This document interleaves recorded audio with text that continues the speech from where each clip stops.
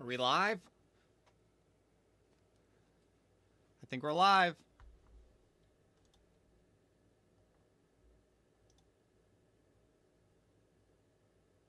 Okay. Okay.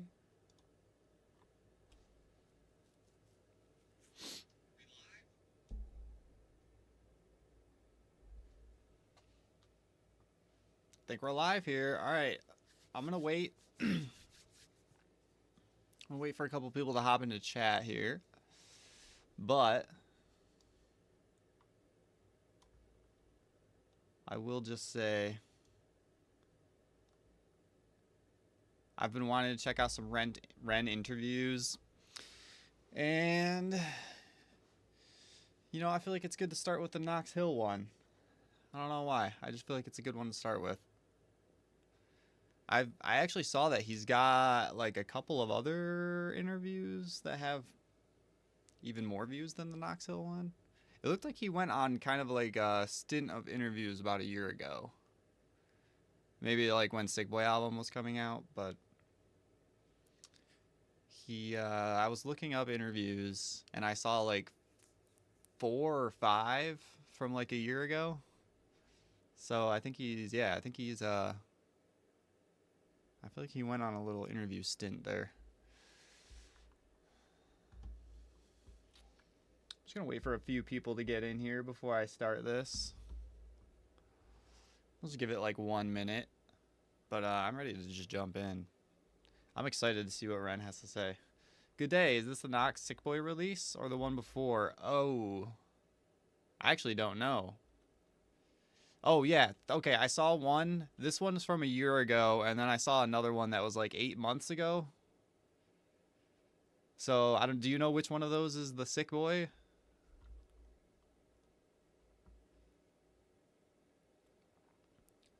By the way, Sheila, how you doing? Thanks for being here. I appreciate you being here.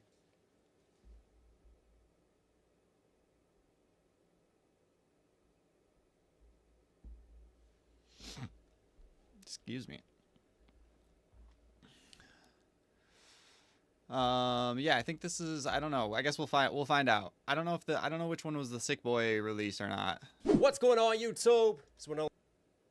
All in the run up to the release. There's Charismatic Voice one and the Rosalie one that are amazing. Oh, okay. Are they better than this one? Should I start with those? I did see the Charismatic Voice one. Sick Boy's the second one. Okay, okay. Sick Boy's the second one. Well, let's just see. Let's just see. This one's Only Knox Hill, and I have a very, very special guest here today, the traveling Shakespearean MC Bard. Zach Sang. Yeah, I saw that one too. It is none other than the man, the myth, the legend, Ren himself. Ren, how are you doing today, man? I feel humbled by that introduction, man. I like the traveling bard. I think that's a good one. Yeah, I'm doing all right. Wait. Should we? Here, let's do this so then we can. Now we're I was all going to say, watching like, it. a The quick same disclaimer. thing. I've been put on some new meds, which is just a short cycle. So my brain is a little bit foggier than usual. So I might have to sit and really think about things. And if things come out a little bit jumbled, that's why I'm not just an idiot. Okay, I'm excited. Although partly that as well. Hey, listen, somehow... Sorry, I missed what he said. Although partly that as well. Come out a little bit jumbled, that's why I'm not just an idiot. Although partly that as well. Okay, he's on new meds. He's not just an idiot, but partly. First goes into Joe. The second's them going over the songs. He does Uninvited and Loco at the end. Oh, shoot. Okay. Maybe I'll save the second one. We'll do a different one after this. Because I haven't reacted or listened to Loco yet, so... Hey, listen, somehow people watch us, people follow us. I feel like I'm an idiot every single day when I turn the camera on, but it is what it is. Yeah. Yo, what's up, Beats, Bars, and Delivery? First What's and good, foremost, right? I have stuck in my head right now, boom, ba, chicka-cha-cha, chicka-cha-cha, and I just kind of want to jump into, with concepts like that, right? Animal flow. You have... What's up, Justin? Some Orwellian shit going on. You have some higher level concepts going on. You've got really cool things taken to the production with the animal sounds. I've been informed. Okay, we're talking about animal flow. That you have actually watched my reaction to your video, which is kind of wild. And yeah, I think you've watched like the whole damn thing. So that's crazy. But one thing I want to get into is, what is the starting point? Is it concept first? Is it you have an idea for a melody or something going on with the production? Is it you just kind of start writing and then you start to let the lyricism guide you? Like where is the origin? I feel like we saw this. We kind of saw like when he was working on the Back on 74 we watched it on the last live stream.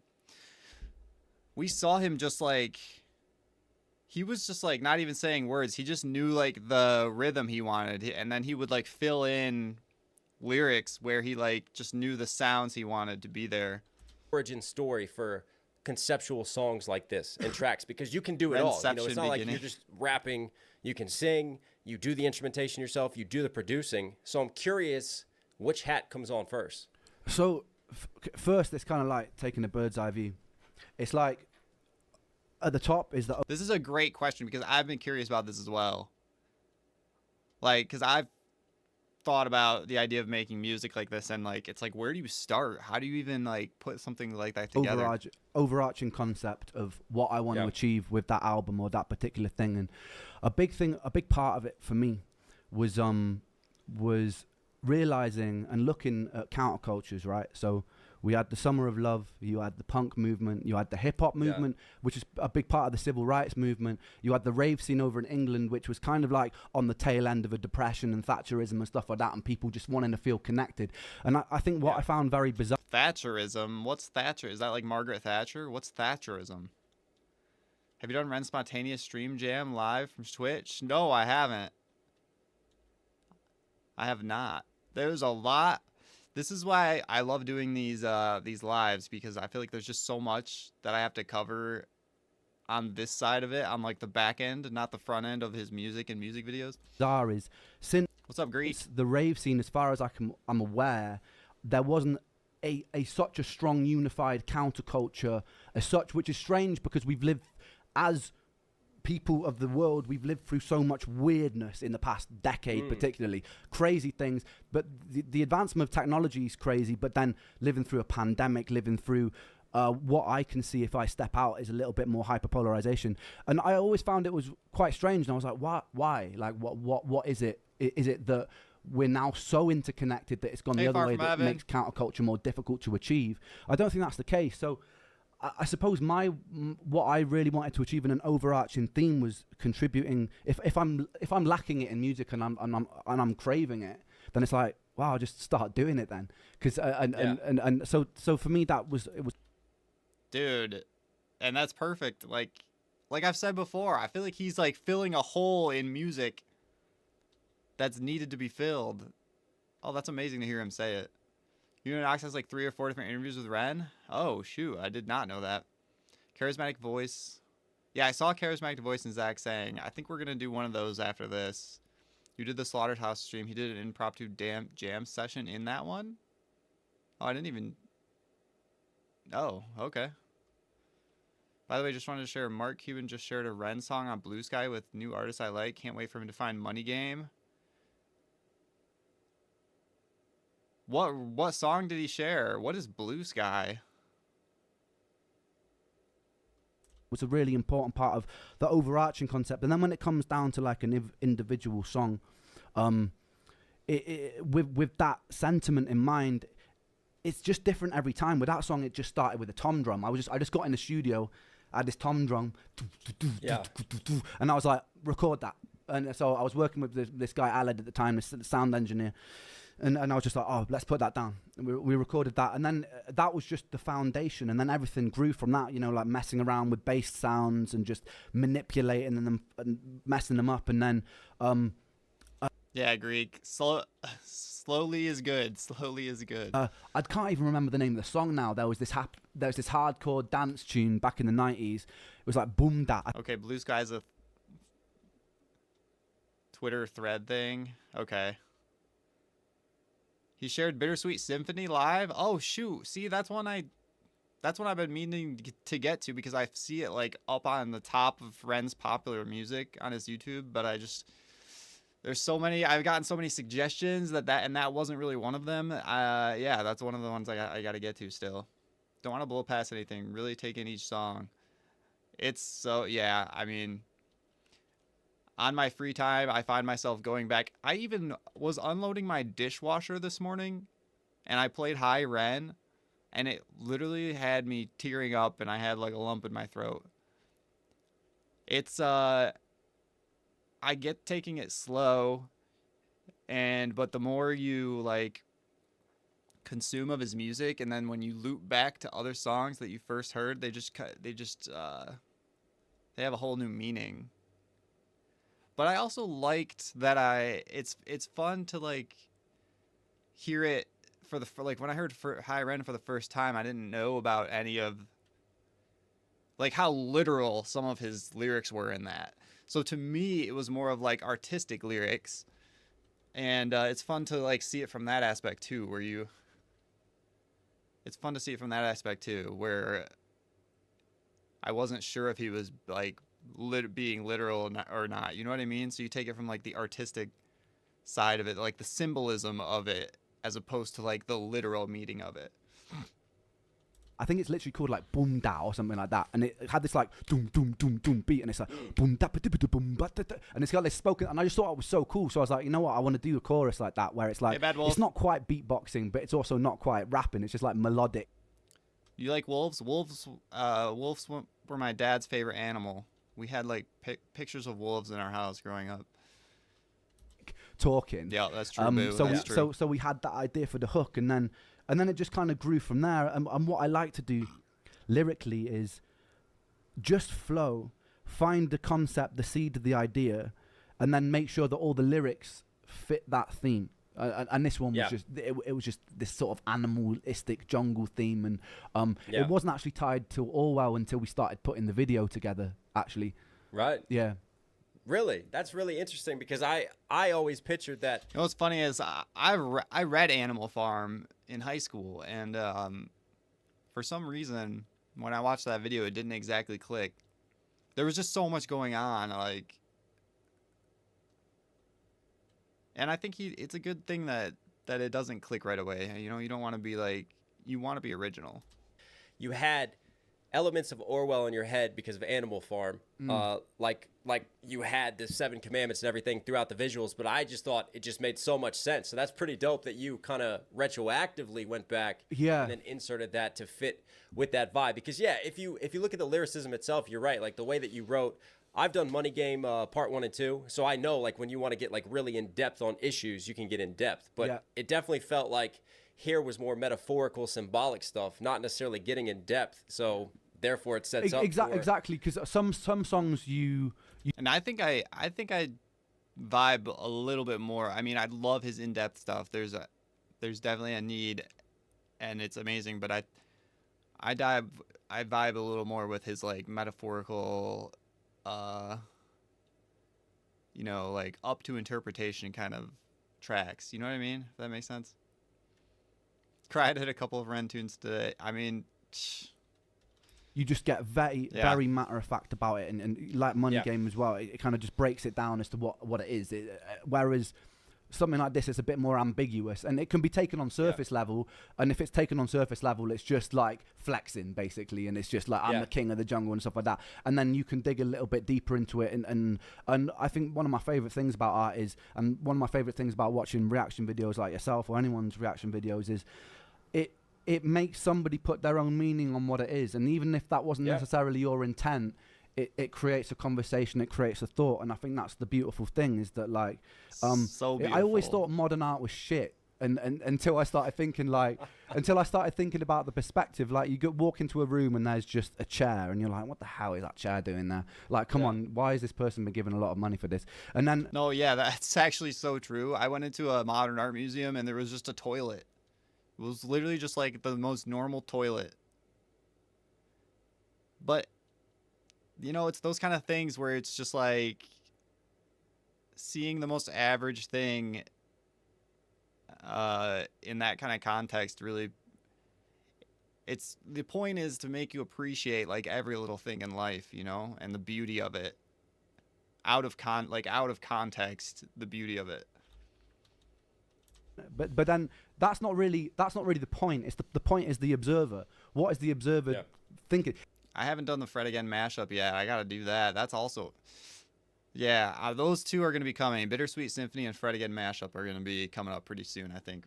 even my reaction of going, that's crap, is a reaction. And it's like, and that, I guess that's the point. It's like, things are only really as valuable as the value that we give them as people. Like even with money, it's all arbitrary. It's all comes from our ideas at the end of the day. So however we value something is just a decision at the end of the day. And the same's true with art. So somebody could look at those lyrics and go, for Animal Flow, and go, it's just this white dude flexing about being good. Or someone could look at it and go, actually this has a deeper meaning about society and counterculture, and both are true. That's the beautiful thing. Yeah. Well, I mean, you talk about objective reality versus subjective reality, and I think you hit on a very good point there, especially with music and art in general. And like, you know, I get into arguments, I get into discussions on this channel all the time about stuff, and people want to oh yeah, oops, I actually just found my way into the bathroom. That wasn't part of the gallery. try to objectify music, but to me, you know, music is whatever you take away from it. And I completely agree with that. Like when I've written songs and like I see a reactor have a different interpretation to it, that doesn't mean that interpretation is invalid. No, 100%. You know what I mean? Like if that's how they connect with it and that's their emotional connection and that's what that song gives them, then yeah, you know, we all kind of write in that way. And you know, writing language in the poetry of music is different from everyday conversational language, you know? 100%. So that's the... How boring would music and poetry and stuff be if there was only one way, if there was only one way to interpret it? Like, no. Beauty of the poetry of music is that it can be interpreted in so many ways. And, you know, it sounds to me like, especially with you, the more I'm starting to do your discography, the more I'm starting to learn that there is definitely a wide spectrum of sort of topics that you like to dive into and discuss. It's not just flexing bars or flexing tracks you get a lot of MCs do. You like your political commentary, you like your societal commentary, you storytell as well. So how do you organize all this chaos in your head? Because it seems like there's a lot of shit going on up here creatively, man. Okay. Like, I don't really. Well, I think that's why, as well, stylistically, this album was a bit of a challenge for me because everything that I've put together before that's like been a body of work has been quite eclectic in terms of the genres and styles. Because yeah, that may have something to do with ADHD. It may just be the way that my brain works, you know, because I think that everyone's on some sort of spectrum with these things. So yeah, in terms of organizing it, it's really just finding, that theme. And once I found the theme, I can roll with it. And exactly, I think Maya.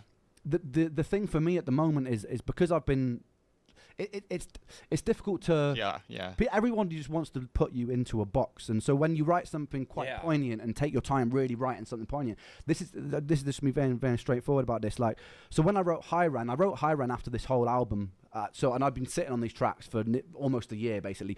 I actually finished recording Animal Flow last year, a year and a half ago now actually, but like, so I've just been sitting on this for a while. So it's funny because then you sort of evolve as an artist, and I put Hyran out, and I was like, because it was so, I suppose it related and touched a nerve with so many people, and I put so much effort into making sure each line was really meticulously planned through. Thanks, Martin. Something like Animal Flow, just being honest, I didn't really do that. I just wrote it for fun. I was just like, this is something fun to do, and then people try to look for poignancy because they expect it. You know what I mean? Meg, I just made a Discord for all of us to share stuff and just like hang out. I made a couple different channels and stuff. So I just posted that on my YouTube. So you could throw it in the Discord if you have Discord, or you could try to put it here in the chat. I don't know. So it's like it's almost this case of like imposter syndrome in a way, because you're like, but then I was trying to step, and I was talking about this with my mate Tarek. I was like, yeah, I'm just not. I just almost want to scrap everything I've done and just start writing things that are on the same caliber as that, because that's what people can. Oh, before people start using super chats,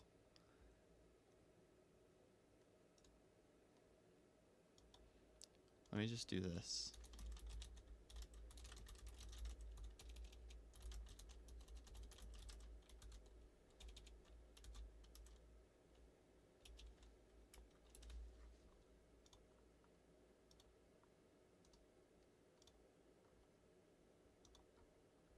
Wait, that uses too many. Hold on.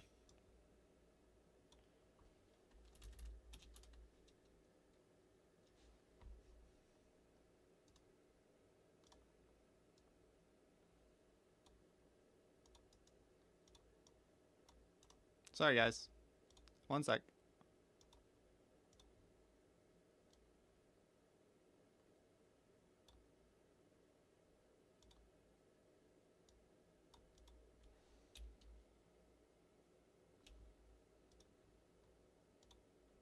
Yeah, I'll pin the link in the chat. Hold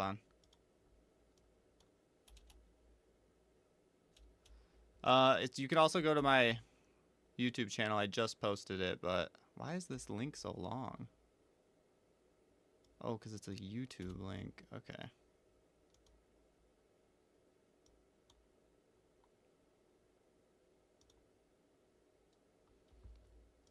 All right, let's pin that. Yes, I made a Discord today. I'll pin that also. Can I pin more than one?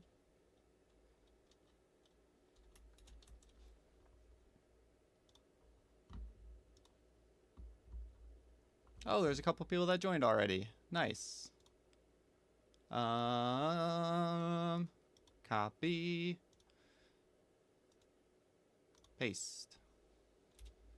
There we go. There's the Discord link for anybody that wants to join. I can only pin one message, so there's the Discord link. But it's also, if you just load up my YouTube channel, you can find it in the links. The Discord link is just in the links right under my YouTube channel, and I also just made a post about it as well. So a lot of people have come to find my work through, and he was just like, mate, you're being stupid, because like, even if unintentional, there are still things that are coming through that could, you know, mean stuff to people. And so yeah, I need to just kind of get over my perfectionism with this, I think.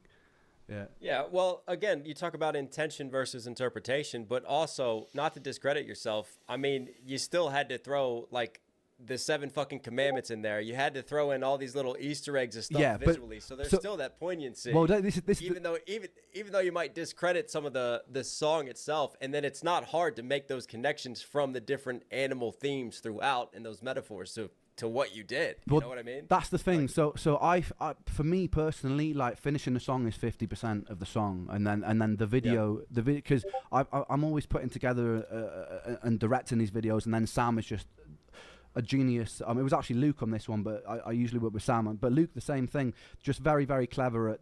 I tell them my ideas, and they bring it to life very, very well. And but yeah, I mean, the video for this one, that's where I started getting really excited, because there's so much we hid in that video, just like little things. And the more you start coming up with one thing, then it just excites you to like go, oh, what else can we do? And with those one takes particularly, because it's like, how much can we pack into this little journey, this little visual journey? Yeah, I think too. Like, guys, let me silence Discord. It's interesting because obviously I'm not just. I appreciate everybody joining, so I get to see things from my perspective and then relate them to you. Like, even when I'm doing songs, for instance, that let's call them like more shallow type of songs, right? They're just more like, let's just have fun with it. I write them a lot quicker than I do some of these like storytelling songs, some of these deeper songs. But I still like operate under kind of the premise, like, if I'm gonna make an entertaining song, I'm still gonna try to do it in a different way than how the mainstream is flooding it with. You know what I mean? Like, even though you had, let's call it, you had fun with it, it's a party song, like, you still beatboxed in it, you still found all these animal noises, you still said you did something creatively that is still different to what the normal palette is consuming along the same subject lines, along the same subject matter, if that makes sense. And I just love doing that as well. I mean, it's just, and that's the thing, like, we're not just serious all the time. We're not introspective all the time. Sometimes we're just with our mates joking and having fun. And I feel like, because sometimes you read comments, you probably got the same thing, just like, oh, well, this isn't quite like that one. And it's like, but of course it's not, because like, we are such a rich tapestry of different things. That's what makes us people. And I feel like music should be allowed to be that as well. You know what I mean? Like, if I want to do a heavy metal song next week, fuck it, why not? Do you know what I mean? Like, screaming down the mic. Do it. Because it's true to that moment, and it's like, I just, and that's why I think, that's why when I was thinking about it more, I'm like, no, I just need to get over this, like, I need to get over this, like, want for everything to have to hit on this, like, huge, oh my God, what did I just watch level. I was just like, nah. Nothing, like, life isn't like that. Life isn't full of these just like moments after moments after moments of big moments. I totally connect with that kind of like perfection and just wanting everything to be like all encompassing and like perfect, kind of. It's like, they're weaving in between all these. So I was like, yeah, fuck it. If I want to do something fun, then do something fun. I find too, like the second someone tries to put me in a certain box, I'm like, okay, fuck it. I'll go all the way over here and swerve in this direction just to show you that I'm not going to be boxed in. And you're right. Life is a spectrum, isn't it? Like we all have moments when we're Ren is the king of not getting boxed in, man. You're never going to box him in. When we have our dark places, we have moments in our highs and our joys and everything. So, you know, why not be versatile with the music that you put out to reflect all those different aspects of life and just being human? Yeah, and it keeps it exciting as well. It keeps music exciting. I've never, my philosophy with this is I never want to go, oh no, I've got to go and make a song. I never ever want to feel like that. I always want to feel like, it's like, I feel like I put in the cheat code in life now because like I've made this a career somehow, and like I love that because creativity, no matter if it's music, film, whatever it is, but I just love creating something new out of everything that already exists. Yeah. Speaking of creativity, I've got a question for you. Okay. In terms of your writing process, do you ever step back and think about how this will be digested or consumed like 10 years from now, 20 years from now? Like, do you write in a way to try to make it timeless, or do you feel like timelessness will just come naturally through the art itself? If that makes sense. I think so. The only time that's really on my spectrum of awareness, because I try not to think too much in the future during the creative process, because I almost don't want to taint it too much by an outcome. I don't want it to be outcome dependent. I don't want to be like, this song is going to be a hit. I don't ever really want to feel like that, and I want to feel like everything in the moment that I'm creating is my favorite thing that I've done in that moment. Like otherwise, there's no point in it existing for me anyway.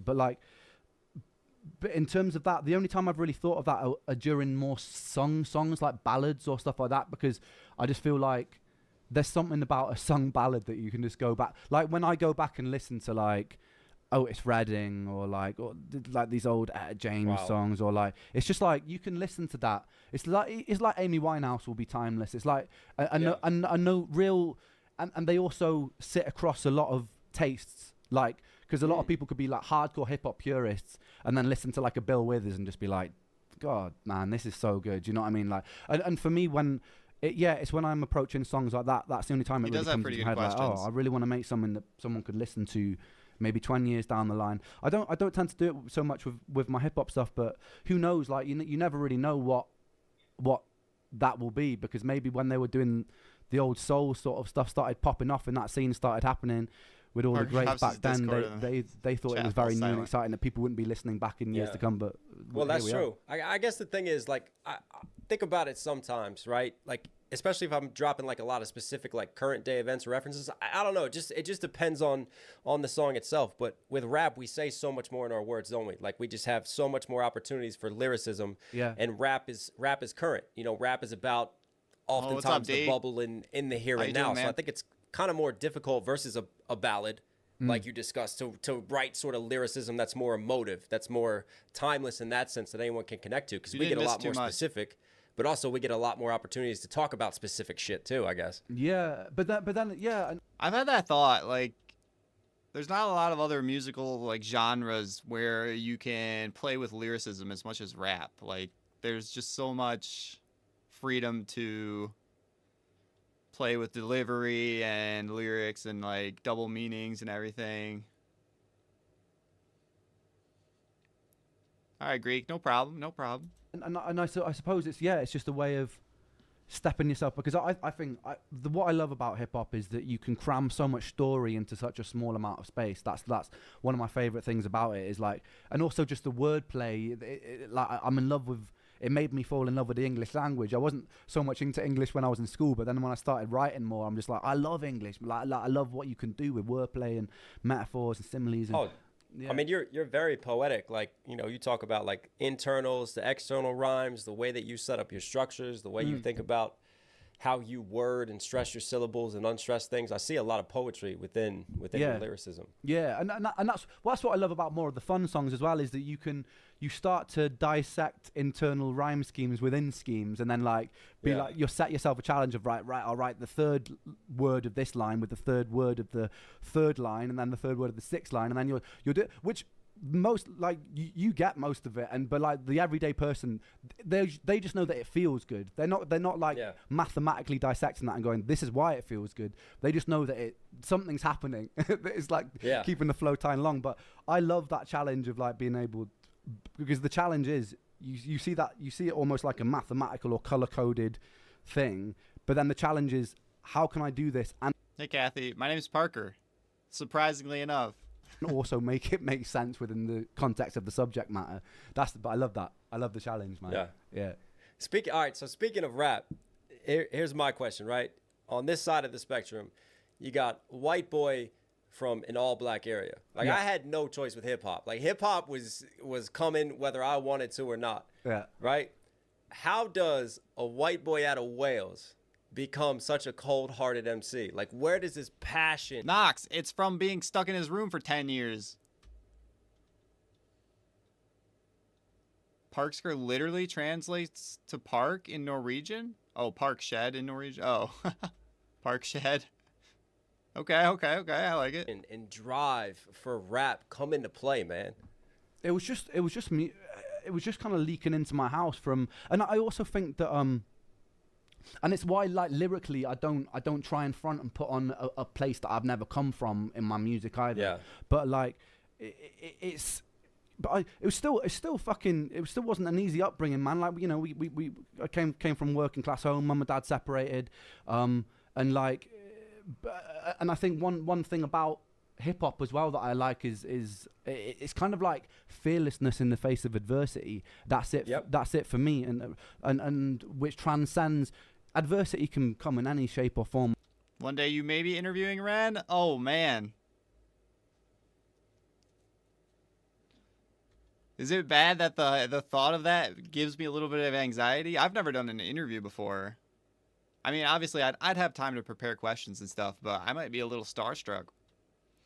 Or any sort of size, and I definitely experienced a lot more of it from 19 until I was about 30. But like, I don't know, it was just more like when I was younger and I heard like Method Man, Eminem, and the Dre 2001 album, there was just something that instantly clicked. I was just like, I just instantly liked it. And Rage Against the Machine as well, to get more and move on to sort of political. Like Zach De La Rocha's, I think he never really makes the top 10 lists of anybody's, but he's definitely in mine, man. He's such a good MC. But yeah, it was just like, whatever it was about it, I think it was like the frustration, or just like that feel of like being empowered and standing up to a feeling of frustration or discontentment with your surroundings. And it's that renegade spirit. Yeah. That rap has always had, and I get that renegade spirit from you and your lyrics. I mean, look, there's a reason why it's one of the #1 selling genres in the world, because, you know, everybody goes through struggles. And like you said, coming from working class, parents split, I mean, odds are already against you in the first place. And rap Thanks, is Kathy. Like spitting in that face of adversity, isn't it? And then obviously all of your health issues and all the other shit that you've been through. Yeah. Oh, nice, Miriam. That's the best kind of spamming. Pet pics. That is the best kind of spamming. If I was about to do an interview with Ren, I'd shit my pants.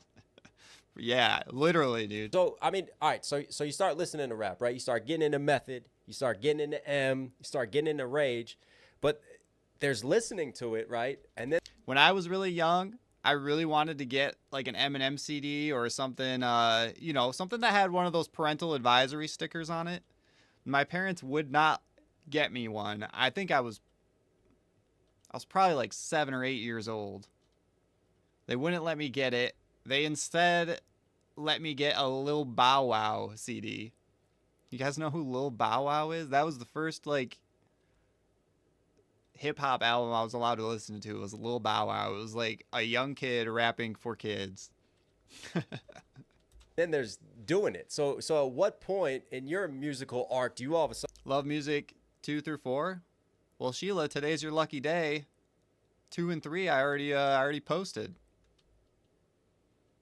And go, yo, I'm gonna. That's sad. Start fucking rapping. Like, this is my thing now. It was necessity, right? Because I started producing music when I was really young. I started producing when I was 12. I'd love to see the interview, but not for you shitting your pants. Although I was just like, when I was like from 10 until then, I used to carry this little tiny guitar with me, just like it was like a little beaten up little thing that my dad gave me. Yeah, they started not to care once I was like 11. Probably best at 7 or 8. Yeah, probably. Yeah, once I was like, 11, 12, 13, they didn't care anymore. I was watching R-rated movies and stuff. And I was like, it would come everywhere I went. And then like at one point I was just like, I need to make beats, because my parents were like massive hippies, and they took me to this like these festivals every summer with beautiful things, man, where it was just like full of loads of really open-minded people. Is that where he's at one of these festivals? Might have been where he got bit by a tick, man. People, and but there would be like this rave night where they would play drum. The Tick of Destiny.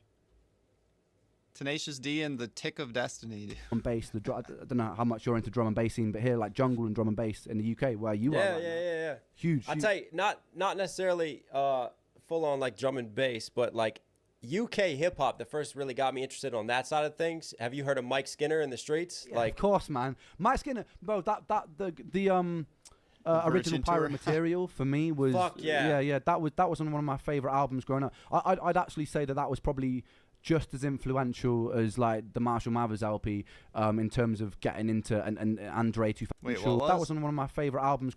Original Pirate Material for me was yeah. That was one of my favorite albums growing up. I'd actually Original Pirate Material. Man, I love Tenacious D. Me too, man. Yeah, who knows about LimeWire, man? I used to download so much music from LimeWire illegally. Say that was probably just as influential as like the Marshall Mathers LP in terms of getting into and Andre 2001 in terms of getting the beats and the lyricism on it. Like Mike Skinner, I think is a genius. And what I loved about I went through a period in my teen years where I watched Tenacious D and the Pick of Destiny like probably like 20, 25 times within like a couple months. I just loved that movie. Him is there was no he was what he was. He was a geezer, mate, from the East End, whatever. I actually have things from up north, maybe, but what his the way he was putting that out there was just like, it was just so, it wasn't anything other than him, and it was like relatable because he's talking about going to a pub on a Friday night, chatting up birds, ending up in a kebab shop at 4 a.m. Talks about like being like 45th generation Roman. I'm like, what the fuck kind of bars we dropping here, man? It's so British, and that's what I loved. I was like, I don't have to be anything other than what I am right now in this, and that was like quite an enabling thing, and so yeah. Anyway, I got into that. I started producing, and I was like, I need to find an MC because like I can't do it. But I'm like a little kid. I'm a 12-year-old kid in Wales. Yeah. Like no one's other than like the GLC. Not I don't know if you ever heard of GLC, but like not many rap artists came out of Wales, and I couldn't find anyone to do it. So I just started doing it myself, and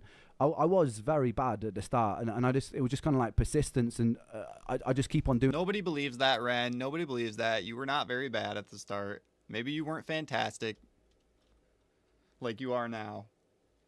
Doing it, and then, like you've probably done the same thing. Like you'll be in your mate's car and you put on an instrumental and you're just freestyling for fun. Yep. I did it. Yep.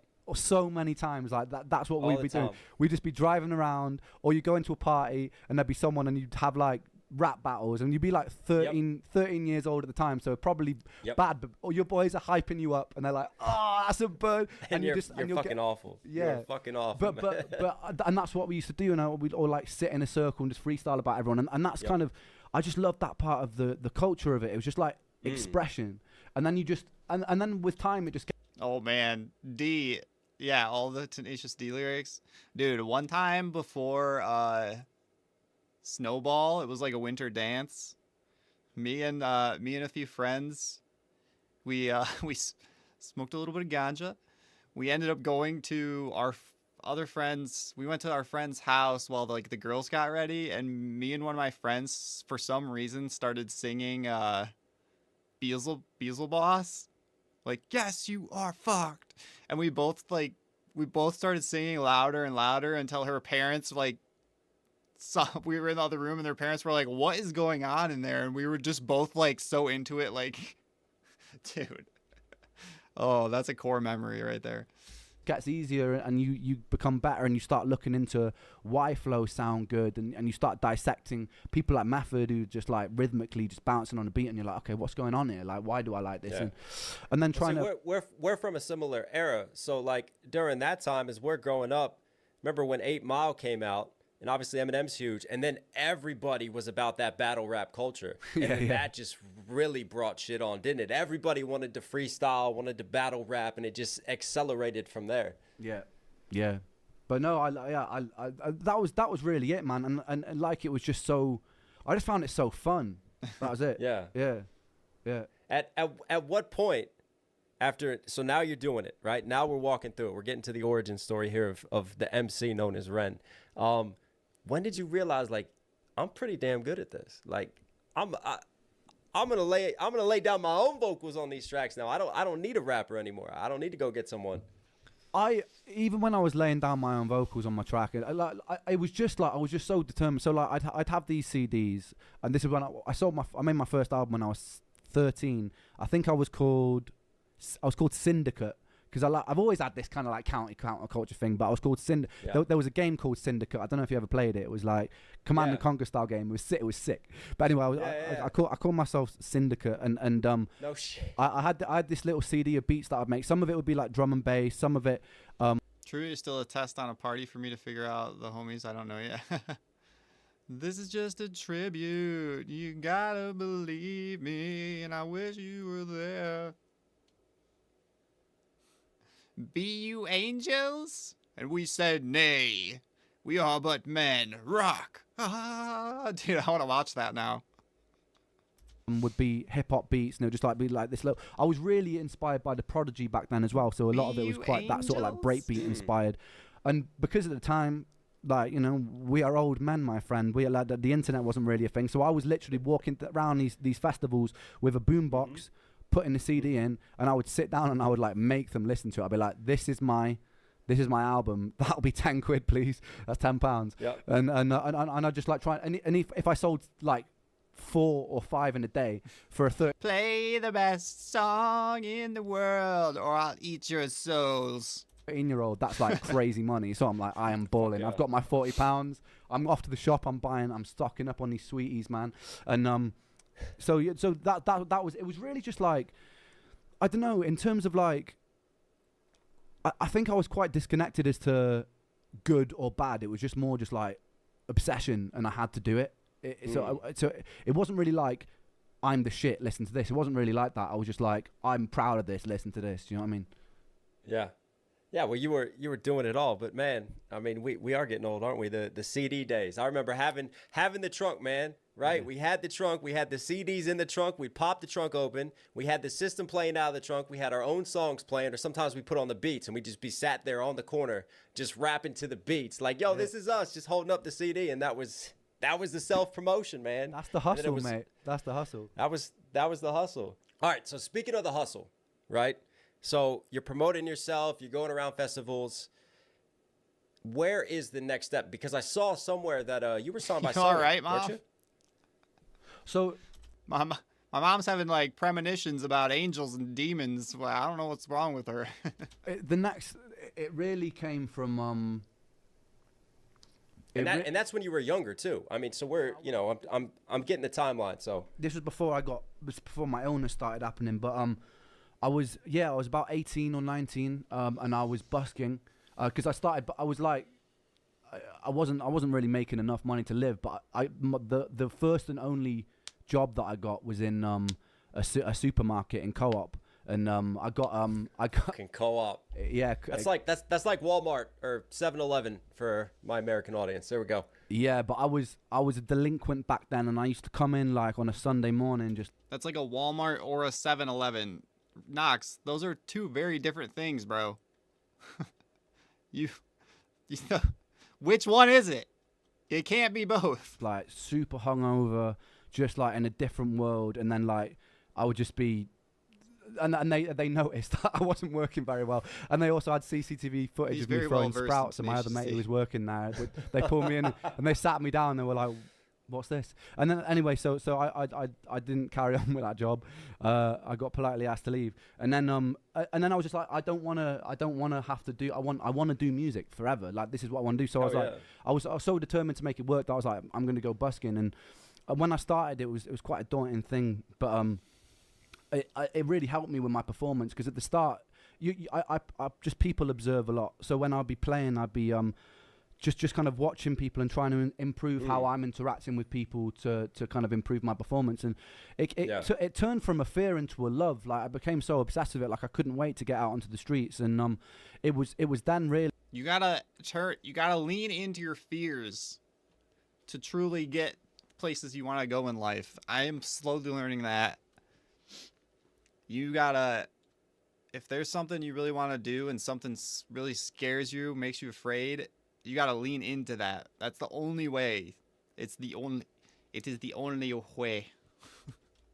Really, like, I'd sing a lot of my own songs that I wrote, and even back then, I think a lot of my lyrics had this kind of feeling of counterculture to them, because it was always something that was quite drilled into me. I suppose because I grew up reading a lot of Aldous Huxley, George Orwell, Kurt Vonnegut, just a lot of listening to Rage Against the Machine, listening to Rage Against the Machine. You're gonna get counterculture, aren't you? Yeah, exactly. And it was just a big. But I think beyond that, it was more just like this awareness and ability to stand back and I guess to people watch and to notice.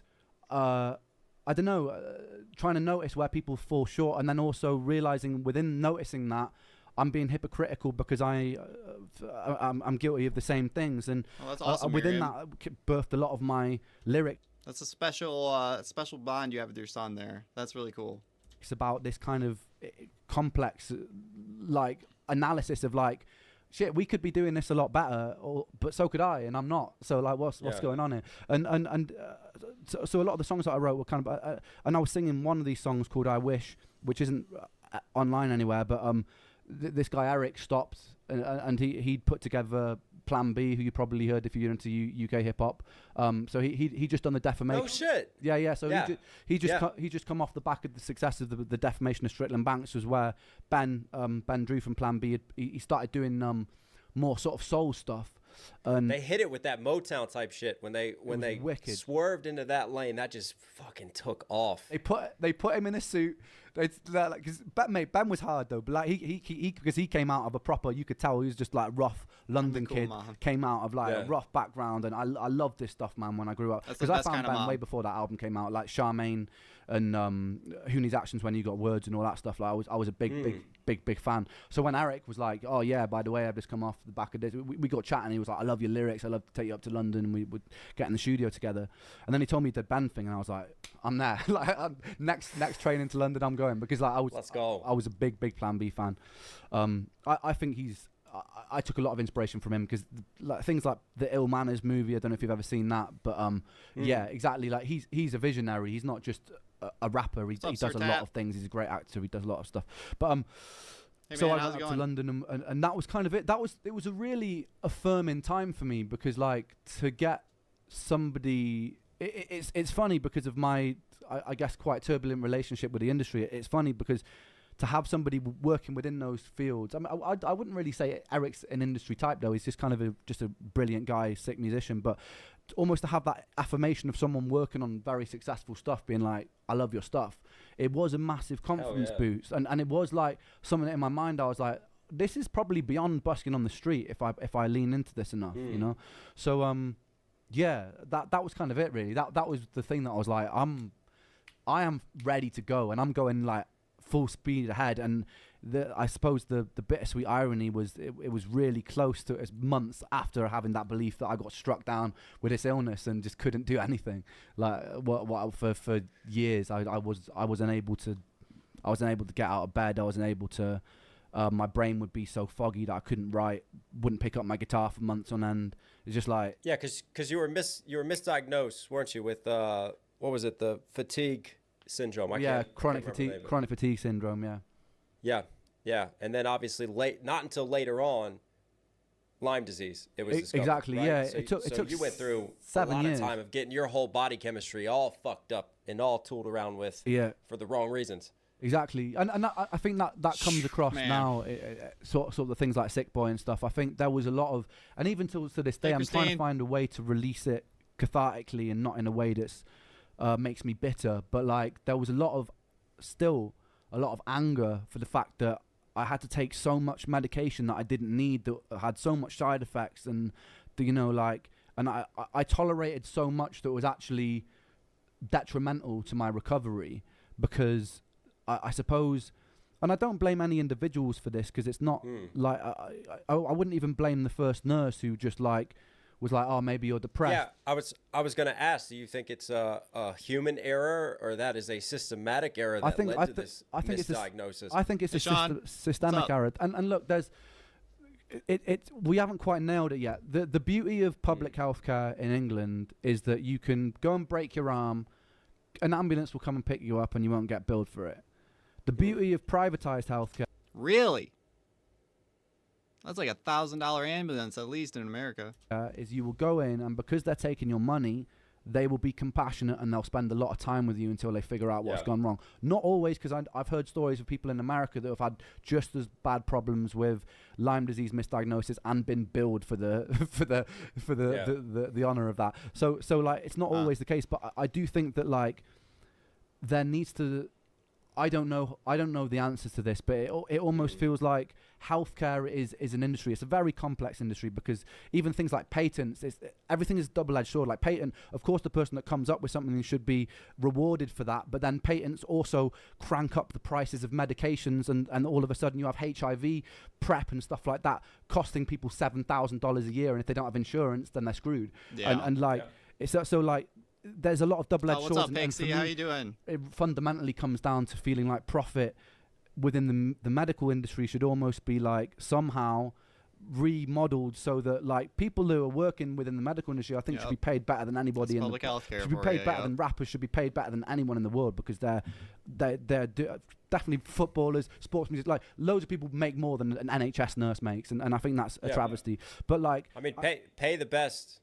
You usually attract the best. That's always the way that it goes. That's all of a sudden jobs that people will strive for, that they'll want to dedicate more time and effort to learning, because they know that the payout at the end of it is going to be a greater reward for it. That's just, simple economics on that one. But we just sorry, go on. No, I don't want to.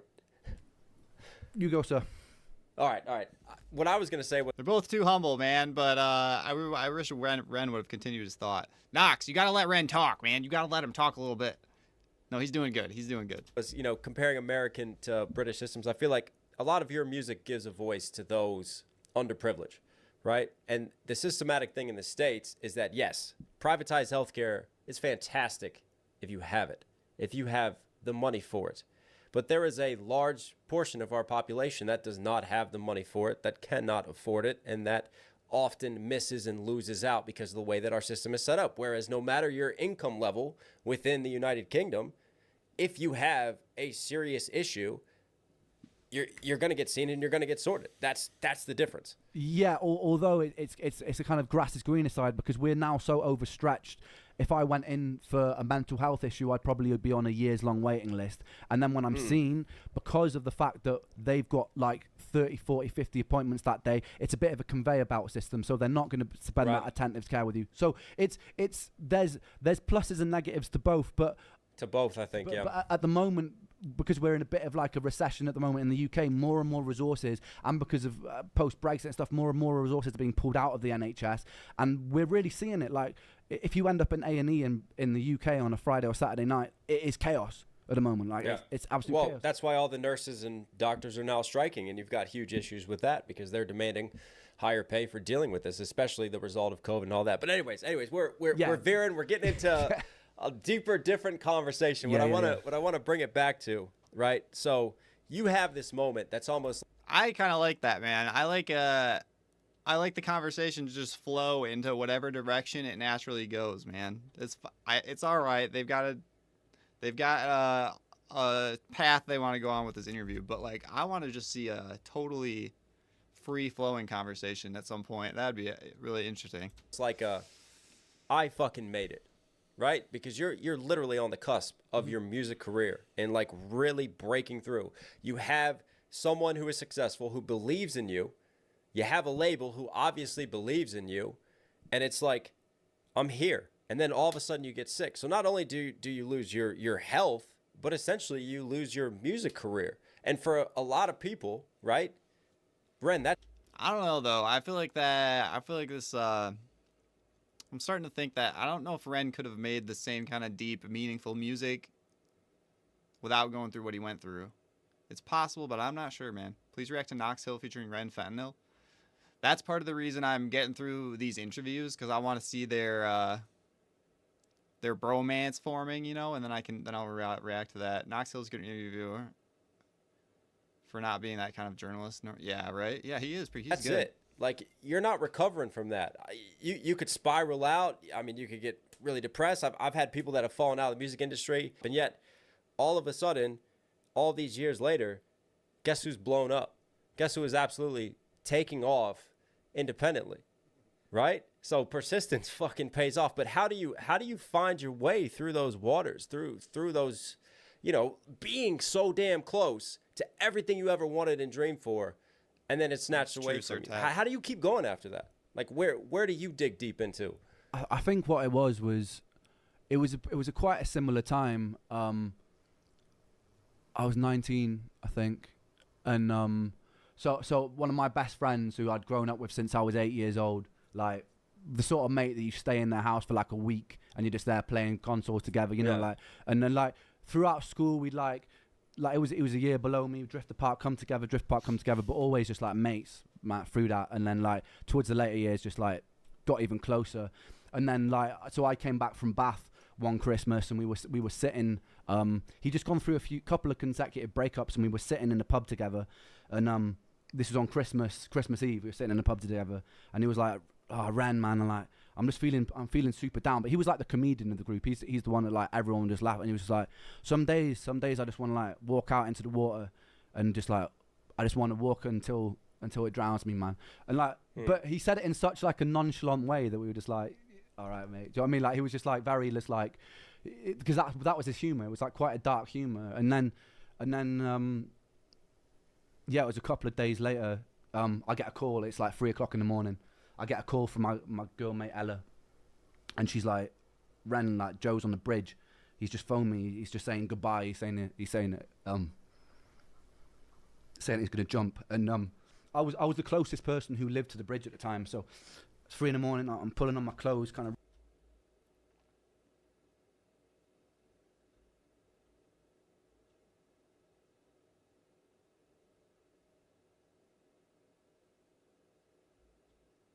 realizing the gravity of the situation. I'm sprinting up there. I'm dialing, and he's on the phone. So I'm like, oh, thank fuck he hasn't jumped. And then like I keep redialing as and then halfway up, I'm dialing. It's like, this number is out of service. And I'm like, fuck, you know, get a sinking feeling. I run up to the bridge. So I came from an island called Anglesey, and there's an island connecting the mainland, and and there's this big bridge that connects the two, like this big beautiful bridge, and there's even now when I look at it, it's like it's taken on a whole new meaning. But I just got there like probably about 2 minutes too late, maybe. Like just and I was, yeah. So like and after that it was funny. Like we never actually found. That's such a tough story and just experience to be so close to saving him. But like, who's to say, even if Ren made it there, pulled him off the edge, who's to say it wouldn't have happened the next day or week or month? Like, you can't really beat yourself up for that or take responsibility for it. We never actually found his body, so there was part of us for the next 10. There's part of us for the next 10 days because the currents are so strong. There's a cross current. There was part of us for the next 10 days that were still holding on to this hope. Holds on to hope. Yeah. We were like, maybe there's a way that he went over. He's just like dipped. He took out some money and he's just like fucked off somewhere. So like for the next 10 days, we're like putting up missing posters. We're walking up and down beaches with flashlights. We're looking for him. And then he never showed up. And like there comes a point where you have to just like accept that Occam's razor, right? The most likely explanation is probably the right one. So like, so yeah, it was tough, man. And you know, but we us boys back home, it was such a tight knit like brotherhood sort of friendship with all of us lot. So there was like 10, 15 of us who like we'd be hanging out every day. We just came. And so really, when I started going through my stuff, which was really difficult to deal with, like, you know, losing your dreams, everything. Like I was just like, I'm not. And I used to get calls from Joe's mum crying, you know, early hours in the morning, trying to make sense of it all. And I was like, I can't ever put my mum through this, and I can't ever put my friends through this. You know what I mean?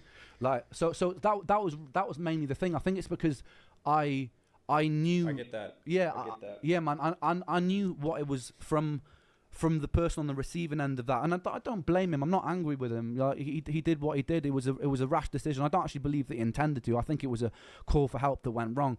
But like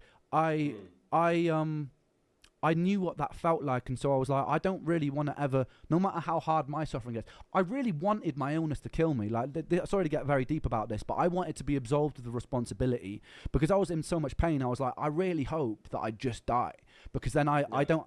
There's no one has to be like, feel like we could have done more, we could have said this, because that's what used to go around in my head. It was like, if I'd have said this, if I'd have run quicker, if I would have, like, all of these things, like, would constantly make me feel guilty almost. Like, if that day when he told me he wanted to walk into water, I just didn't leave his side, all of those things. Like, I never and obviously with retrospect, I had no control over that situation. Do you know what I mean? So like, so that and I learned that, and I went to a lot of therapy to get over that and come to peace with that feeling. That's a good reaction that he has, because like, yeah, that would that'll just eat you from the inside out if you don't come to terms with the fact that it's not your fault, you know.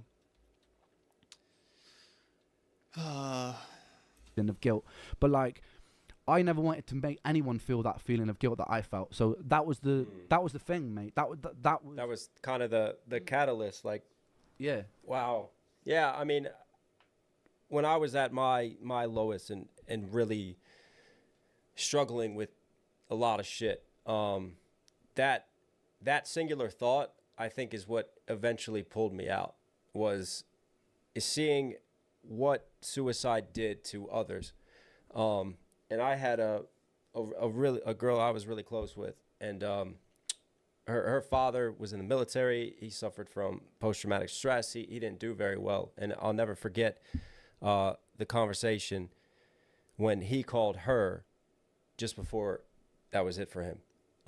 And she was the last person that he spoke to. And just watching that impact on her, and watching other people that I've known. And it was kind of like, no matter what's happening, no matter how low I feel, I'm not going to place that burden and that guilt on someone else, because I can't bear to see them go through that. I don't want to see my family deal with it. I don't want to see my friends deal with it. So yeah, I mean, to you know, take a darker, deeper path, but it was that singular thought. I can completely relate to that. This, like, just a little bit of light, I guess, that you have something to now reach towards. And you really feel it. And I suppose it's like, I guess you'll relate to this. I think what makes artists is you really try and understand you from somebody else's perspective. So there's a lot of empathy involved, and I think that empathy stopped me doing it, because I really wanted to. Yep. I'll be honest. I wanted an easy way out, because I remember saying to my mum, a year into it, I was like, Mum, if I have to go through a year of this again, I'm just letting you know that there's no way I can do another year. And then 2 years, and then 3 years, and then 4 years, and by the time you're just like, and that it was really coming sort of full circle with it. That's kind of with Hiren. That's kind of what I wanted with the speech at the end. That's the place that I came to when I really started enjoying life again. Like, I was just like, you know what, like, and it's also when the tide started shifting, when I was like, okay, maybe I'm going to die. Maybe I'm going to die before I hit 30 years old, but like, okay, that's okay. Like, that, it just is what it is. Like, some people aren't lucky enough to see 5. Like, and with that acceptance just came, it was just a relief, man. It was a weight off my shoulders. Yeah.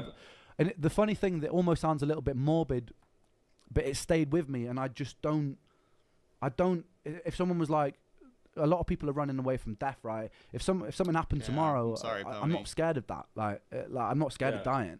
and that stuck with me since that acceptance. It's just like, but while I'm here, I'm just trying to make the most of it now that I've lived most of my bed in kind of most of my life in purgatory, basically, essentially. I think what you really appreciate, especially being so close to death, is the value of time. Yeah, and went through an experience where he accepted death and even invited it at times. So like, he's basically reborn. He gets a second chance. Everything. He is better at not taking things for granted than your average person, because he's been face to face with his own mortality. You know, he's almost kissed the Grim Reaper, man.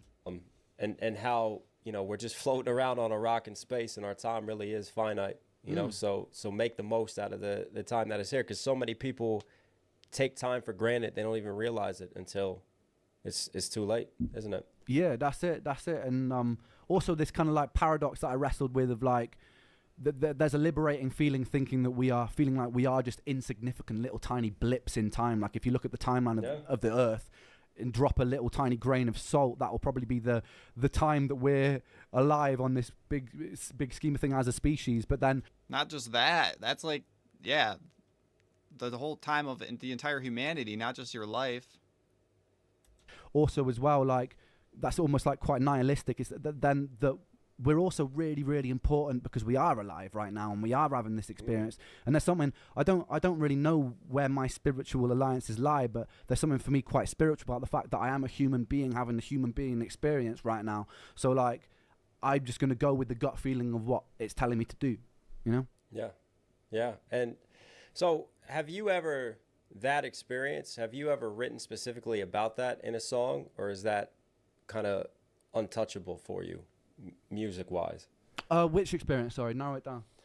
Of losing, you know, one of your closest friends. And the closest thing I ever did was Freckled Angels, but that was more of a homage to him. That wasn't really breaking down my perspective of it. That was just what a amazing person that I thought he was, and that was very. I wrote that I think when I was 19, and it was one of those songs that just fell out onto the paper, and I was crying while I was writing it, and I sung it at his funeral. Yeah, very true, Susan. Which was really difficult to do, you know, singing that in front of his parents, and it was just and that's funnily enough so the song's called Freckled Angels.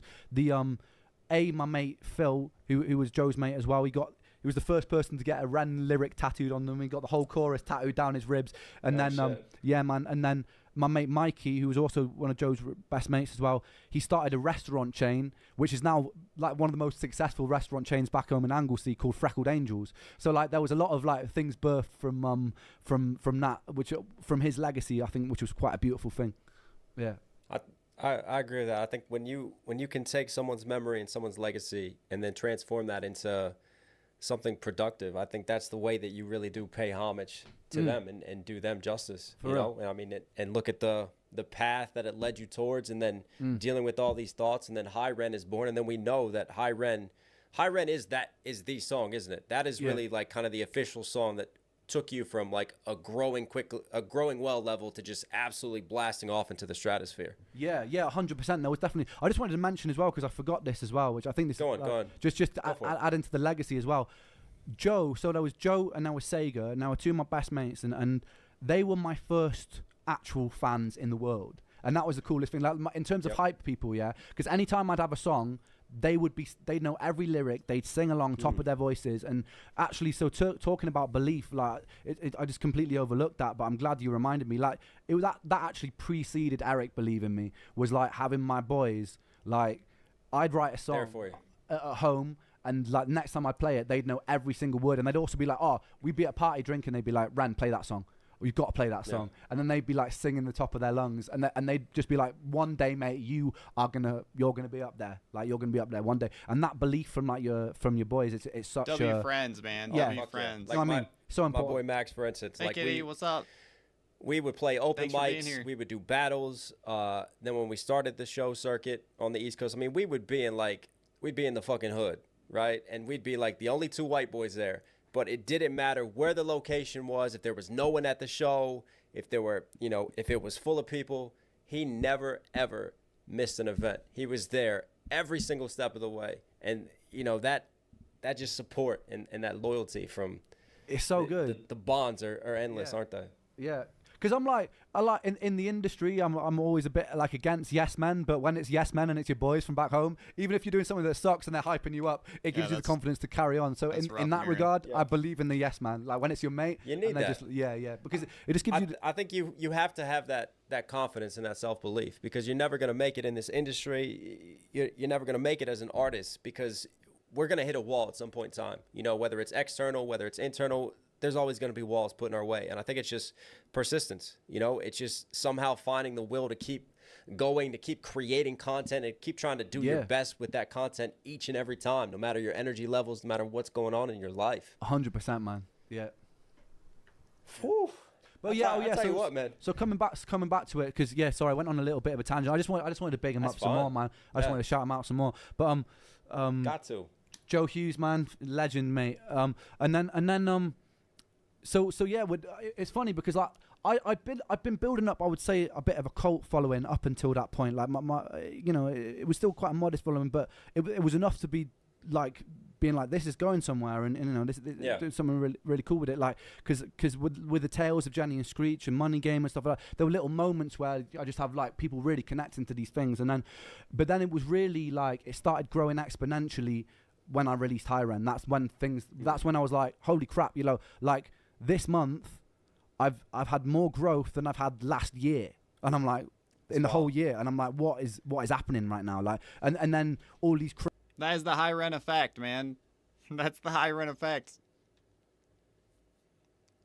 What happened to my channel, man? Much love to everybody here. Oh my gosh. Crazy, like people coming and hitting me up that are like musicians that I've admired for my whole life, or like actors or whatever, and I'm just like, fuck me, like this is crazy. It's almost overwhelming to the point of being like, whoa. Do you ever feel like do you ever feel imposter syndrome?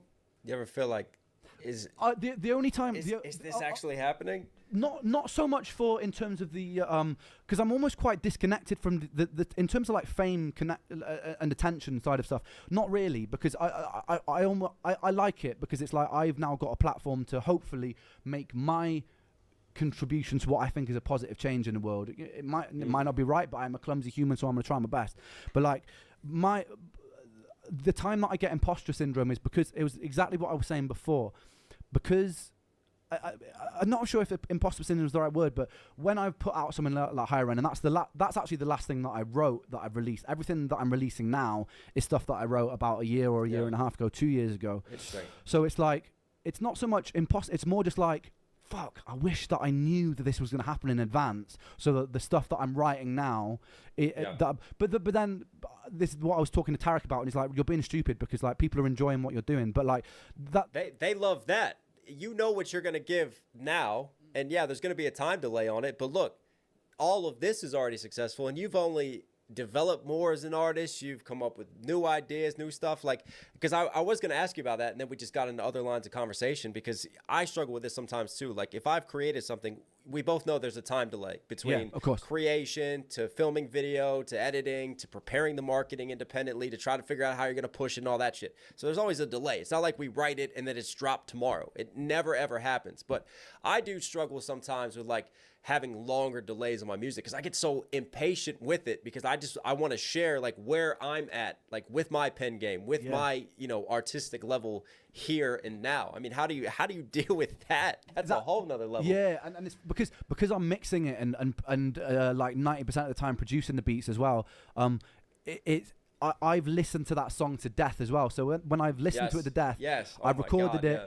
I've shown loads of people it over the course of the year, and then finally I release it. It's like I'm so like over the song, but it's so. But what I've got to do is what we've got to do, I suppose, as musicians, is you've got to fall in love with it again. That's why I like the reaction videos, to be honest, man, because then I'm watching it from a fresh perspective, and I'm like, oh yeah, actually, this is like you kind of fall in love with it again, and there we go. Yeah, and that's why I really like it. I said that a few times, but the only time that it didn't happen. So like I left my management no, it was about 2 years ago, and no, it was whenever Power came out. I think, well, I don't know. Whenever it was a few months before Power came out, there was this long back and forth to get out of this situation, but like I was just like, I was feeling so frustrated with the music industry and everything that I was just like, I'm just going to make a tune. I'm not going to think about promotion. I'm not going to do that. I'm just going to fucking make a tune. I'm going to put it out there. I'm going to make a low budget music video with 2 phones, and I'm just putting it out there. And like, so, and it was so cathartic. Like, I smashed that song out in like a week. I mastered it myself. I was just. Is he talking about Power? Did he say that? I might have missed it. I might have been reading comments. Is this? It's like, and then I was like, Sam, we're going to do a music video where we're driving around in your car and we got 2 phones and we're just like, and that's still to this day, that's one of my favorite songs I've ever released, man. It's just vibey. But Power is, Power is an amazing song. It is vibey. It's so good. But I put that out there, and for me, because there was no delay, because there was no promotion, there was no hype up, it was just like, here's a song. Like, I really, and it's done quite well, ironically, as well. But like, I was just like, I really needed that. But to me, that instrumentation, that beat is like ear candy, man. Power, ooh, so good. So all basically all the songs from the Sick Boy album, I knew I was coming to Canada. I knew that I would be here for up to a year. And I was like, I don't want to just like disappear off the face of the earth. I'm really glad that I thought like that, because I hadn't even written High Ren by the time I was thinking about all this stuff. So if I'd have just dropped High Ren and then been like, and now I'm out for a year, see you later. Yeah. Like, basically, you have no buzz to keep going and keep the wheels turning. I suppose I would have missed an opportunity. So in a way, it's good that all this stuff's there. But I almost wish like, there was just it's the perfectionist in me that was like, I wish I was hitting them with some more like stuff that's like the caliber of like the Tales of Jenny and Screech or the Money Games and stuff like that. But like I've written something now, because this album was only going to be 16 tracks, but now it's 17. It's because I saw the response to High Ren. I was like, I'm writing a song that like stands up like this. So I've said this on the streams before, so I can say it again. Like, so it's Money Game Part 3. I'm not going to go too much into what it is, but the concept for the video, it's all live, it's dope. The lyrics are my favorite lyrics that I've written on this album, and yeah, I'm just really excited because I was just like, I need to step up to the mark because I feel unworthy. Yeah. I was just like, I feel unworthy of all this praise, so I need to make something that was it. So I suppose that was the imposter syndrome. It's like that feeling of unworthiness because you're like, I want to release something that. Like, if people are throwing out compliments that I feel like are way above my thing, like fucking Shakespeare or whatever, I've got to really step up my game to even, like, start, like, reaching for that. So, like, I was like, yeah, I've got to write something like on that. He's like, okay, you think that was Shakespeare. What do you think about this? Bam! That caliber, yeah. But, you know, from a non-biased perspective, right, outside of it being an outsider of your world and your box, what I will say is, the reason people love like the older stuff that you might not feel is as worthy as High Ren is because it's refreshing. You are with your one take videos, with the fact that, you know, you can sing, you're gifted playing different instruments, you think about music in a different type of way. We know you can rap, so you're bringing a lot of different elements to the table, and you're finding unique sounds. You know, introducing the elements of beatboxing and stuff. So compared to in today's era, when there's just an oversaturation of the market of MCs, an oversaturation of artists trying to come up and trying to make it, like, you really stand out with that creativity, right? And that creativity, I've always said this, like, sure, like, your skills might develop more, you might get better as a writing, your prowess as a writer, and all the clever things you can do and shit, but what you can't always teach is creativity. Frey, you should check out the oldest video ran on his channel, 1990s. Okay, is that a song, or is it just like a vlog of his or something? Right, so you've always had that. I'm trying to avoid listening to music on my live streams because they end up getting suspended or whatever. Creativity as an artist, and that I think that shines through no matter how far back in time we go. Right, D? I think I'm already past that, dude. Yeah. With your music, whenever I get requests to do your stuff, like, that's one thing I think that makes you so attractable to the fans and why people enjoy listening to you, man. I appreciate that, mate. Appreciate that. I saw an interesting It's a song. Okay, yeah. I'll save it for a reaction video though. Quote somewhere. I can't remember where. Let's see if my memory serves me right. You were talking about because this ties in with your CNN shit, which I think is interesting. Yeah, can I speak today? Hypersensitization versus save me here. Desensitization versus hypersensitization. Desensitization. Why can't I get those words out right now? Knox, you're a rapper, bro. You can't pronounce words? No, I'm just kidding. I'm tripping up. Yeah, desensitization versus hypersensitization. Yeah. Within the world today. And I think the CNN moment actually really encapsulates the walking between the two. But anyways, would you like to speak on that a little bit more and kind of how we have to deal with that as artists and how we sort of approach it with our music? Yeah, I think it's difficult. I think I spoke about this in an interview years ago. Actually, it's difficult because I think we're treading a line where, because we're so sensitized by the news, by the media, by clickbait, by everything, that like, and we all fall victims to it. Even like with hyperpolarization nowadays, it feels like it's every year it's getting a little bit worse. So whether you're sitting on the left or the right, whatever your views are on abortion, on vaccinations, on like all these like very like emotive topics, all right? Pixie, yeah, I'll check like those there's my thing is, what I really want to do is be a voice of mediation between two polar extremes, and it doesn't really even matter what I think about them. I don't think so. I don't think it really matters where on the fence I sit. It's more just like, how can we have a healthy conversation? Because, okay, taking a very controversial topic like abortion, for example, on one side, people want the freedom and domain over their own body. 100%. 100% they should have the domain over their body. On the other side, someone thinks that you are condemning a life to death, and that's also very valid. You know, like, at what point is that and so this is the thing. There's two very, very sensitive and difficult topics on either side of the spectrum here, and we've made it so we're in an echo chamber with our hands. I mean, you bridge that gap by not condemning the mother's life to death it's the like. It seems kind of simple to me. I don't know. I don't really want to touch that, though. But is shouting at each other and not listening to each other's opinions. So it's like, how do we find a point of mediation that feels right and that feels like a good conversation where, even if I'm on the far right and you're on the far left, we can sit in a room and we can go, I understand you and you understand me. It's why I love that. Do you remember that Joyner Lucas I'm Not Racist video? Yes. Beautiful. Yeah, absolutely. Beautiful. I thought he was doing exactly the sort of thing. Beautiful storytelling. Just the end of that, like, so poignant, man. And I think so many people love that video because everyone's craving that deep down. No one wants to come away from a 2-hour-long Instagram argument, like, on a comment section. Yeah. We've all done it, and we all feel gross after we've done it. Yeah. Even if you've like schooled them and put down some opinions, you don't come away from that being like, you're skipping down the street like, I feel great. You just feel a bit heavy, and like, I feel like everyone really feels like that. So like, finding these points of mediation. And in terms of hypersensitization versus desensitization, it's like, we're so hypersensitized because we've been trained to like have these really emotional, visceral responses. Yeah, so knee-jerk reactions to everything online. And but then we're also paradoxically really echoes. Exactly. But when we're paradoxically hypersensitized because we're shown so much violence, we're shown so much like.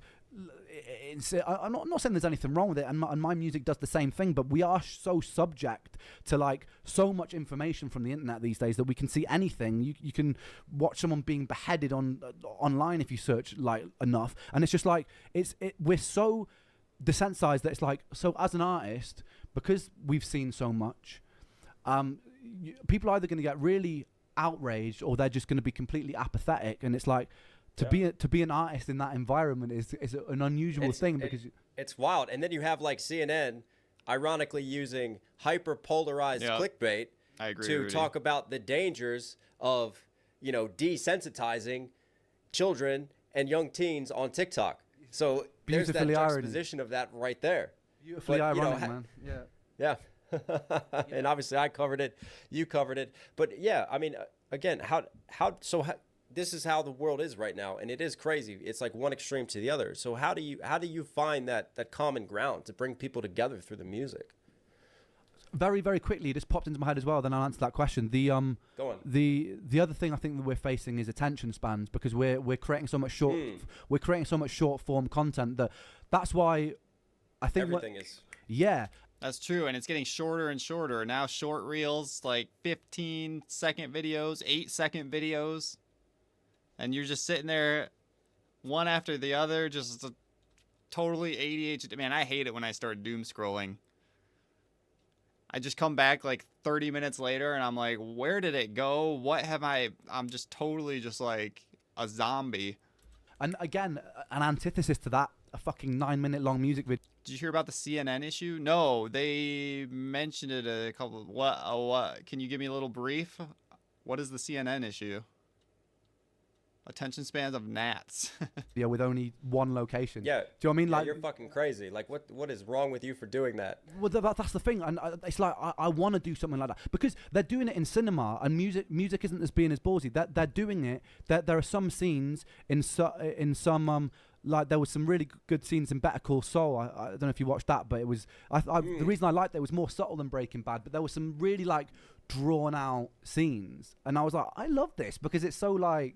It's so human. Like this is actually real life. Yeah. Whereas we're being like fast food. 30 minutes is like nothing. swipe video, swipe board of this one, next one. Like the same with music. You go onto a Spotify playlist and listen to 10. CNA did a report on TikTok, found high ren, and used the you gotta kill you if you want to kill me. It would promote suicide.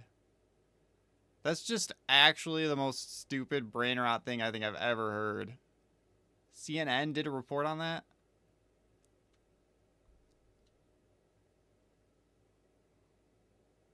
What in the hell? How do you not... How, like... I don't even know the words for right now, dude.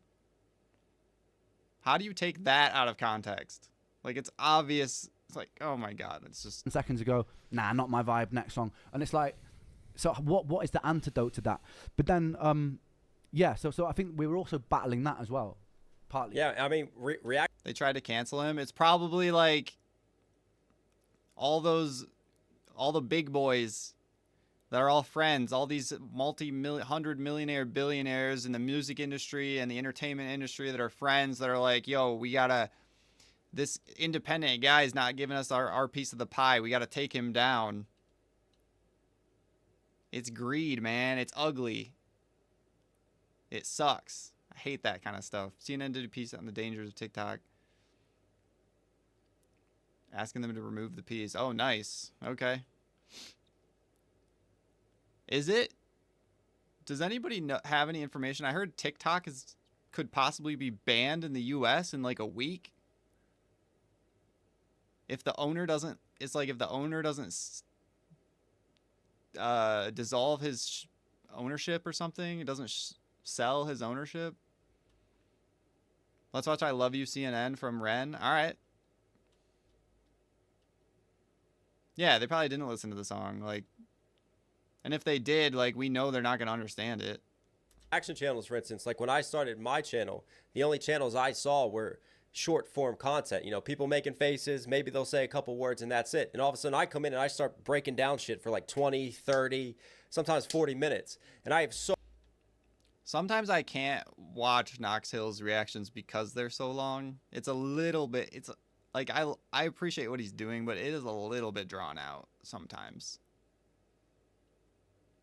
That's just me, though. That's just me. So obviously, a lot of people, a lot of people like it. Many people commenting like, I got bored, I clicked off, you pause way too much, you talk way too much, but I just kept doing it. I didn't listen. I'm like, I think there's going to be people somewhere out there who are going to appreciate this. Yeah. And the more that I kept growing, the more that quality kind of started to find me. And you know, we've kind of slowly grown and continued to grind and climb from there. And it seems, there's an audience for it. Yeah, but, that's why I love those. Fighting the ADHD generation now. As somebody with severe ADHD, and I'm also as well I love those. Do you watch Lex Fridman podcasts? He's like an engineer. Russian. No. They're so good as well. Hey, don't be sorry. You watch someone better. This guy. Hey. No, I'm just kidding. I try to be humble. I hope to get on Knox's level one day. You know what I mean? That'd be awesome. Oh, got something you got to recommend to me, right? Okay. Yeah. They're really, really good. Thanks, what Lisa. is he? Sorry. Lex Fridman. Repeat that to me. Lex Fridman.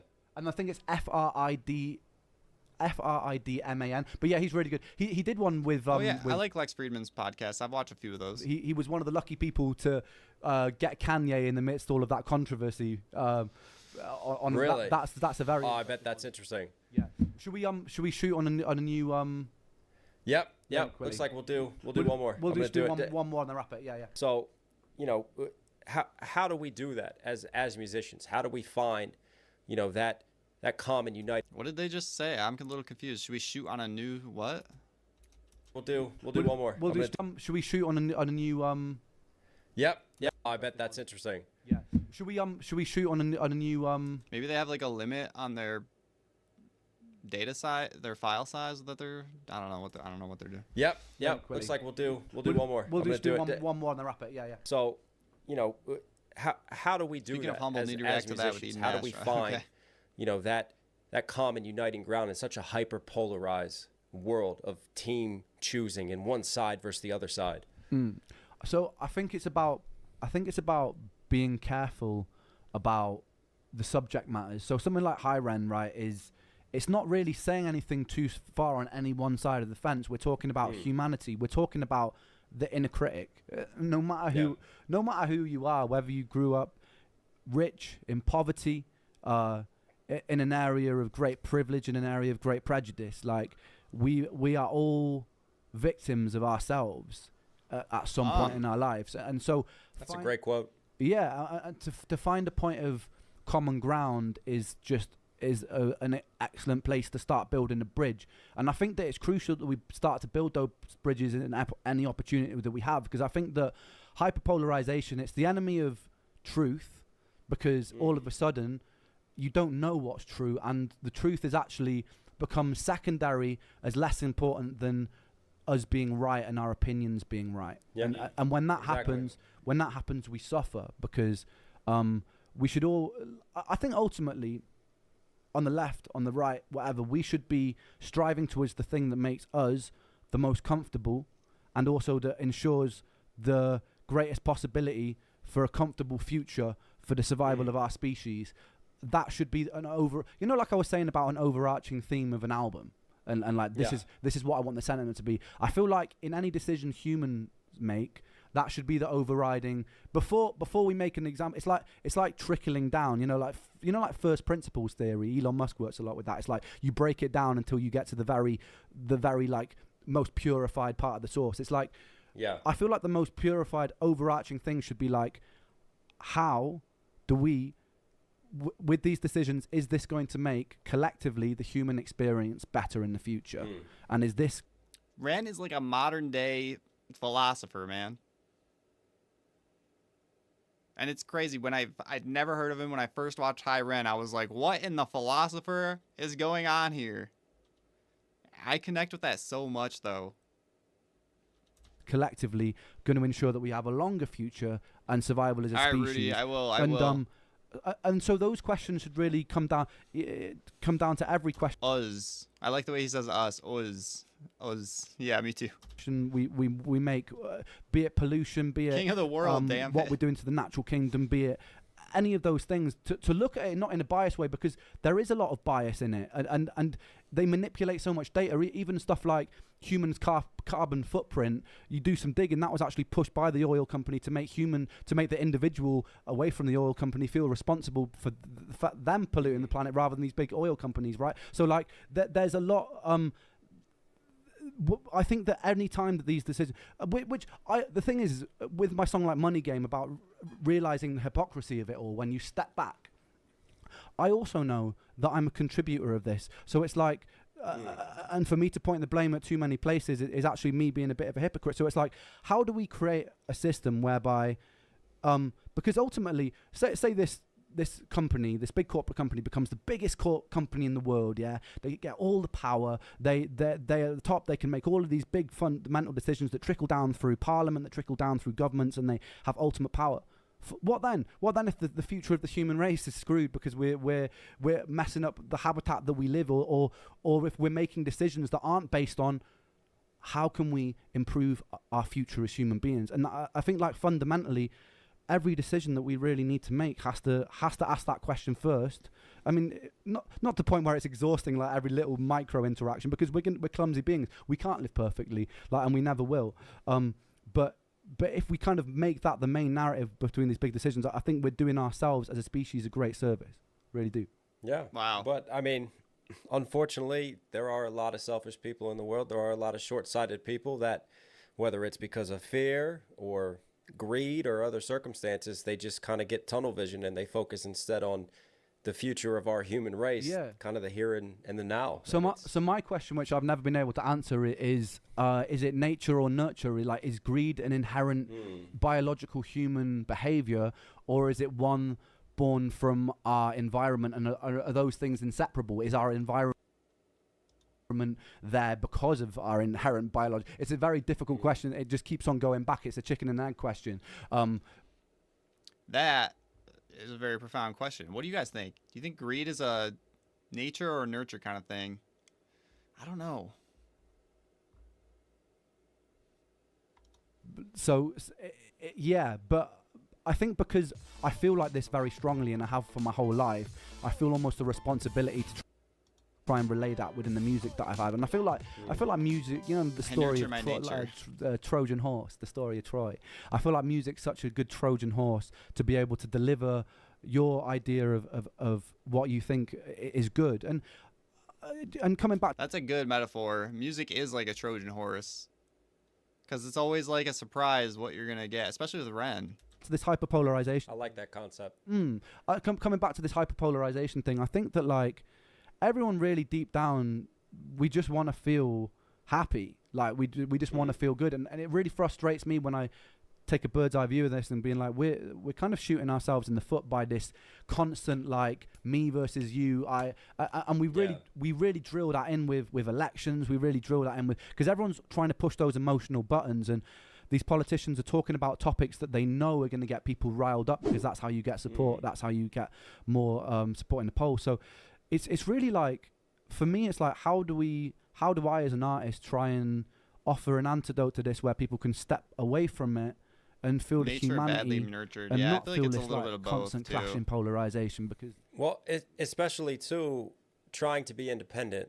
which means we already have so many factors and odds against us. We don't have a huge marketing team. You know, we don't have a lot of the assets that a label artist has. So how do you stand out? And there's definitely that temptation and that pull to go, we'll give into the hyperpolarization. Sure. We'll give in to be super controversial, you know, and that's kind of diluting your own message in a sense then, because it's like, well, now you're using this hyperpolarization to promote your own music, but yet you still want to critique it and do that. So it's 100%, man. It's why I like, you know, so coming back to Animal Farm, like, you know, the story where they overthrow the humans because they're sick of the inequality, but then you have you have an overthrowing and then there's more inequality within the and creating a hierarchy of corruption within that. I think it was a while ago that I read it, but he lets the horse, who's like his most loyal like servant, a friend, he puts him down because he's too old to work, and it's like it's gotten so corrupt that it's just and that's the thing, and that's the thing that terrifies me, is that like you're kind of working out as you go, because I can see that there's something inherently wrong, but I'm so nervous about the biological nature of humankind that I'm like, what's the solution? What have I got to offer? But maybe because I don't know, I'm one person. All I can see is fault. And I think that's why when it comes down to like these songs like Money Game, like the overall sentiments of the chorus, when it's like point the mirror at ourselves, it's easy to point the blame, but we're all part of it. And it's like that, noticing that in myself and being like, you know, I'm not somebody with the answers at all. And that's quite a scary prospect for me, but I also just think there's a lot that can be said for just coming back to the good in humanity. You don't have to know all the answers in order to see the problem. Yeah. You don't have to have all of the solutions. And I think there's an empowerment. Yeah, Jolene, I agree with that. I feel like greed and envy are kind of more of a nurture thing. I feel like with the way we're marketed to and like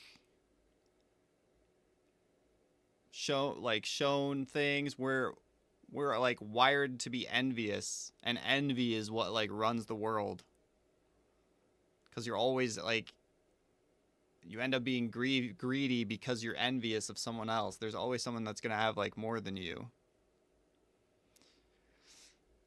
especially from your music, and taking that accountability, because then that makes people connect with you more, because it goes, you know, yeah, I'm human. Like, I'm not standing here on a soapbox speaking down to anybody. I'm speaking to us all equally. And I'm not even necessarily criticizing ways of, like, because a lot of people have been like, yeah, but capitalism works, right? And I'm like, I'm not an anti-capitalist. I actually think that money as a form of trade is a good idea, and I think that there's a reason why money was invented. I mean, and I think I think that proportional incentive to work, obviously it's become complicated, and you could be argued that it's not proportional, but I think that having incentives to work harder or to make yourself more ambitious, that capitalism makes sense. Wrong with that. Yeah, exactly. Yeah. So it's not even so much anti-capitalism. It's just more just coming down to, like, it's really just because I think all of these systems because even like communism on the surface sounds like a good idea, and then in its actual practical applications has been totally run with, and the examples of functional communism haven't been great. Like, you look at the past. Do you know what I mean? No. So I guess the difference is that capitalism and communism, in terms of ideology, fantastic ideas for human and societal systems. I agree. Right? I like these. Humans then intervene. We've never gotten a functioning form of communism. We've totally fucked that up. You can blame Stalin and Lenin for that, but anyways, that's a different day. And then capitalism, we at least got a functioning system from it, but still. Yeah. We just need to be good little consumers. I know, it's like, I feel like it's so overrated, the materialistic and, like, just having a good, like, having a really good car. I would never, no matter, I don't care how much money I get, I'm never going to spend a lot on a car. I'll probably always get, like, a used car. It's like, because, like, what's the point? Just so you can show off, make other people envy? I just don't get it. And then it's like, and then you have even more problems if something happens to the car. It's the same with, like, really nice jewelry. Like, I don't know. It's just, I'm not into the whole, like, status materialistic thing. I feel like being intellectual, like, reading good books, spreading love, that's what makes you rich. And you'll notice some of the, like, people who appear to be very wealthy aren't actually that wealthy. They just like to appear that way. They're deep in the money game. Humans have found ways to mess that up as well from its original. It's totally overrated. Yeah, exactly. And, like, especially when you hear, if you've ever seen these videos of, or talk to, like, an older person, none of them are like, man, I wish I had bought, like, nicer cars. I wish I had, like, nicer jewelry. Never happens. Ever. Ideology. And I don't think that's necessarily the fault of the system. I think that we like to try and simplify things too much and go, yeah, but if you don't think this, then look at this. Like the second you criticize somebody, someone goes, yeah, well, if this doesn't work, look at the alternatives. And it's like, it's more about just making these things quite fluid, really, and just trying to think about better ways to do things through collective intelligence. The internet, again, is a tool, double-edged sword, but it's positivity that it can like gift to the world is that we are now more like interconnected than ever, and the power of collective intelligence to be able to make, like, very clever democratic decisions using the smartest minds, now using AI, like, of our time to make decisions that aren't based on. I think when it's like a profit-based decision, I think that there's pluses and negatives to that as well.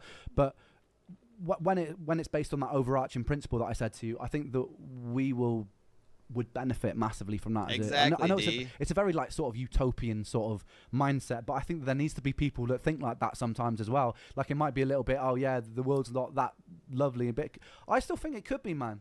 I do. You're an idealist. Yeah. Of course. I'm so sorry, Frey. In the real world, but we need more of those. Honestly, if more people thought that way, I think this world would be a much better place for it. And it also sounds to me like, I think when you're hit with this philosophical dilemma and you start really thinking deeper about the systems under which we operate, ultimately you have, well, let's call it three choices. One is you just bury your head in the sand and you just keep going and just stop thinking about it and just function within that society. Two, you go against it, you rebel against it, and you try to change it externally. Or three, you accept that you are just as flawed as the system is, and then you try to find ways to change it internally. And it sounds to me like your music and kind of just your persona and outlook towards life reflects that third option of, you know, can't take it with you. Look, I'm not trying to burn down every single bridge here. I'm trying to find the positives in a productive way for us all to thrive as a society and move forward and just bring us together and think about our future and humanity and the human race. Yeah, it's a point of mediation, because if people start to mediate and collaborate and use collective intelligence, like, I don't need to have any answers at all, because we've all got them collectively. Like, people's problem solving skills are amazing. It's why like during the big, it's like Voldemort, the thing that must be named, during the pandemic, when everyone was so hyperpolarized about the vaccinations. Again, it was the same sort of thing, and my opinion on that doesn't really matter where I stand on it, because I think that both schools of thought, there was a lot of merit to both schools of thought.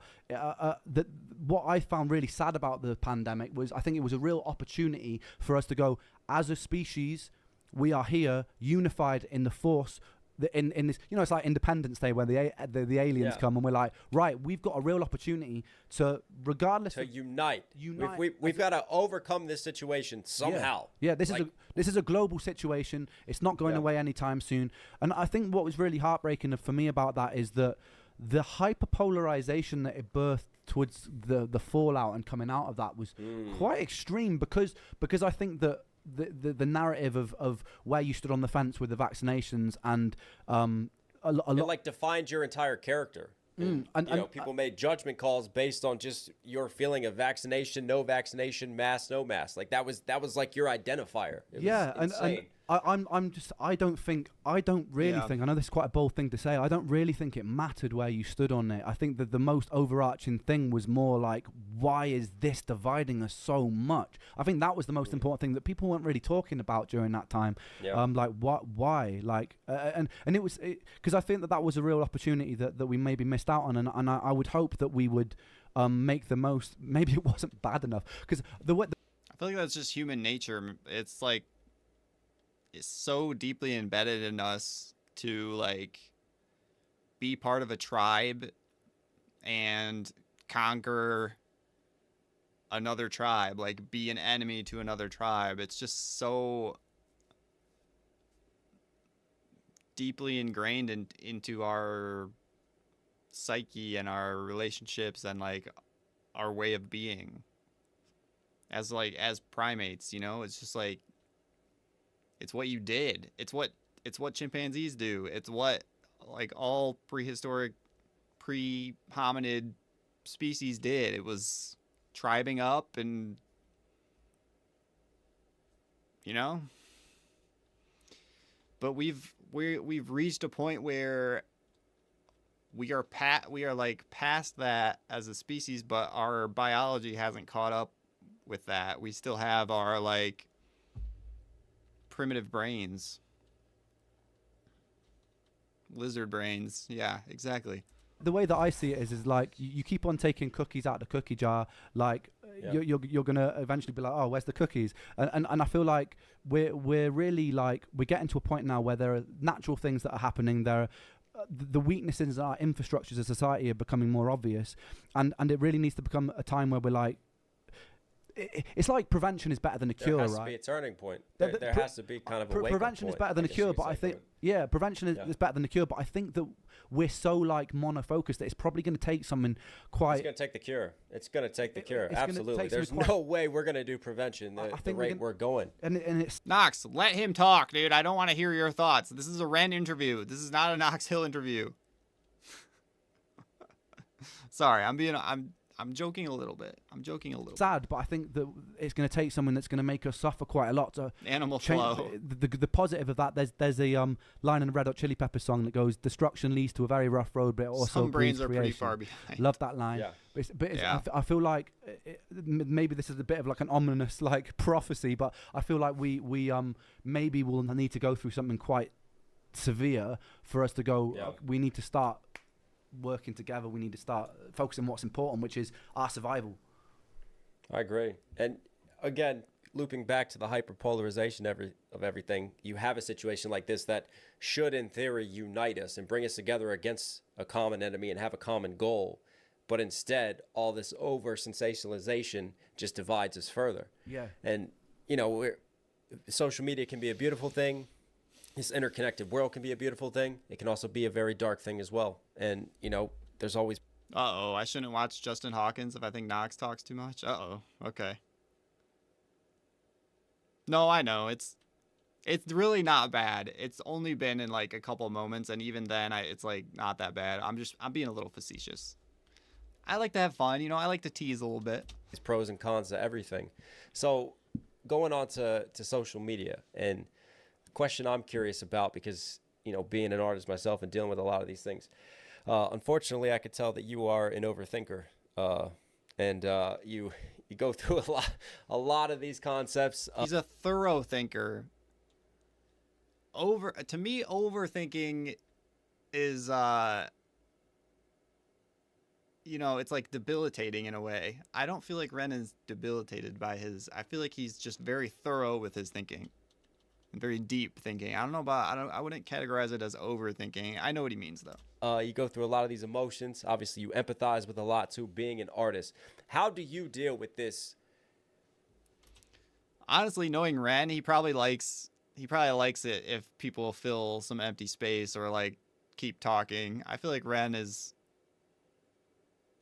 slightly introverted in that respect. Like some of his body language at the beginning of this interview, he didn't seem the most comfortable. I mean, he's obviously happy doing it, but you know, he said in his music, he's a little antisocial. More introverted mind, right? And probably nature of putting a lot on yourself, overthinking all these things, and yet you have to exist, and your job is putting yourself out there all the time. There's Knox Hill diss track dropping soon. No, dude, no. Definitely not. And being incredibly extroverted. And also, normally, you know, like we're doing interviews right now and stuff. It's not like you could come on this interview and you might be thinking of some deep shit. You might be a little down, and you can't sit here on an interview and just be kind of like this and what's going on, guys. And I got a new song today. You know what I'm saying? Like, yeah. We almost have this polarity amongst ourselves as artists because we have to be incredibly external. Yeah. While a lot going on internally. I mean, how do you find balance to that force, I guess? This is one of my favorite bits of advice that I ever got, and I can relate it to this. Like, it was back when I was really ill, and I was it was the first time that I'd gotten myself kind of well enough to be in Brighton, but not well enough to really leave my room. But I wanted independence from my mum. Not in any slight, because I think my mum's amazing. I think that like what she put up with, like she is one of a force that I'm so grateful for in my life, to like being there to house me and look after me when I was really sick. And she saw me go through my worst phases, and she was really there. But there was a point where I was like, you know, for my own like spirit, I needed my own independence. And I got back to Brighton, and I was living with this guy Ben, who's this amazing guy, just like really creative. But Ren being often the smart guy in the room, I think he likes to listen to other smart people once in a while. Yeah, I agree. I've gotten a slight vibe though that like Ren gets on a really good tangent, and Knox like jumps in and wants to like be on the same level, which he, you know what I mean? I don't know.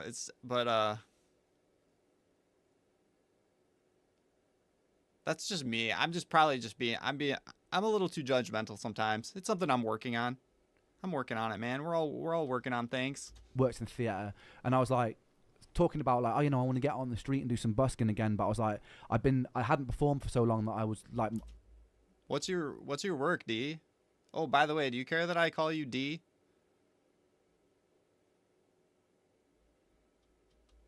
But what's your work? I just had performance anxiety, and I was like, I've never had this, Ben. Like, I was like, I don't know, like, I'm just so nervous about getting out there again. And he was like, he just gave me this advice, and it can be applied to situations like this. He was just like, it's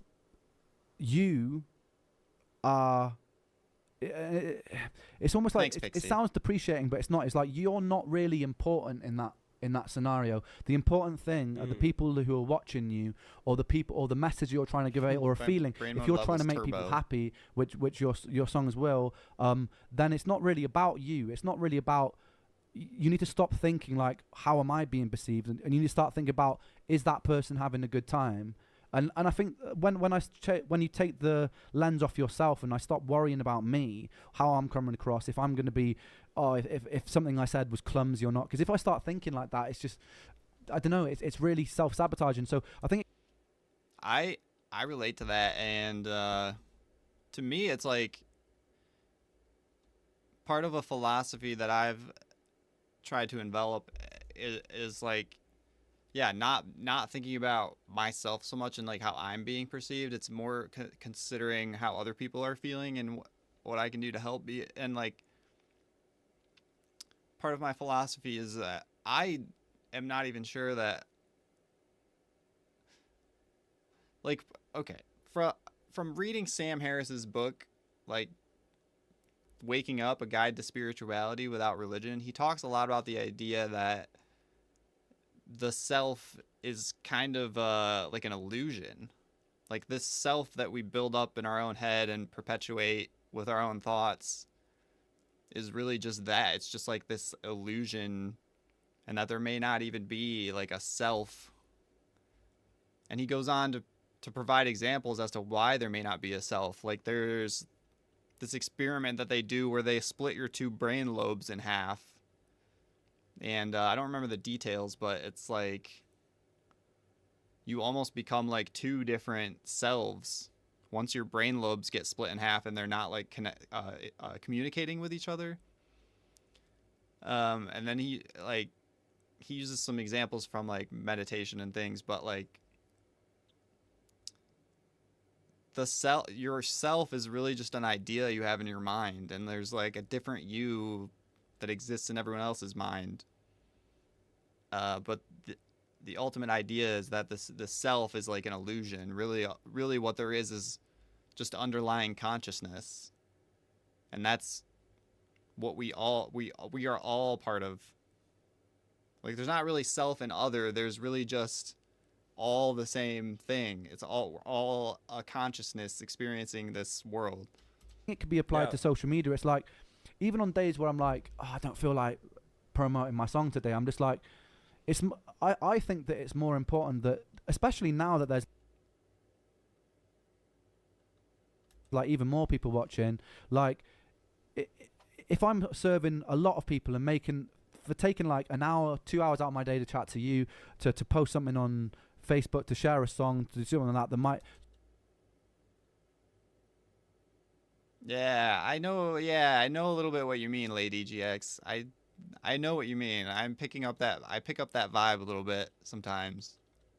Even just to reshare something that I've repurposed, that I've made like a year ago, like, and somebody sees that and it cheers them up, then like that small action that I've taken has impacted a lot of people.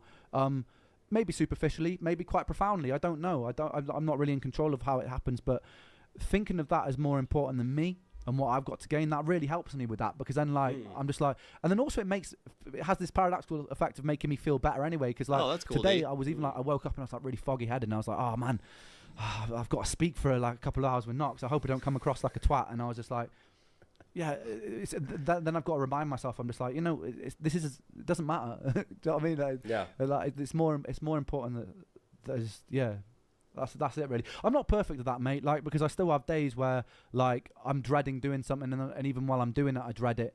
Right. We all do. We all go through it, man. Trust me. Like I got to put out content. Like I get a bit of a feeling that Knox is a little bit jealous of Ren, and he's like a little bit fanboying a little bit, and he's like a little bit thirsty. I feel like Knox is just being a little bit like thirsty for Ren's friendship and approval. And like, so yeah, it seems like a little bit not so authentic, if that makes sense. I don't know. Anybody else pick up that vibe just a little bit? Like, this was a great interview, don't get me wrong, but I just something I'm noticing. Every single. What was the book again? It's Sam Harris. It's called Sam Harris Waking Up. And then the title's Waking Up. The subtitle is A Guide to Spirituality Without Religion. Day, on top of being an artist, being a reactor as well. So I have to bring my energy, and obviously. No, 100%. I 100% would be. That's why I said when someone said if I might be interviewing Ren, I'm like, oh my god, I don't know if I'd be so freaking out.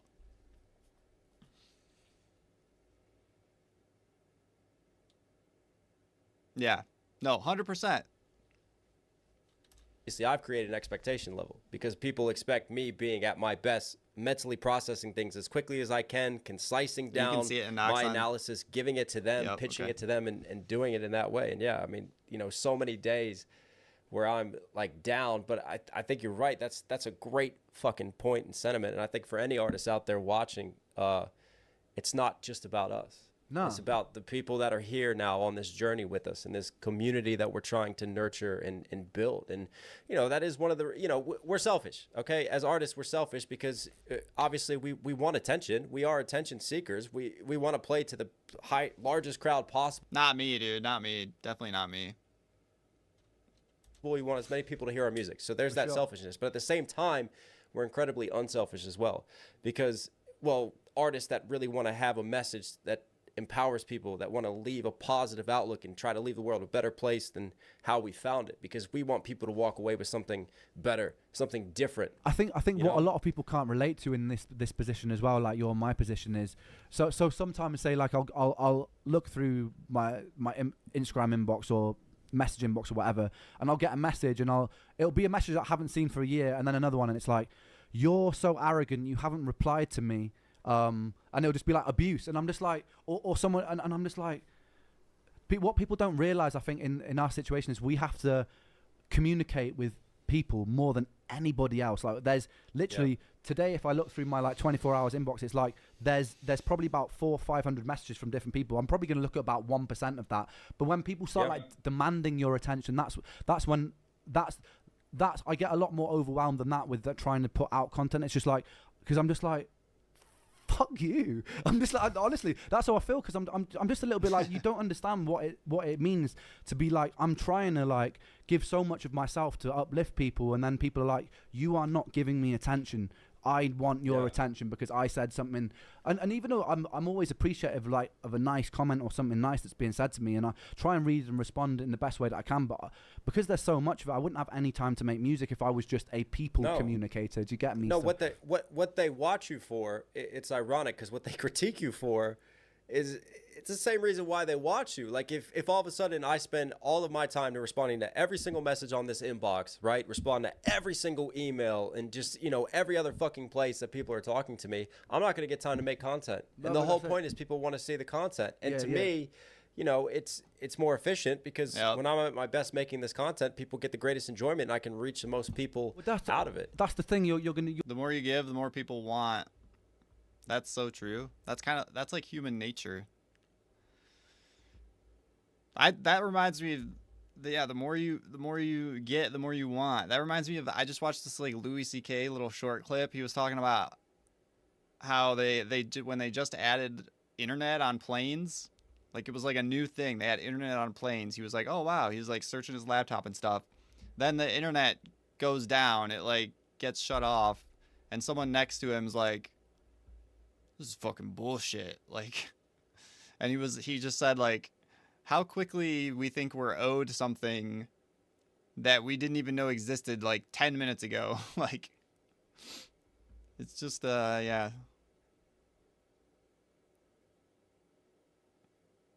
Yeah, I'm glad to hear Ren too. I'm confused, but I guess I always perceive Nox differently than some of you guys. No, Susan, it's probably just like, no, like, literally what I'm talking about is probably like 2% of this interview. That's it. Like, most of it is... I'm not seeing that. There's just like a couple spots where Nox like interjects his opinion when Ren was still talking. That was pretty much it. You're actually gonna make even though, but you know, saying that I do try to every now and then. Yeah, learning to let people talk is and it's even it's fine if there's like a little bit of dead space. Like that's okay after he's talking. You don't need to like interject your opinion. Or agree. I don't know. It's just like, that's it.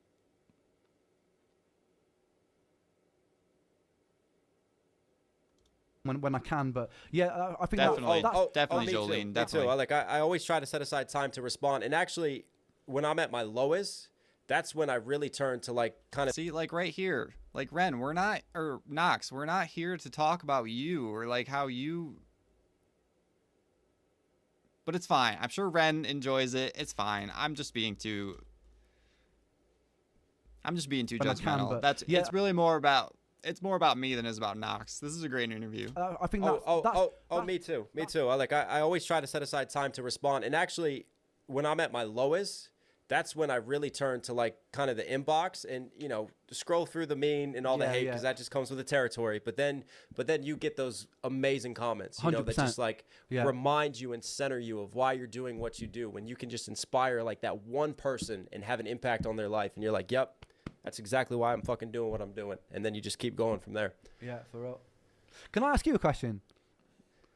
Because Go on. So because I'm always really interested about this because, you know, so cause if the same thing, if you grew up in like a poor area, because you strike me as someone like very like with your analysis, you seem like very, very well educated. And I wonder if that comes from your self-inspired desire to learn, curiosity. Would you say your knowledge? I've always been curious, but I think for me, see, and here I go. Now I'm answering a question that I wasn't asked. I'm the same way, man. It's fine. For me, it is. I would say it's probably like 60% self-taught because I have gotten curious about things. Anyways. All right. So the thing not is, about me.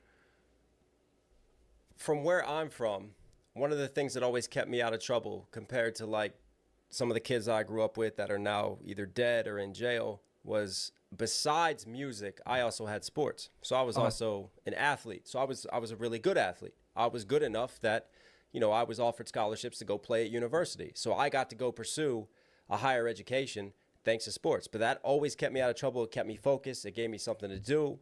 And then actually, ironically, why do I feel like Knox Hill was like a cross-country runner or something?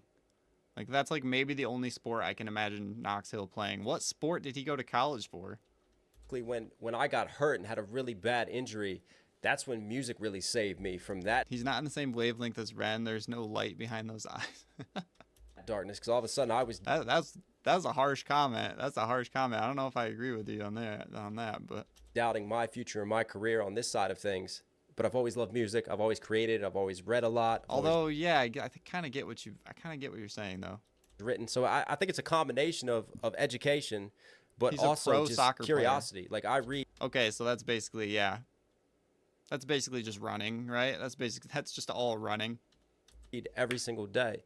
I'm always studying. I'm just so curious about the world, and there's just so much to learn, and not enough time to learn it.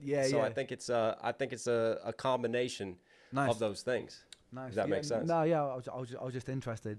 Yeah, I'm like that. I'm like, I'll open the fridge and I'll be like, how the hell does this keep like stuff cold? And then I'll just like Google it, and then I'll just be trying to figure.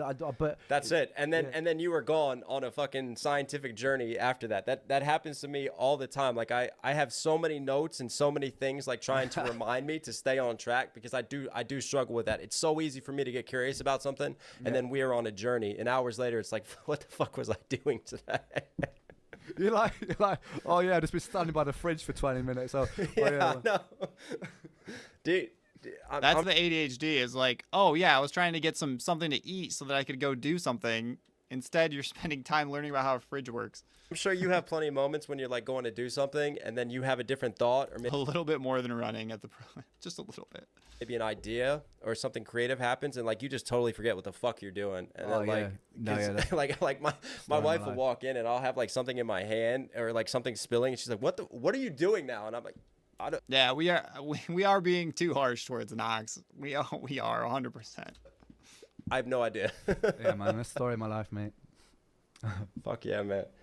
Listen, man, I think this is a good ending point here. Honestly, it's been an absolute pleasure speaking to you, man. Is there anything you want to leave with our audience to sign off with after our wonderful mental journey and musical journey? Yeah, well, no, this has been a good one, man. No, I think the thing, the sentiment I think it's the first time I spoke about like really the details of everything that happened with Joe. So I just like to dedicate it to Joe, man. Like he's 100%, man. I think that's sure. For Joe. Yeah. that's it really. And also a really close friend of mine, Callum Mackay, who passed away 6 months later as well. Just very different sort of circumstances. But there's people that I'll always carry with me that also made me who I am as well. So okay, Sea-Dog, I was joking, man. I was just joking around. Like a lot of things that and they're always here. And, you know, even though you haven't written about it in their music, they're still with you in every single song that you put out and everything that you do. And yes, I'm mate. Sure. Yeah, we're just making observations. We're just noticing things. It's okay. It's all right. They're wherever they are, man. They're happy for you. Yeah, I hope so, man. I hope so. Had. Respect, man. All right, man. Thanks a lot. Nice. Oh, look, it's me. Should we watch my own video? Should I react to my own video? No, I'm just kidding. All right, I'm gonna take a 1 minute break. I gotta use the I gotta use the washroom. Is that what you guys call it in Britain? I've got to use the privy. I'll be right back. I've got to use the privy.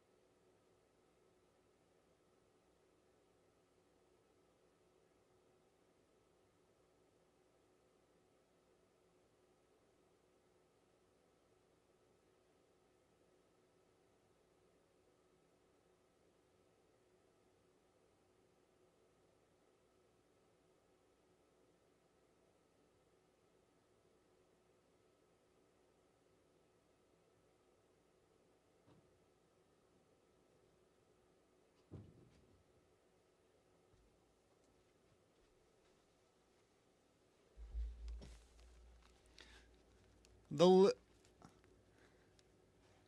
loo. Yeah, no, I literally had that thought when I was in the. I was like, oh wait, they call it the loo or the water closet. Isn't it the water closet? The WC. Let's watch I Love CNN. I love you, CNN. Yeah, where oh, that's not right here, is it?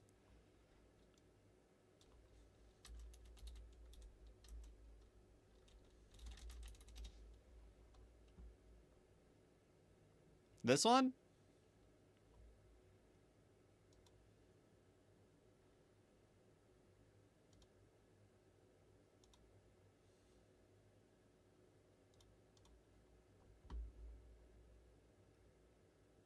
Why is this not playing?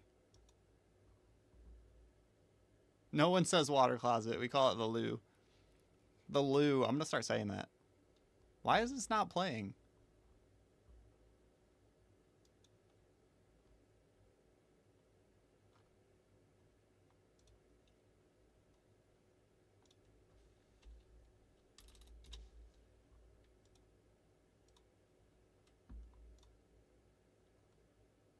Why is this being so weird?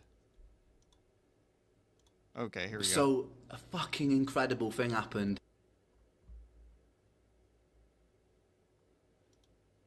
Water closet is in Germany now, though, because of you Brits. CNN used my video to show that TikTok is poisoning the minds of children all over the world. You gotta kill you if you wanna kill me. We have a sort of like veiled reference to suicide in here. But before I get into that, a veiled reference to suicide.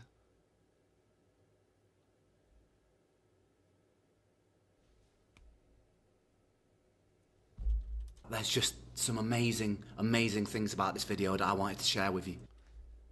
What about if you're gonna say that, what about the veiled reference to homicide in the same, like... CNN created this TikTok profile with the help of a 14-year-old and their parents. Oh, good job, CNN. Before taking control of it. Why? Why did you need the help of a 14-year-old and their parent to set up a TikTok account? I mean, you could just set up a TikTok account, CNN, and then put your age as 14. It would have been a fucking lot easier. The Indiana AG alleges that teenagers can type partial search terms, and the app will autocomplete with suggestions. Yeah, like any good search engine that has ever been invented, ever. Like, I don't know why they're saying this with sinister conspiracy undertones. It seems to be sort of giving you a guide for how to develop an eating disorder, how to restrict your eating. That's just pictures of food. A lot of parents are sitting there going, hold on a sec, I thought TikTok was about dance crazies. First of all, they're not thinking that. Second of all, wait for the head turn. Parents are sitting there going, hold on a sec, hold on a sec. We have another depression-related video. Again, in the comments you have, I can relate to this and I'm only in middle school. I can relate to this and I'm in high school.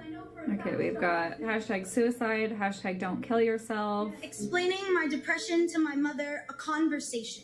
CNN flagged more than a dozen videos we came across during our experiment to TikTok. It removed 3 of them for violating its community guidelines. If you watch that whole CNN video, the sentiment is teenagers who are getting themselves TikTok accounts are then exposed to people talking about things like suicide, eating disorders, mental health problems and things like that.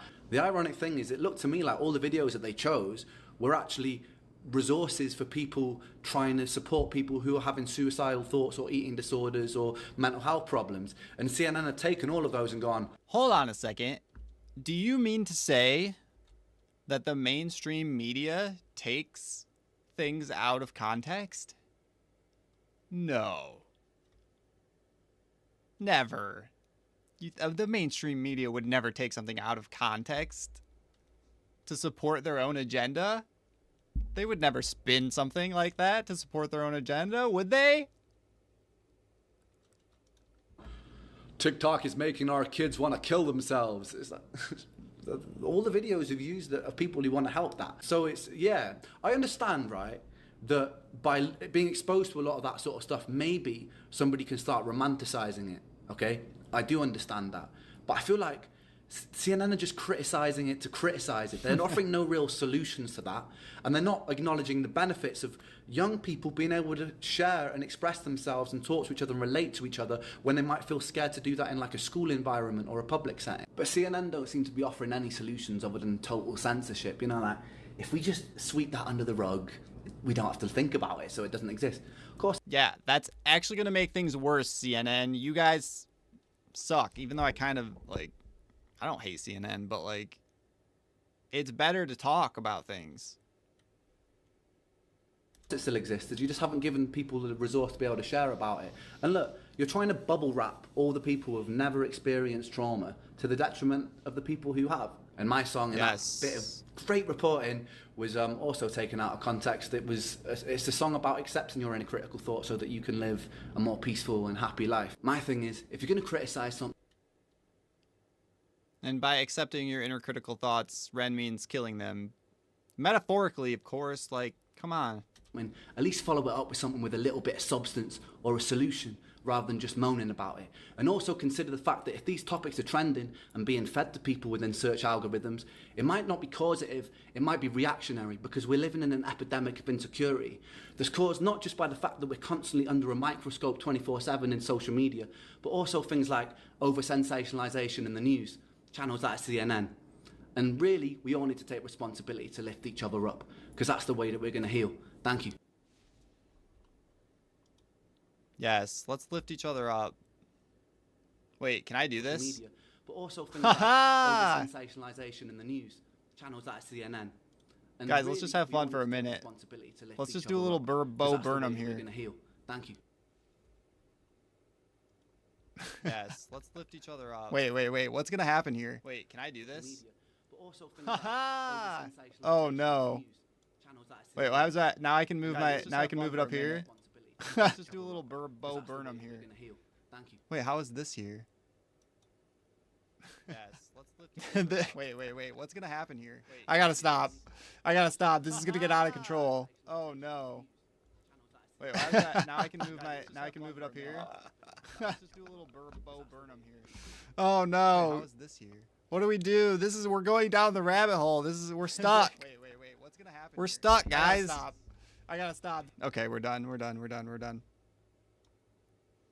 Sorry about that. We had a little technical difficulties there. We will be right back with some more Ren interviews. I'm freaking out.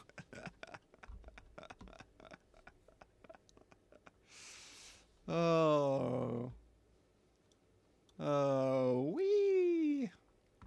Was that fun or not? Ooh, so Zach sang. Is this a good one? Let's watch this one.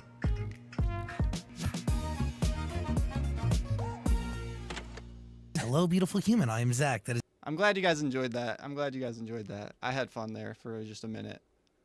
Will the real Parker please stand up? Dan, and we welcome to the studio. Ren is here. Hey. Hello, hello, hello. Thank you for being here. It's nice to be here next to this absolutely. Is it me or does Ren look like a different person sometimes? I don't know if it's just like, maybe it's just the way his hair sits on his face or like the lighting. I feel like sometimes he just looks like a little bit, like there was one music video or something that I saw of him where he looked just like the guy from Peaky Blinders. Have you done Eden? No, I haven't. Horrifying cat pillow. We say that about the cat, but the truth is that's like one of the most famous things about our show. Maybe one of the most famous pillows of all time, actually. Okay. Yeah, many. That's a bold claim. The most famous pillow of all time.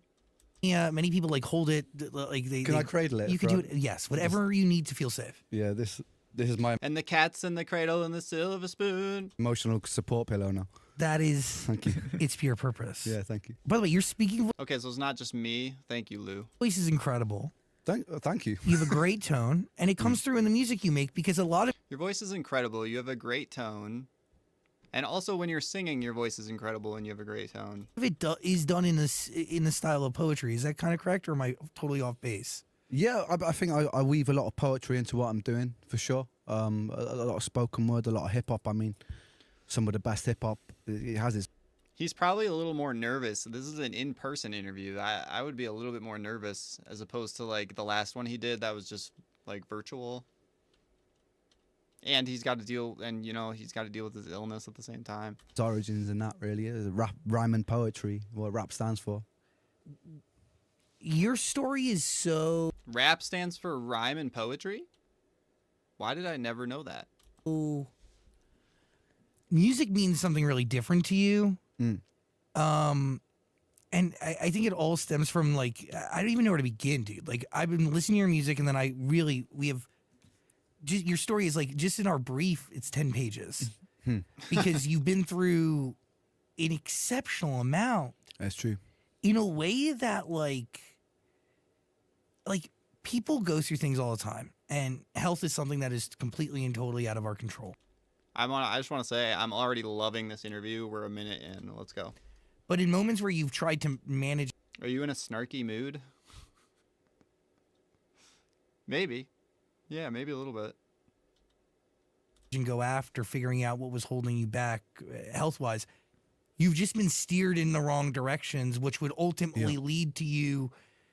I mean, do you look at that today and go, I wish the doctor would have told me exactly what I needed to know at the very beginning? Or are you somewhat grateful for the journey that it's put you on?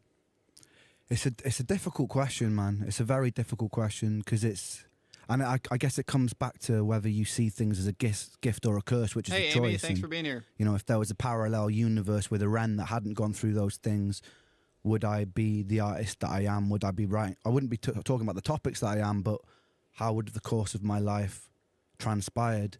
And I think it always just comes down to a choice. So you might as well choose the... I'll don't know if you tell me what Ladies Love Cool James represents.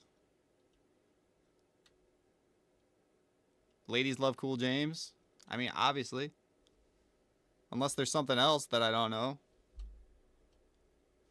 So now you owe me a dono. Thank you so much. thing that makes you feel better about it, which is that it's a gift, right? Because if I look at it like a gift and I look at it like a fresh perspective, then it justifies all of that stuff happening. And yes, it's all about perspective. And I feel like this is stuff that he's learned, like talking to a therapist or like with mental health practices, but it's always about noticing your thoughts and noticing that you don't have to identify with like negative thoughts. You can always choose to view things from a different perspective. Flip the script, you know, see the positive side. it's unusual to think about a parallel universe where none of those things happened, because I think with that comes a little bit of negativity towards my situation now. So I think the decision to be grateful it really serves me. The music you're making today, I mean, the album that is one of the big topics of discussion, Sick Boy, it is crafted while you're up in Canada figuring out your health, correct? For a fourth time at this point or something. Yeah, well, some of it was crafted before I left, knowing that I was going to Canada. Some of the tracks put together then, Oh, and nice, then Kitty, nice. there was a few tracks that I actually produced and recorded whilst in treatment there. Yeah. So yeah. My understanding of the story is you sign a great deal and you get addicted. Well, let's start with the beginning. You get addicted to busking. Yeah. Which I didn't understand could be a real thing. Oh, but thank you so much. Is because it is like this instant reaction that can release. What is your name? What should I call you? I can't exactly read that. Should I call you, does that say Alyssa? Is there any way you can turn up the volume on your end? Turn up the volume. Ads are giving me a heart attack whenever they come on. Oh, yeah. You guys all need the volume turned up? Something in you, correct? Is that better? I love it. And it was the first thing. I mean, I only ever had one job in my life when I was 16, working at a co-op, and let me know if that's better or if that's too loud. I can adjust it. Let me know. I got fired for throwing sprouts at my coworker. So from that moment forth, I decided that because I was obsessed with music ever since I was 10 years old. Missy Gal. Oh, thank you. Oh, Missy Gal. Okay, thanks, Missy. That means so much. I thank you so much. It's actually more helpful than you know, for me right now, especially. Is there? Oh, and I was producing. Is that better, Frey? Okay, beats good. And selling my mixtapes at festivals as a 13-year-old with this little tiny handheld boombox, and I'd just go and sit by a bunch of people and play the songs, and just and I was obsessed. At school time, at dinner time, I'd lock myself in the music room and just play piano the whole time or play guitar, and it was just a real hyper fixation for me. And then so busking was my way of, like, as a 17-year-old is when I first started doing it. It was just my way of, I could go out on the streets and I could do what I love. And then, I wasn't making a huge amount when I first started because I hadn't quite mastered the art of performance or anything yet, but I made enough to be like, oh, cool, I can have a little bit of spending money from doing what I love. And that's when I started pouring myself into it in the art of performance, and became addicted to just being out on the streets playing. And that was something that I just did throughout whenever I could before my health declined. It was just something that I would do probably 5-6 days a week. I'd be out there for sometimes like 6-7 hours at a time. Do you think your success during that phase, which ultimately leads to today, was kind of fueled by this ability to have hyperfixation on things? 100%. Yeah. I even fueled by ADHD. 100%. Yeah. Because in those, it's just like my brain, which is a very common thing. So ADHD, there's a lot of new research that says it's essentially like a dopamine dependency. So you're constantly seeking these little spikes, and if you're doing something that's not giving you... Guys, I've never been diagnosed. I feel like I need to, though, because I think I might have it. I think I might have the HD, you know what I mean? That spike of dopamine, you become disinterested, and you find it very difficult to do. And but with music, I could sit there. It was the only thing that felt meditative for me. I could sit there for hours on end, producing, playing, singing, rehearsing the same lines over and over again. So I think it 100%, and even to this day, it's the same thing. It's the one thing I can sit there happily, forgetting to eat all day. Just because I just become so immersed in it. What do you learn about people from busking? So much, mate. It's very interesting. I become fascinated with the psychology of performance. There was one of the most interesting things I learned is that there are these things called mirror neurons, right? Where if you observe a behavior, you become inclined to repeat it because we're like creatures of community, and Can you turn your volume up as well? Well. Yeah, I can, but then that's just gonna counter the... There. I turned it up. Is that better?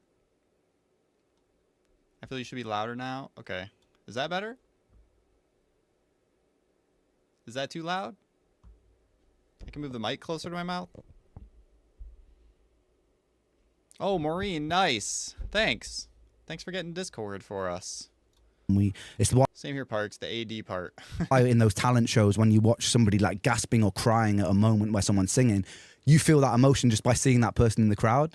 And it's like, because your brain gets activated to mirror those things. So with busking, what I found was really interesting is if you can hold just 1 or 2 people watching you, it instantly creates a space that's safe enough for everybody else to come and watch you. So as long as you like kind of focus your energy on not like, oh no, why am I not getting a crowd? Because that energy almost gets projected out. If you can capture 1 or 2 people's attention, all of a sudden that 2 people turn into 10, turn into 50, turn into 100, just because they're enabled by other people doing it. So I found out where, that probably makes me. Yes, Pixie, there is a Discord. I just posted about it on my YouTube channel, and then also just on my profile, you can find it under my links. You're welcome. You're welcome, Frey. A little bit mental, but I love to people watch while I'm playing because I think it feeds into my performance while I'm doing it. I understand that. Yeah. Well, because you have the ability to react in real time, and you're not necessarily focused on what you need to do next. You're focused on what they want. Yeah, exactly. Yeah, yeah. And it's really, and it's a positive feedback loop, right? Because if you're holding, because the good thing about busking as well is people are there by choice. They haven't bought a ticket, and if they're not enjoying it, they're just like they're chatting away. The people who stop to watch you do it completely out of their own free will. So it's a really affirming thing, and then you get this positive feedback loop, which helps me almost forget myself, which is almost my constant goal as a performer, is get rid of the thinking mind, get rid of the self-aware mind, and just be doing and just be. Yes. And my favorite moments in life are when I almost forget my physical form and just become whatever song it is, and it kind of comes through me. Some of my favorite artists, I think, had the ability to kind of tap into that flow state, like Jimi Hendrix, like Jeff Buckley, the freedom of performance. But is that something you're only tapping into when you're on stage, or is that something you're tapping into when you're recording in the studio? It's a bit. I literally did a whole online course from it called Flow State. I've done it with Connor, who's here actually. And I try and apply it whenever I can, because I think those moments where you become thoughtless, even social interaction, going out dancing, going out partying, enjoying, like running, whatever, when you become less Discord's just total information overload for me. I mean, I used to think that too, but you kind of get used to it. I know what you mean, but you'll get used to it. Yes, Dez, you're right. I need to add my Discord to all my other socials. I just launched it this morning, so I haven't added it to like my Twitch yet or anything. For where things just flow much nicer, and I think life becomes more enjoyable. So it's constantly like a thing that I'm trying to fall into. Yo, beautiful human, real quick. I want to tell you my secret to the perfect date night for me and my boyfriend. You can steal it. I will let you steal it. Dan, I'll also let you steal it so you can do it with your girlfriend. Oh, thank you. I'm looking forward to it. You guys should make a HelloFresh dinner together. Yum. Seriously, I'm not kidding. It brings you do it at plus recap to a place here. Yeah. Like an album, don't know. Recap 50 Zach saying when you're checking out. So, guys, if you use HelloFresh, use 50 Zach saying, you can get some money off or something. Code 50 Zach saying when you're checking out. So, just to like recap, there are too many Discords to participate. Yeah, you definitely have to like limit Discords. And then Surtap, you can also just mute. You can go and mute certain Discords, which I've done because they just blow up too much. You can mute certain ones. I don't know, but I get it. You don't have to join. It's all good.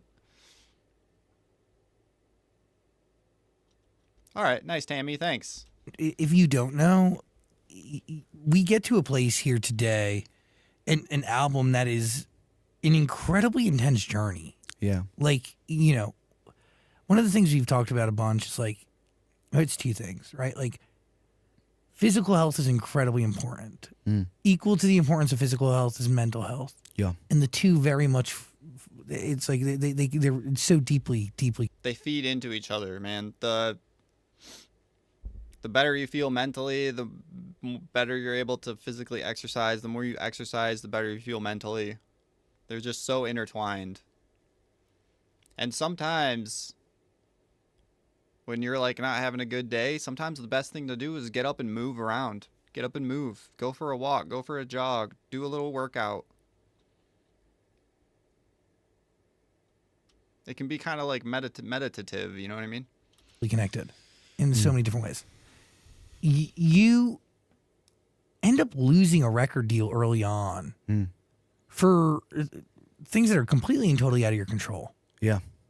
You get sick. Does it just bought the Sam Harris book? Thanks for the... Oh, nice. You're welcome. Sam Harris, you owe me a little bit of commission for that? No, I'm just kidding. It is one of my favorite books, Miriam. I think you're going to love it. I just love how it's a very easy read, but it's like very deep in concepts, and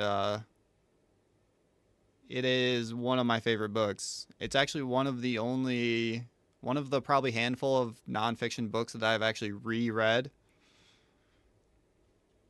It's great, especially if you're into like mindfulness meditation. It's an amazing book. I love that book. Come out of nowhere? You get sick. Things that are completely and totally out of your control. Yeah. You get sick. Does it come out of nowhere?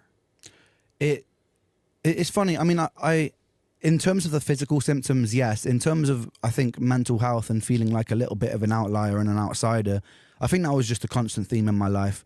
And maybe it set the stage for a chronic illness getting a hold of my body, because some people don't develop autoimmunity. Some people don't fall into a state of chronic sickness. They get something like Lyme disease and their body deals with it and they're okay. But then you have a percentage of people who don't, and there are theories as to why that happens. So I'm not sure if the dis-ease in my body, the dis-ease came from dis-ease and came from a place of discontentment, because I kind of always felt that. I can't even really tell you a time, not to get too heavy, but I can't really tell you a time where I don't think I did feel like that, apart from in the recent years, when I've been picking everything apart and then putting it back together again, and I've finally come to a place in my life where I'm feeling a much greater sense of peace and tranquility. And by the way, it's a journey of health that is...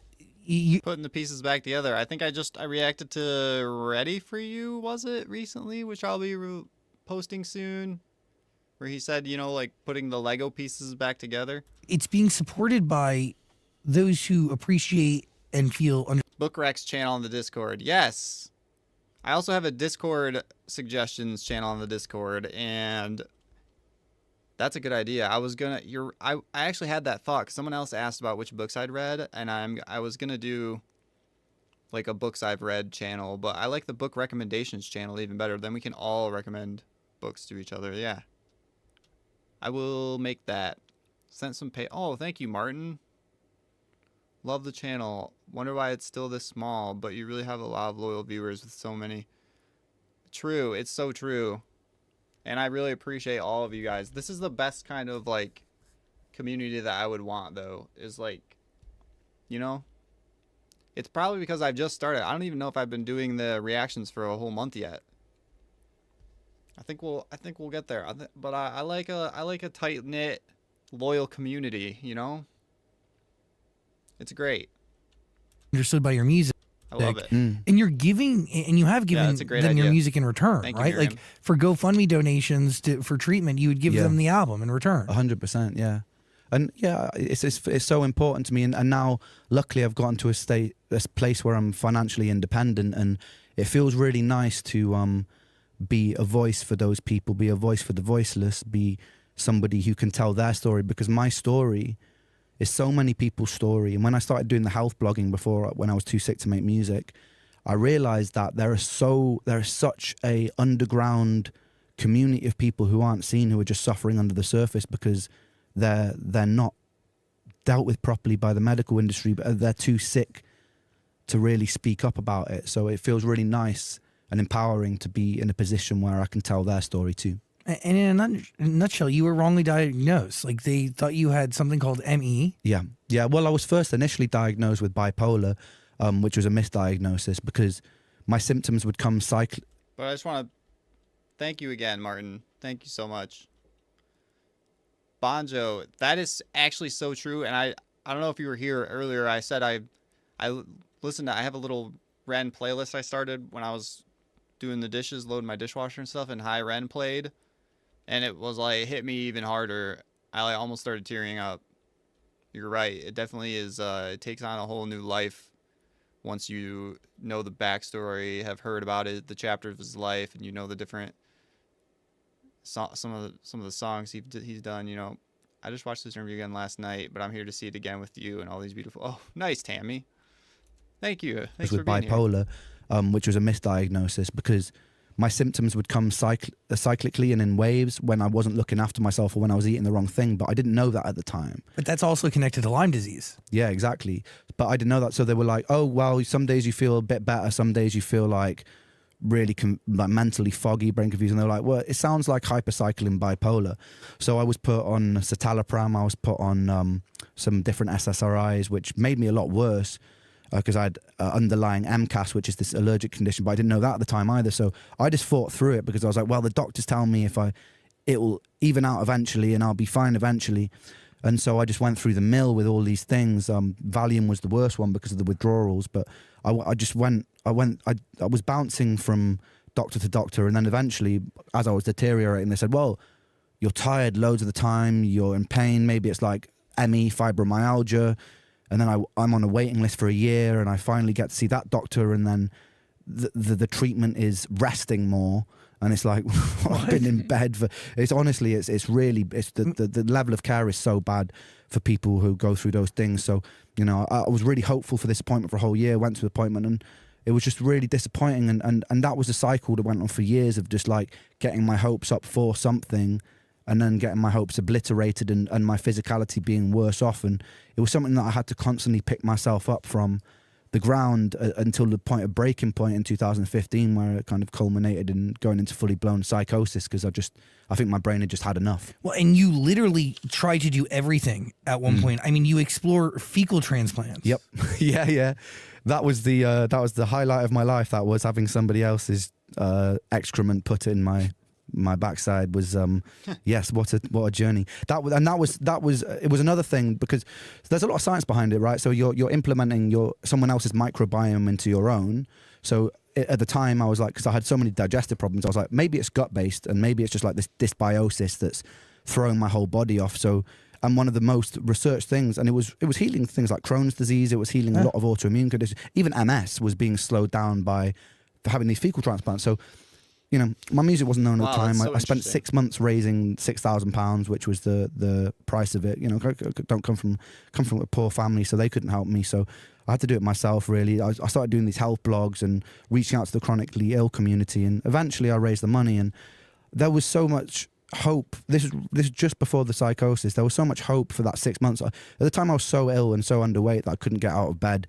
So that whole 6 months I was in bed. Maybe I'd get up and have a shower every few days, but even that was pretty excruciating. And then, this is before you know you have Lyme, right? This is before I know I have Lyme disease, yeah. So I raise the money. I go to stay in this clinic, and we do 10 days of the fecal transplant thing. And then my body had an autoimmune reaction to it, and it made my symptoms like about 5 times worse. And I think for the level of hope that I had, it was like one of the most crushing things ever. And then it was a few weeks after that it was the start of the Seven Sins song.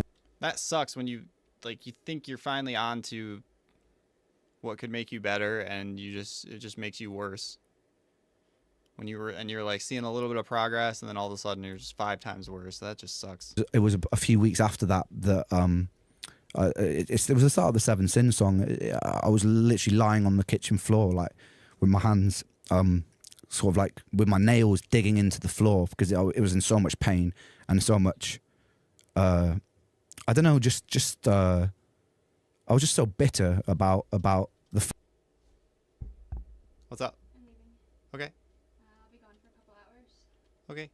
Can I take your car? Yeah. Thank you. Mine has a bunch of stuff for Goodwill in the back, and I'm getting a lot of groceries. Okay. Thanks. Perfect. You're welcome. Love you. Have fun. Be safe. Fact that you have your sights set on this thing, you do this thing, and then it not only does it not work, but it makes you worse.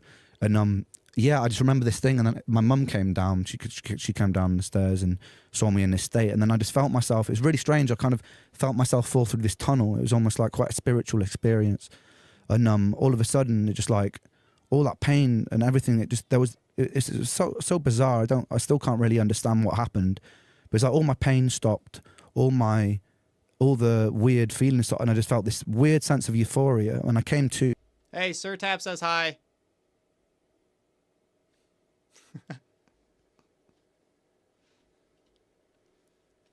Parker fam showing love. She's taking off for a little bit. I remember looking around, and I developed. Oh, Pixie said hi too. this tick, which was like a click in my hands, and I felt this weird sense of euphoria. When I came, all the weird feelings stopped, and I just felt this weird sense of euphoria. When I came to, I remember looking around, and I developed this tick, which was like a click in my hands, and I kept doing it, but I was speaking really eloquently to my mum, and almost like really witty and funny, and she was kind of like nervously laughing at all the things I was saying. Can't really quite remember what I was saying, but I was in this kind of like I just heard the door close, Frey. She's gone. Sorry. Manic euphoric state. And then like loads of I started having loads of strange behaviors. Like I went down into the living room, and I couldn't stand the fact that everything wasn't parallel, so I'd move everything parallel, and then it kind of culminated in me.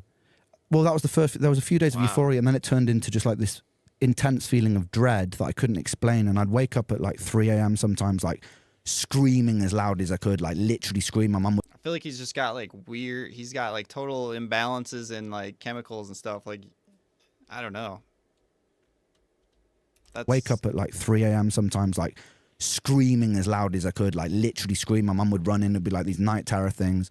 And then my communication went the opposite way, and I couldn't really communicate what was happening, and I developed a vocal stutter where I'd get stuck on words for maybe 2 minutes. So it'd be like just again and again and again. And then oh wow, I started becoming. We heard a little bit about this from his chapters, but like it's just crazy hearing him say it again. I can't even imagine. Quite delusional and thinking that the only explanation for my health struggles could be demonic or some sort of experiment. It was like the only thing that my mind at the time, a rational mind, made sense. And there was a time where I decided that the only way to short circuit my reality was to do the thing that was least expected of me. And this one time, while I was in the car with my mum, I jumped out the car on a road. I ran into the road and I took off all my clothes. And I just jumped out that I did that. The only way to short circuit my reality. The only way he could break out of the Matrix was to just do the most unexpected thing. Was to do the thing that was least expected of me. And this one time, while I was in the car with my mum, I jumped out the car on a road. I ran into the road and I took off all my clothes. And I just lay in the middle of the road and caused a traffic jam while I was like laughing hysterically at the sky, because I thought this is the last thing they expect. And if I do this, then all of this is going to stop. And then the police came up, and luckily my mum talked me out of getting sectioned. And yeah, that was about 3 months where I was just in this really intense psychosis. No, I don't know what would have been going through the mom's mind. Like, God, that just had to be horrible. Like, I probably would have had times where I thought my son was like just schizophrenic or like had some very bad mental health problem, disease. Like, I don't know. That's, you know, you start to doubt like whether your son's even like, I don't know what that would be tough. That would be so tough. That was really fueled by this one treatment that like really, I mean, because it's such intense pain. Yeah. That you don't even know how to compute it. Yeah. Like you're still alive, but you're feeling like it's like your body's breaking down, but like he's being like tortured alive, man. Jeez. You mentioned that there's a song about that moment when you're on the kitchen floor. Yeah. What role does that song play in this whole process? Does it come to allow you to find peace? Does it rationalize and help you understand? Does like what does that song mean? I think because right at the start it has this like Welsh choir, which almost like a eulogy to myself, and I was setting the scene with that. It's just because that moment was such a prominent moment that always sticks in my mind that it wasn't. I don't even know if it was catharsis. It was just to tell the story in its rawest form without sugarcoating it, just making it as much as a window and as much as a transparent window as it could be. What is it like to go back to that? Not that comfortable always, no. Since becoming a mom, my perspective changed a lot. How so? I'm actually interested, Hagbard. How so? Just elaborate on that a little bit. I'm really curious. But it's something I've spoken about, and it's something I've spoken in therapy about. Yeah, and, horrible feeling, Pixie. Horrible. It's still important for me. I think there's an element of PTSD throughout the years, because it literally does feel like you're being tortured. Like when you're,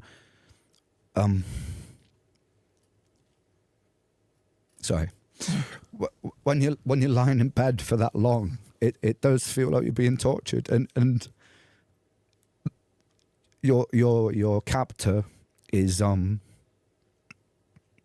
you don't know when it's going to stop, if ever. And then life seems a bit pointless, because you see, all the people that I grew up with doing their thing, getting married, getting jobs, doing the thing, and I didn't really have a 20s, so it was it's quite difficult, but it feels, despite the element of PTSD, that I think it's really important for me, because I'm probably a lucky, very small percentage of people who have managed to climb out of that place, and some people don't ever climb out of that place. So it's really important for me to tell their story, in hopes that more awareness comes, and in hopes they don't feel alone. I appreciate that. I lost my friend this year. She had a terminal illness, and I think people don't realize how much time you lose. Yeah. And this concept that you're a prisoner to your own fucking body. Yeah. And even though your brain can tell you one thing, your body can do something, they don't correspond. That's it. And especially when you have like a part in yourself. And I'm really sorry about your friend, by the way. That's what just kind of blows my mind about life in general, is like, we're like in these bodies, but like whatever is happening, what energy or force is happening to make consciousness appear in all of us, like, it's just so mind-boggling. And I don't know, it's just like the deepest philosophical question is like, what are we doing here, and how does consciousness arise? It's just and I've always, like, from a very young age, I've always kind of been baffled by that, or wondered what is going on. I'm sure we've all had that. Really sorry. But when you have a part inside of yourself that's just craves life so much, like, and just wants that, because, you know what I mean? Because we all want, and we all deserve it. And it can feel very confusing and very. I touch on a lot of spiritual things on this album, and it can be very spiritually confusing. Being like, what is the purpose of this? It's coming full circle to the first question, and then attributing a purpose to it. And then I think about that, and I'm like, okay, I have a trip, so it's giving it meaning, but where's the meaning? Change that happens when you become a parent is impossible to explain. You can't know until you know.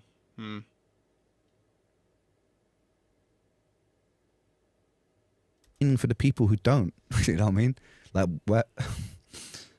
Sorry, but no.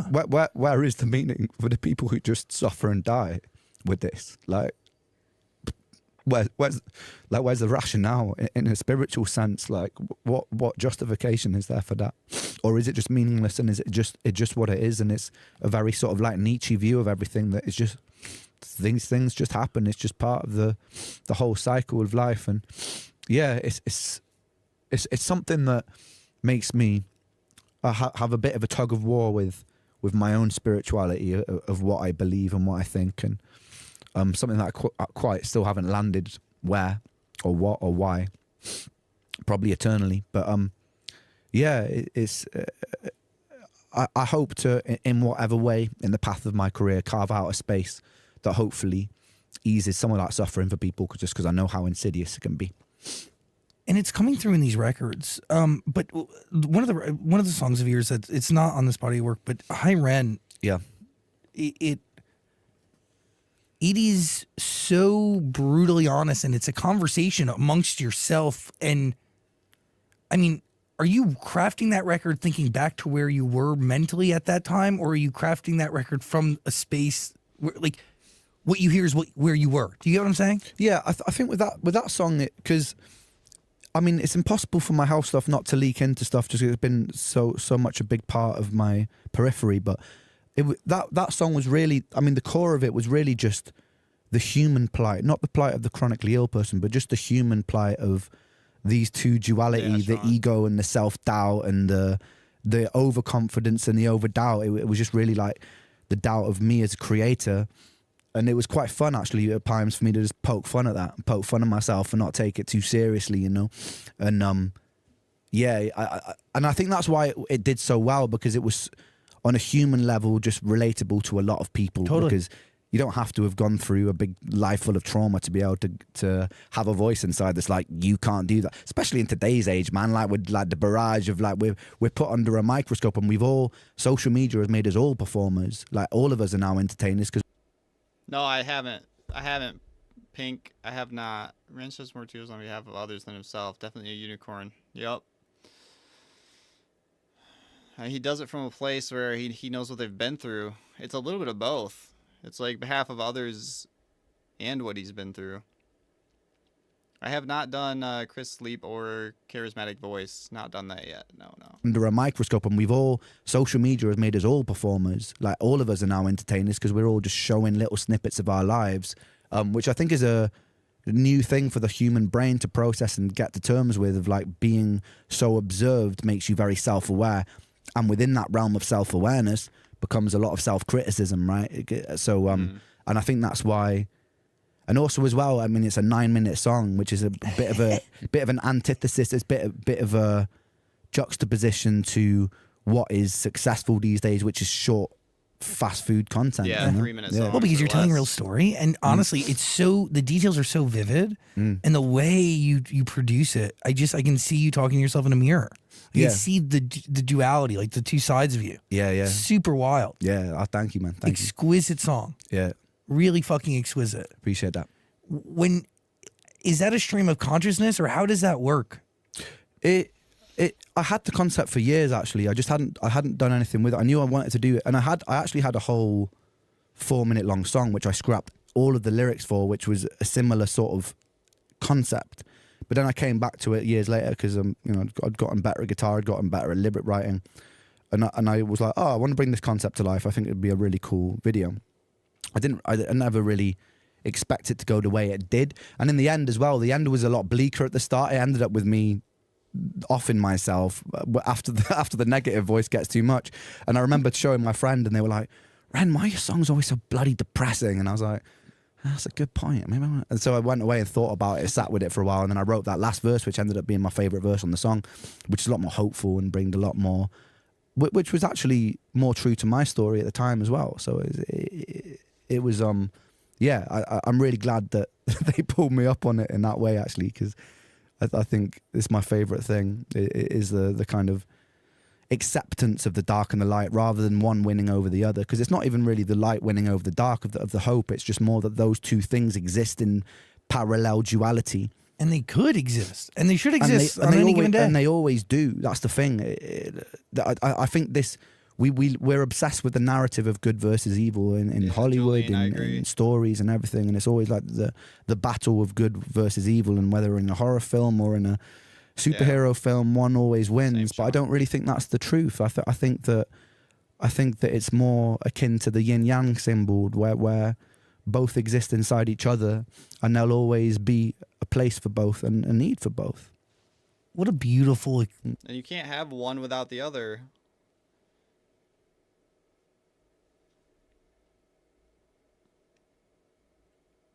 You need both. You need the light and the dark. You need you can't have one without the other. I always think about like Alan Watts when he talks about duality, and just like the fact that they're both two sides. It's like two different sides to the same coin, and without it, there wouldn't be anything at all. Thing to accept. Yeah, and I think that acceptance makes, because I think we're such harsh critics of ourselves. You know what I mean? We're so quick to point fingers at people without accepting our own hypocrisy within that. But I do think life becomes less of a struggle when you don't see as things as this is good, this is bad, this is black, this is white. Because I think when things are like that, it becomes a little bit more jarring to navigate life. What does it feel like when you find out that you didn't have this ME, but you ended up having Lyme disease?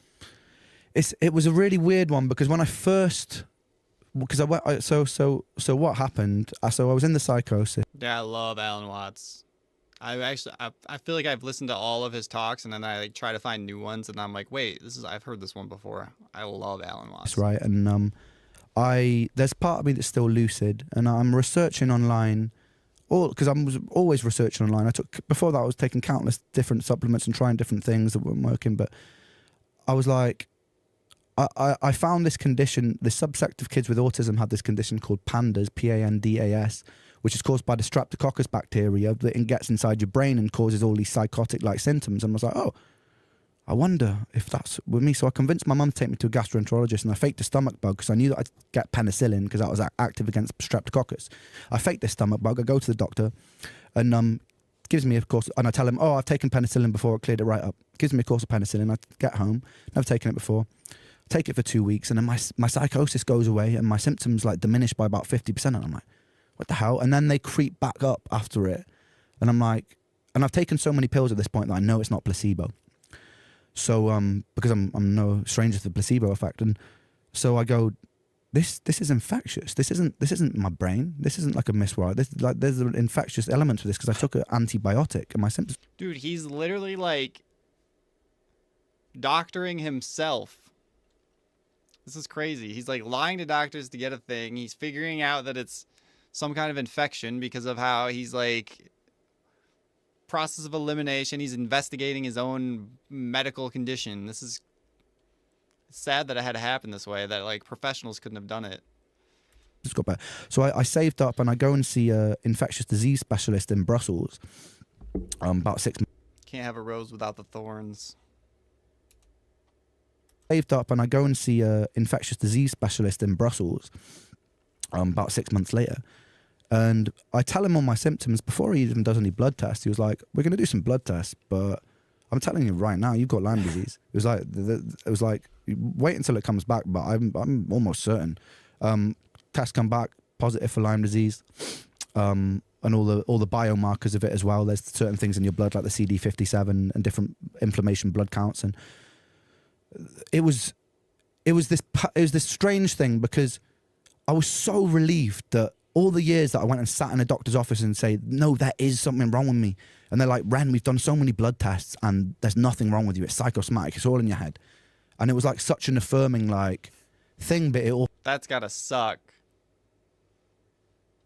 Thinking it's all in your head and then just like knowing that it's not deep down and then confirming it with this penicillin and like... I can't even imagine.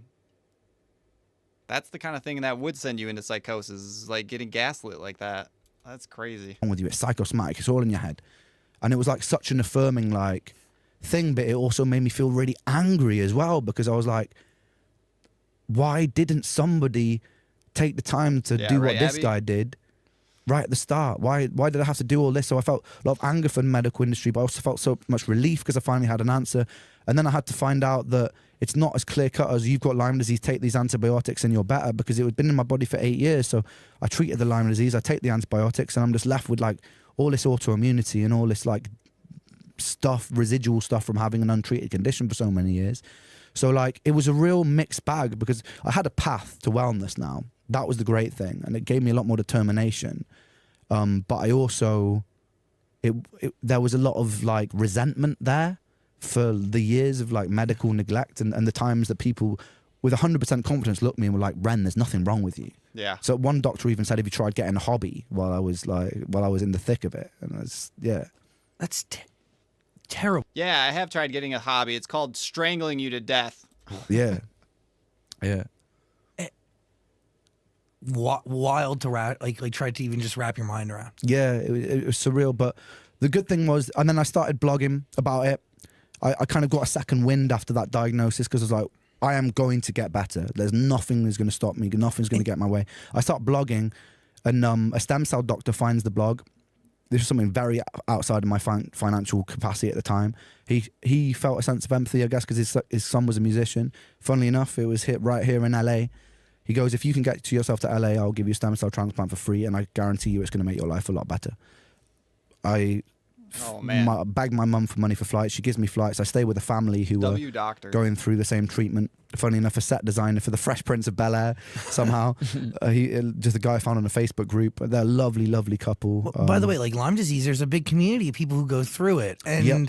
I have friends. It's a somewhat common thing here in America. I know. Yeah, a lot more common in the UK, yeah. Well, and by the way, like if you look back at the traces, I'm pretty sure like it's a profit over people situation where they did pesticides and things that they shouldn't have used, and like there was an uptick in ticks and all these different things that would make its way to people, and I mean, terrible stuff. But if you caught it quick enough with the right dose of antibiotics, you'd actually be able to mitigate symptoms, because the longer it's inside of you, the worse it becomes. That's exactly it. If you take a course of 3 weeks of doxycycline within the first, I think you've got about a month window.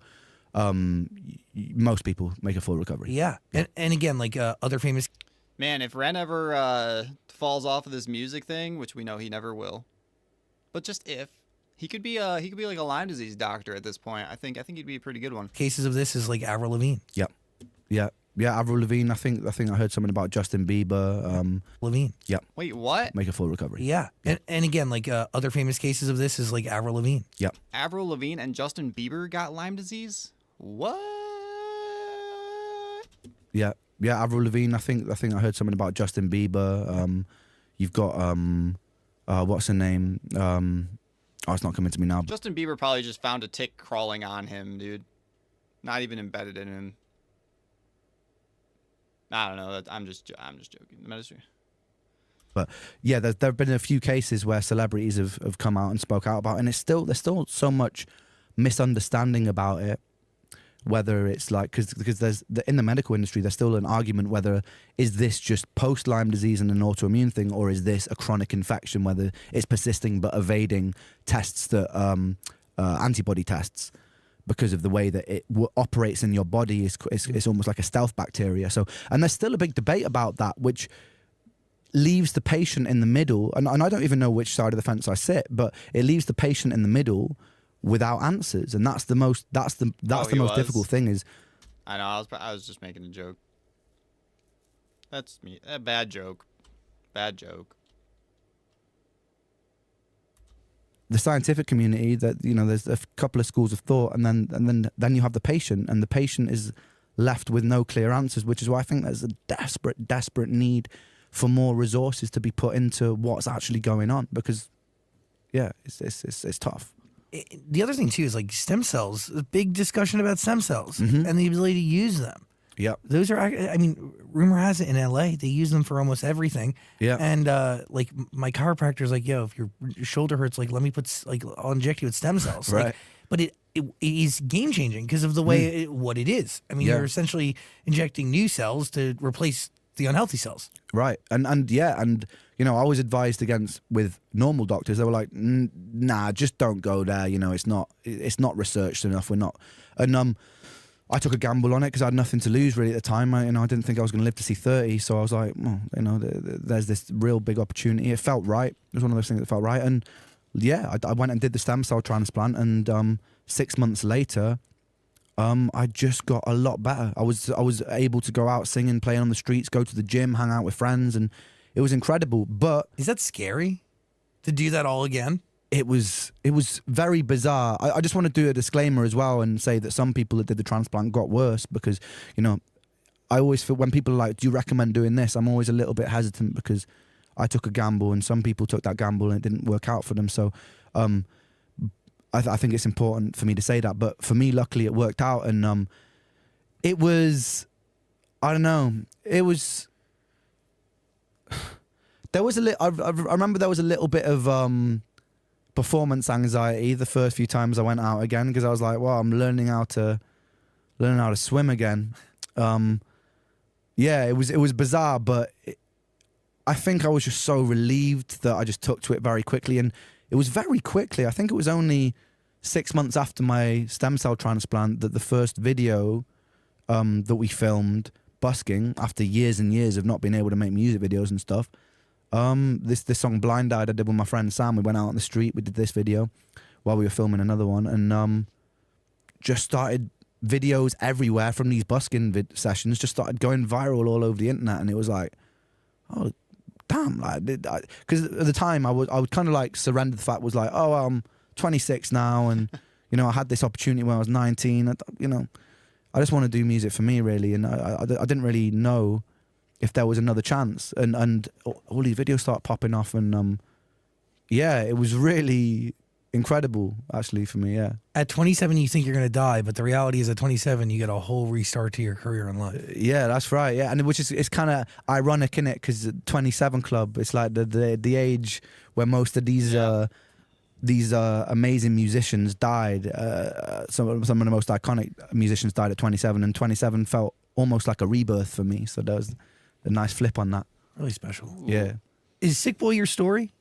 Maybe those musicians are reincarnated into Ren. It's not my entire story. It's definitely a photograph of moments.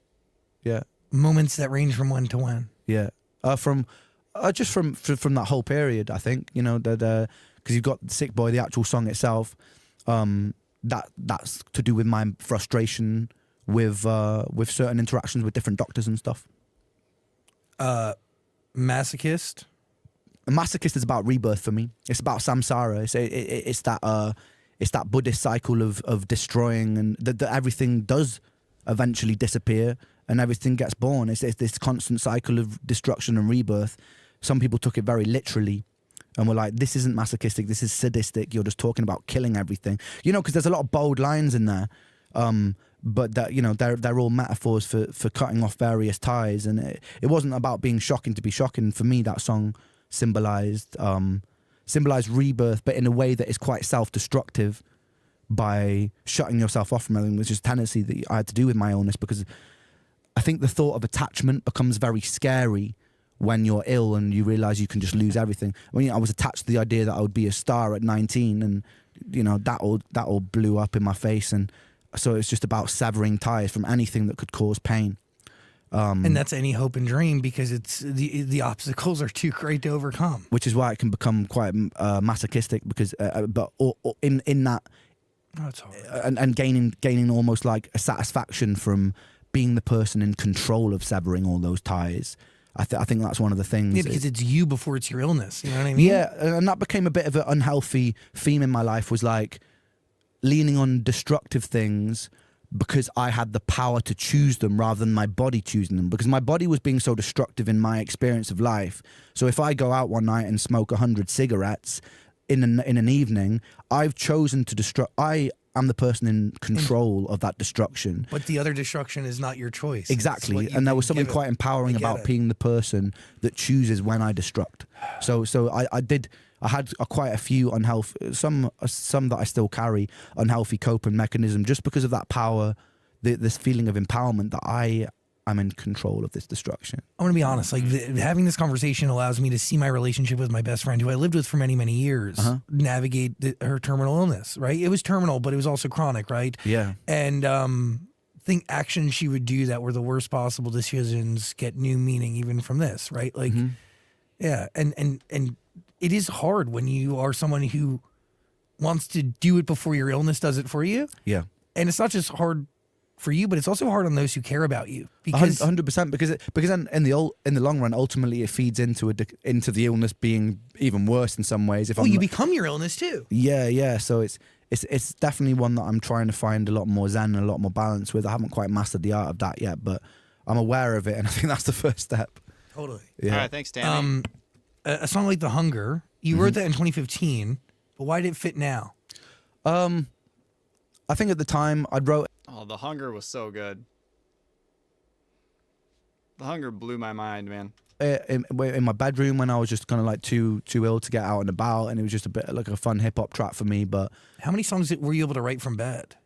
there's probably about 1,000 songs on my hard drives, in various different stages of complete. Because that's all I could really. I think there was a period of time. That's all songs on my hard. Look at his face. Look at his face when he says 1,000 songs. There's probably about. He's just like, what? 1,000 songs? 1,000 songs on my hard drives, various different I stages love of that. complete. I just love how he's just like, so. Because that's all I could really. I think there was a period of time where I was unable to do anything at all, really. But most of the time, I was too tired to really leave my room. But what I would do is just sit there with my laptop on. There's a video of called Patience on YouTube, where it's got a shot where my friend Aisha came over to my house. But that was a period where I would barely leave my house. But I think the thing when I was functional enough to be able to, which the hours that I was able to, that's all I did.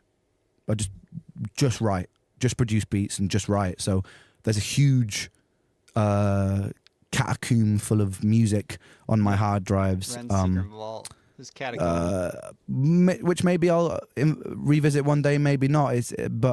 Have you even attempted to revisit it from a healthy? Yeah. state? So I released demos 1 and 2, which was a bit of an accumulation of a lot of those songs. I just kind of went through a lot of them and go, oh, I like that one, I'll bring that one to life. Oh, I like that one, I'll bring that one to life. I'm sure I'll probably do that at some point with more demos projects. The difficulty is when you're an artist releasing things that I like you've that, done Jolene. a while ago, is that you feel that you've improved and a different perspective, so you might not completely relate to them. So even though someone else might really like them, it's quite a difficult process to put them out if it's not in a place that you are. I understand that. Yeah. So like even with Sick Boy, are there any songs that you made for this album that at the time of making it meant one thing but today means something else to you? Oh, that's an interesting question. Well,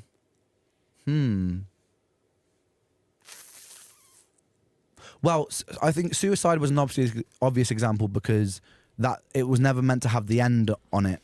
So and after I added the end on, which I did when I was in Calgary, because before I'd written it about 3 years before when I was in lockdown, and that's a tribute. And it wasn't a tribute initially, but the end gives the start a whole new meaning, I think, because then you have it from two different perspectives. You have it from the perspective of the sufferer and the perspective of the person who's actually gone along with it and carried it out. So that one definitely transformed. Yeah. Is that a strategy for you creatively, that you write songs from two different perspectives that you capture in one story? I wouldn't say strategy is the right word. No, it just what happened. I think it just happened to be. For me, like, songwriting is quite a spiritual thing, and yeah, 1,000 songs. It's Ren's own best of. Yeah, right. That's true. It almost kind of feels like channeling at some point. It's just something that's already there, which is why I think I sometimes find it quite difficult to take compliments for it, because it doesn't really feel like mine once it's done. So it was, I don't think I ever go into songs strategically. So how do you know you've entered a state where you can receive? And by the way, like, that is a common thing, right? Yeah. Like, Chris Martin believes that all of his best songs are given to him by the universe, and he told the story here twice. Like, that is super common. Like, you enter this thing that you can't even fully explain. Yeah.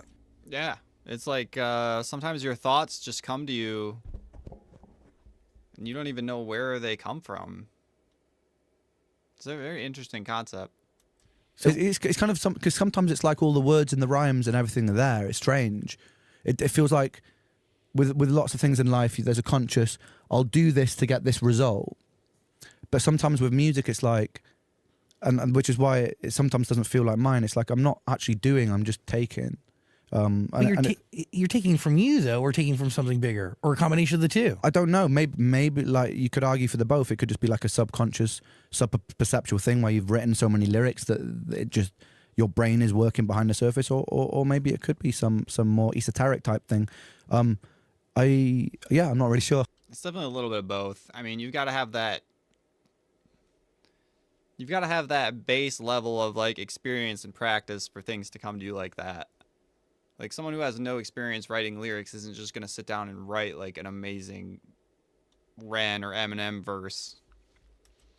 I'm not really sure. Do you care to even know, or do you just let it whatever happens? I don't really care enough to know. I think it doesn't matter. It doesn't matter what it is. The fact that it's happening is amazing. I don't really need to understand it.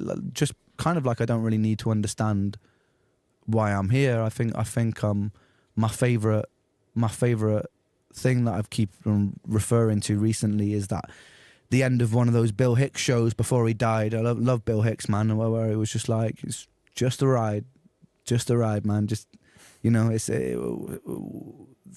terrible things may happen, but the purpose and the point, I think, is to enjoy the ride and try and make it as an enjoyable ride for everybody else who's sitting next to you as well. Why was Loco produced the way it was? Just again. Uh-oh, are there any spoilers? I haven't heard Loco yet. I don't want to hear any spoilers. Thanks, Mama OG. I appreciate that. I have to run. Hope everyone enjoys the rest of their day. Love your reactions. Thank you, Mama. I hope you have a great rest of your day as well. Just for fun, man. I like the challenge of just doing something completely a cappella. And I grew up, it's something I like to revisit something, but I used to be obsessed with beatboxing when I was a teenager, and I used to just love it. I think it helped with my flows as well, because you've got like, when you have those rhythmical flows, it's almost like you've got that kind of like,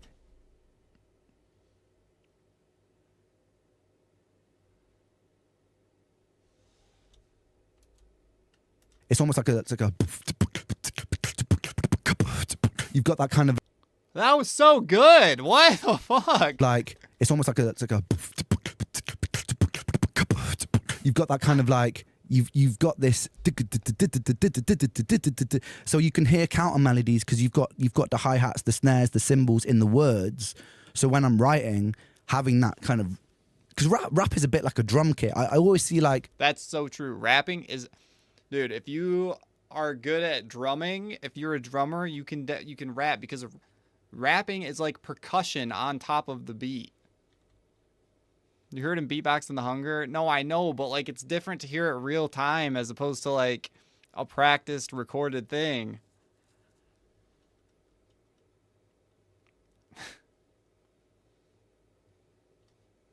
She's got a 1,000 songs face. Singing is like a cello. I think the cello is the closest thing to the human voice. The singing is an instrument, and rapping for me is a drum kit. And you can accent certain. So if I'm like a, that's why Eminem is so good, because the way he raps is like he basically adds a drum layer onto the track, and the best rappers do that. You gotta. To bad rappers, you'll notice will just like rap with the drums. Good rappers add to the drums. I could like, and then I'm put words to that, and it's like, when I am rolling this over that, I'm rolling with it, and then you kind of put in more, and then consolidate into words. And that's why, like, when we watched the behind the scenes of him making the Back on 74 retake, you could hear him just like he didn't have the lyrics set yet. You could just hear him like getting the he was just like saying syllables that weren't words, but he was like getting the flow down. You'll enjoy Loco? Oh yeah, I'm excited. I honestly, it's like every time I do a few reactions, it just feels like I'll do a couple reactions, and then suddenly there's 10 more that I have to, like, the more reactions I do, the more the list grows. I think that really helped with my flow, because you can do some really interesting things with triplets, counter, rhythm. You have to watch Spontaneous Stream Jam. He live remixes Hold On with acoustic guitar and beatboxing. Oh my god, I love Hold On.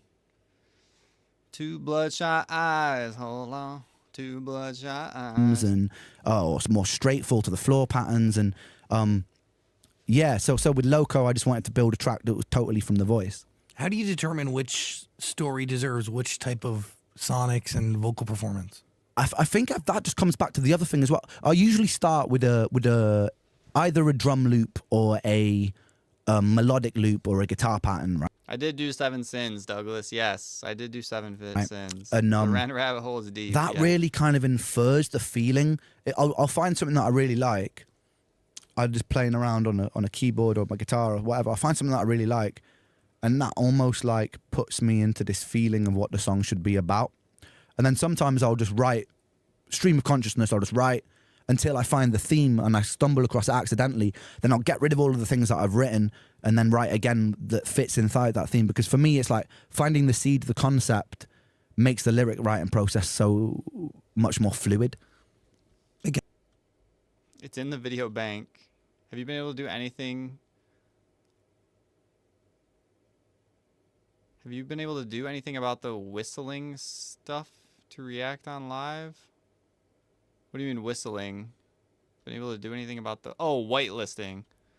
No, because that form that I've been sent a couple times by a couple different people, that's just for individual videos that are already published on my channel that might have gotten copyright striked. Like it's not like a total whitelisting form.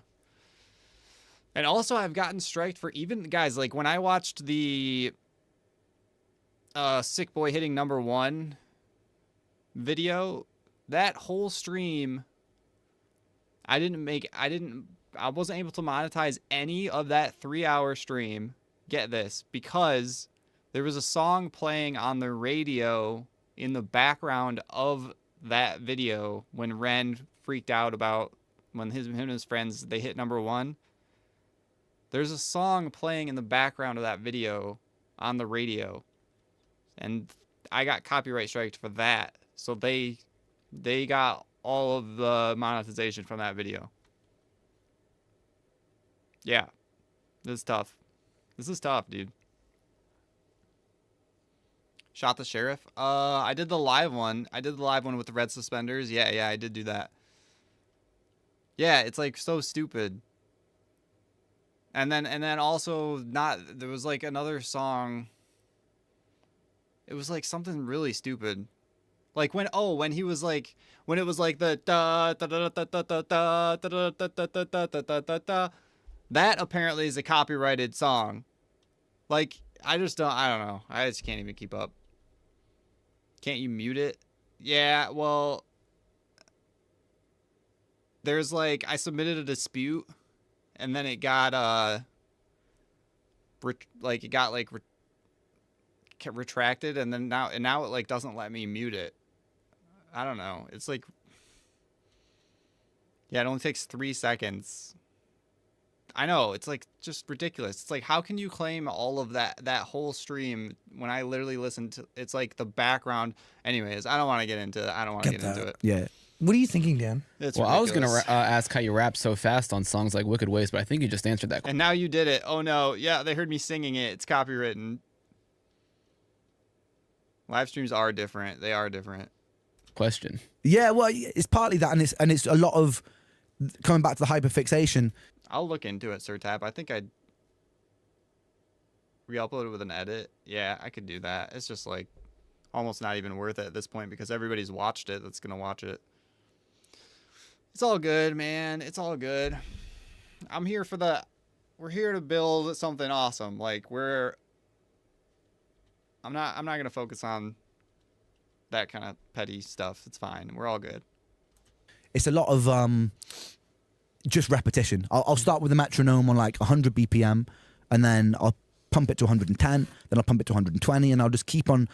For some reason, I never get bored of doing things. I could stay there for an hour, saying the same line over and over and over again, and I don't seem to get. I find it quite meditative. I don't really get bored. Or even if I'm walking to the shops, I'll do it. Or if I'm on the bus, I'll do it. Just any time that's like free real estate to practice, I'll practice just because I might as well. Otherwise, I'm just there thinking about, I don't know, and anything. So it's a really good opportunity to be able to just kind of improve that on that. So that's what I like about what I love is if I've got an idea in my head and I try and do it and I can't do it because I'm like, oh, I'll be able to do that soon, and then that will push my ability level to this new foundational place, and then when it comes to the next thing I can try and up it yet again. So yeah, I really like doing that. Why is giving the lyrics super fast vital to the way that that song needs to come off? I don't think it's vital. And actually, with time, I think I was a lot more excited. I mean, I grew up listening to people like Skibbity, who was like a UK drum and bass MC, and some of the old, obviously like the Busta Rhymes and people like that. But I just liked how it made me feel. Yeah. But I don't believe in doing it for the sake of doing it in such of like a flex sort of way, because I think there are so many amazing artists that do that. I mean, you've got like the Tech Nines, and Twister. All right, see you, Jolene. Have a good day and or night. Thank you for being here. Thank you so much for your support. Much love. Hell yeah.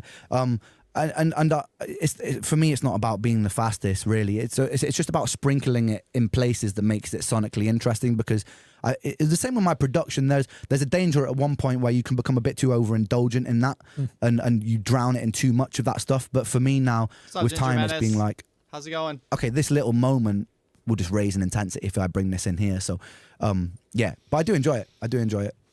Illest of our time, a double entendre. Yeah. Pretty good. Always. Great record. Thank you, mate. Thank you. I mean, is there a part of you that is, such a good song. Embraces one, it's not making light of it, but it's embracing it, right? Yeah. It's understanding what you got. Well, that's the thing, and it's the same with Sick Boy. The whole album is a double entendre, because, in the hip hop illest, sick is sick, bruv. Is like, it's it means good, but sick as in illest as well. It's my story, man. So, yeah, and I suppose it's the first time I thought about that. But there's a little bit of duality in that as well, in terms of you can take good out of the sick. It's true. Yeah. What's the story behind a song like Down on the Beat? Is that just you just wanting to have fun? Yeah, that's me wanting to make a dance banger, bro. It worked. Oh man, that was another recommendation I had recently. I don't want any spoilers, man. I just now I know it's a fun dance record. Dang it. I've funnily enough, probably the music I listen to most is like EDM, which doesn't really come across my music, because I'm either singing soul on the streets or making hip hop. But I love dance music, man. And I love when I first started producing, I just wanted to be a drum and bass producer. That was like that's all I want to do, because all I'd listen to was drum and bass, and like really techie, like dark drum and bass, which probably wasn't good for my mental state at the time. But I just like, yeah, I think that was just, I wanted to make a dance banger, and there wasn't too much. I mean, you've listened to the record. There's not too much depth in that or anything, but it's just fun. And it was my mate Vic as well. We were both like freestyling to a dance beat one time. It is added to the list, and we were like, we should make a track. And we're like, oh yeah, let's make a track. So that's what we did. We just like got this EDM beat and put Down on the Beat together. Yeah. Does your hyperfixation apply to Animal Farm? Or socialism? It's communism? I was always. What's the deal? I wouldn't say no. I wouldn't say it applies to socialism or communism. I think with my view on those, I think there are good elements. Well, I mean, it plays into the NHS. It plays into the health thing 100%. That you've gone through. I think it plays into every system, and every system, to a degree, will lean more into a particular thing. But even America, there are elements of socialism in America. I think it's one of those black and white things again, where if you slightly hint at it, people will be like, but communism doesn't work, socialism doesn't work, because this example A, B, C, D. And I think there are a lot of beautiful, amazing things about capitalism as well. So I wouldn't say I was a socialist or a communist or a capitalist. I think all of them have weaknesses and strong points, and some of them get abused. I don't think it's the fault of the systems themselves. I think it's the fault of the people who are abusing those systems that turn them into the negative things that they are. I think beautifully said. I think that having a base level of housing and healthcare, because we have the capacity as human beings to offer that, should be done. And then we can still have a system where people are proportionally rewarded for their efforts, which is more of a capitalist model. But I also think that since the internet has come about, there's probably an even better one than all of them, that we just haven't quite figured out how to do it yet. Because I personally think that the voting system is outdated. I think that there's a much better way to make democratic decisions with the power of collective intelligence from the internet, because there's a huge world and there's a huge number of people who are capable of making decisions. So you don't really necessarily need an electoral body to represent a whole country that then cyclically gets put in charge. I honestly think it's a completely outdated system that's maintained by the power systems and the money that keep them alive. So but that doesn't mean to say that I'm an anarchist either, because I do believe that there are some people that are more suited to a leadership role, and there's some people that don't want that role. So to create total chaos, I think people naturally form hierarchy, but hierarchy doesn't necessarily need to be negative as long as social good as long as social good is at the top of the hierarchy, before profit, before power, before expansion, and also homeostasis of ran for president, man. Ran for president. World that we live in, because this is the one place that we've been given to be able to coexist, and we're doing a pretty good job of of messing it up, and a lot of data is showing that. So and then you get to a point where you have scientific arguments about the climate, and no matter what side of the fence you sit, if you think that it's a big hoax, or if you're agreeing with certain scientists that are saying that we're in doomsday prophecy situations, both of which I think are maybe a little over exaggerated, I think that the fact that we can't have healthy mediated conversations about these things because there are profit incentives and investments from either side. And that is here's the deal. And I can have the conversation about collective intelligence, helping make decisions for a governing body, and allowing that to at least give you. You know what? I just had the thought of, as bad and ominous the news is around AI, I feel like there's just as much potential for it to be a positive force as it is for a negative force. AI has the potential to solve all of our problems.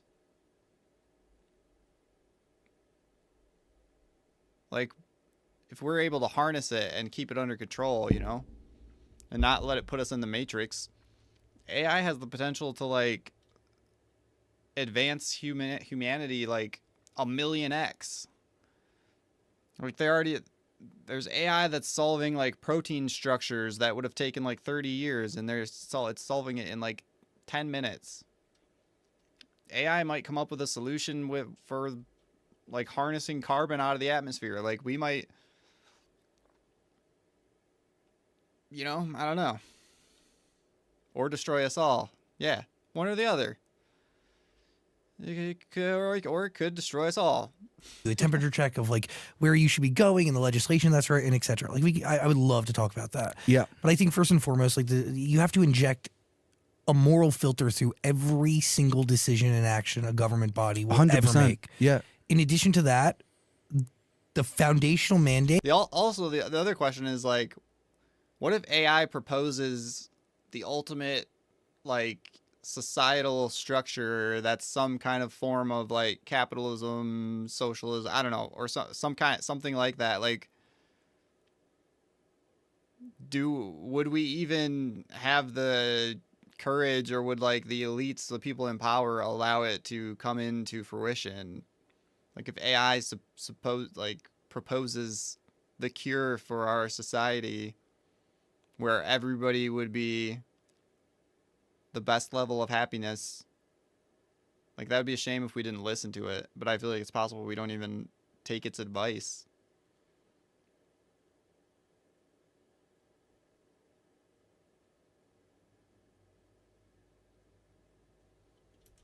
Across everything needs to be people. A computer designed Pringles, so who knows?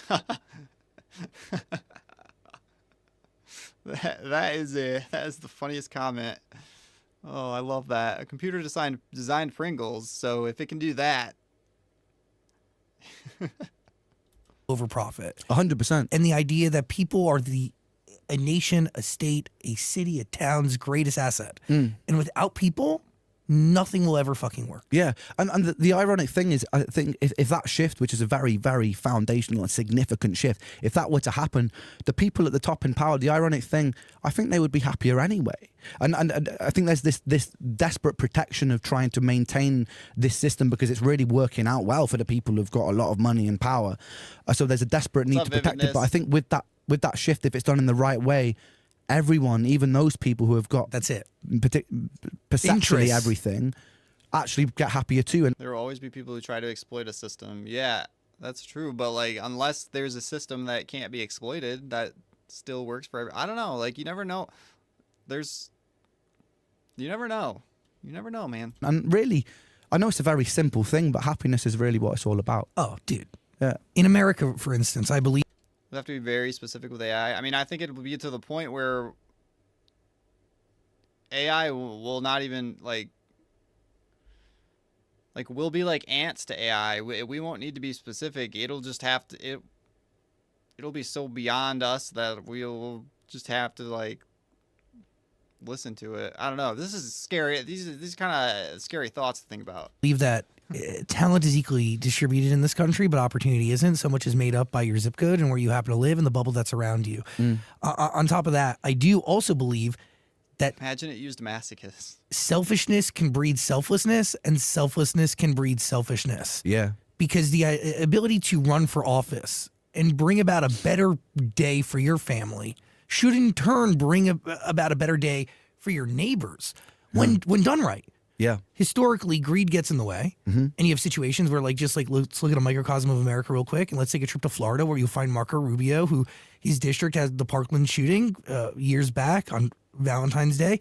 He decided to sell the children of his district to the NRA while taking money from the NRA. Right, he sold the kids, and he used that money to put his kids into private school. Right. Yeah. Instead of saying, like, let me build upon a better reality for everybody. Yeah. And make schools safe for everybody. He chose to take the real deeply selfish route. Yeah. And ultimately, like, kids die. I think it's so difficult to, even myself and everybody, for those virtues to not be tainted. And it's not necessarily our faults for being totally selfish. It's just it's a bombardment of our entire environment inspires us to be that way, because it's everywhere, from the moment we enter school to media to everything. So it's really about, like, for me, I try not to point too many fingers and just try and see it in myself and try and inspire that change in whatever way I can, even in conversations like this. But yeah, it's definitely, I mean, it's a foundation of everything. If there is some way to put social good across profit and that to be the foundational, I think we can still live in a world of profit. Oh my God. You have no idea how much, I mean, everybody has an idea, but nobody fully understands the egregious spending that goes on, the insane, ridiculous redundancies, there's no tracking of money. Right? Like, when a government pays a contractor to do anything from fucking do the trash to pave the roads, there's no understanding of where that money goes once it hits them. So there's like this, I mean, it's so deeply corrupt. It's so deeply corrupt. Everybody was like, crypto is going to be the future. Nah, blockchain is the future as a form of payment, because you need to have accountability. Oh, Amy, thank you so much. Truly, thank you so much. Thanks for being here. I hope you have a great rest of your day. Much love. For where pennies go, right? So, like, an understanding of where money's traveling the second, like, it goes from us as tax-paying citizens into the government's hands and out. Uninvited would be fun. There's just no understanding. So the second that it goes out to a contractor, it could be spent a trillion different ways. And by the way, it's never being used on anything that's going to do good for people. Right. Like really, if you were to go in and audit everything, the amount of money that is being spent on things that are probably non-existent. Right. Much love, Amy. Much love. Could be in the billions, if not trillions of dollars. Yeah, and then profit and people just spending money for the sake of tax brackets. Oh, yeah. And there's so much money that could be used for good. It's just being spent because they're like, oh crap, well, we're going to lose out this money on tax. We better just buy some shit we don't need. And that's the problem, man. It's like, I do think that at the end of the day, people can be rich and everybody can have a better day and be taken care of. And there can still be a hierarchy that makes sense while making sure that we could definitely be doing better than we are doing currently. That's like the lowest bar probably, but like it's sad that we're not. Everybody can have a better day and be taken care of. And there can still be a hierarchy that makes sense while making sure that nobody ever wants for anything. Everybody has access to mental and physical health care. Yeah. There's an understanding that nobody deserves to starve in this nation or live and raise a family of 4 on something that could barely keep the fucking lights on. Like, everybody deserves access to internet. Everybody deserves access to reproductive health. Everybody deserves access equal. Like, genuinely, like, I'm the crazy motherfucker that goes like, take the best school system in the country and duplicate it everywhere, because If you don't invest in that, you're not investing in anything. I think school is one of the most important places as well, because that is what's shaping the minds of the people that are taking care of it when we're not here, when we're just dust. So I think school is one of the most important places to kind of put that energy and focus. But it's the world I want to live in, man. You're very special. Like you really give incredible energy, but your story is really rather remarkable, dude. Let me ask you a question that may relate to what you guys were just talking about. Sure. What does the Where has this guy been the past hour, dude? pig mask represent? It is Animal Farm. And yeah, Animal Farm. So yeah, I was, and coming back to your question as well, I was a huge dystopian literature fan growing up. I don't know why. Ever since I was a kid, I was just really attracted to that. I watched the Zeitgeist movie when I was about 14 years old. I don't know if you ever watched Zeitgeist, but that Whoa, wait, I've seen that one. That's the one that made me just totally like, I think it's the same one. That made me just totally be like, okay, religions like just all come from these same principles, like early history, Prince the Sun, like I don't know, it was just like religion isn't, I don't know why we it's hard for me to say this without like coming off as like advocating for throwing the baby out with the bathwater, but it's like I don't know why we have religion in this world anymore. Like obviously there is good that comes with it. I just feel like there's more bad that comes with it than the good we get from it. And the good we get from it isn't necessarily because of the religion. I feel like we could have that good without it. Like, we don't need to throw the baby out with the bathwater. You know what I mean? blew my mind. And then I became obsessed with years old. I don't know if you ever watched Zeitgeist, but that blew my mind. Didn't dare to interrupt. Good man. That's true. MK Ultra for generations. Ooh. Jeez. Vividness. Damn, man. Vividness dropping the hammer. And then I became obsessed with years old. I don't know if you ever watched Zeitgeist, but that Amen. Amen. That's the perfect response. Blew my mind. And then I became obsessed with reading Aldous Huxley, George Orwell, Kurt Vonnegut, people like this. And religion is fine. It's churches that often are not. See, I don't know. I feel like churches are good because that's a place for people to commune, for people to congregate and get together and like share stories and just like be together as humans. I feel like religion though makes people, like I've said this before, religion makes people fly planes into buildings, dude, like, and feel like they're doing the righteous thing while they do it. It's just like, I don't know, it's just that's with reading Aldous Huxley, George Orwell, Kurt Vonnegut.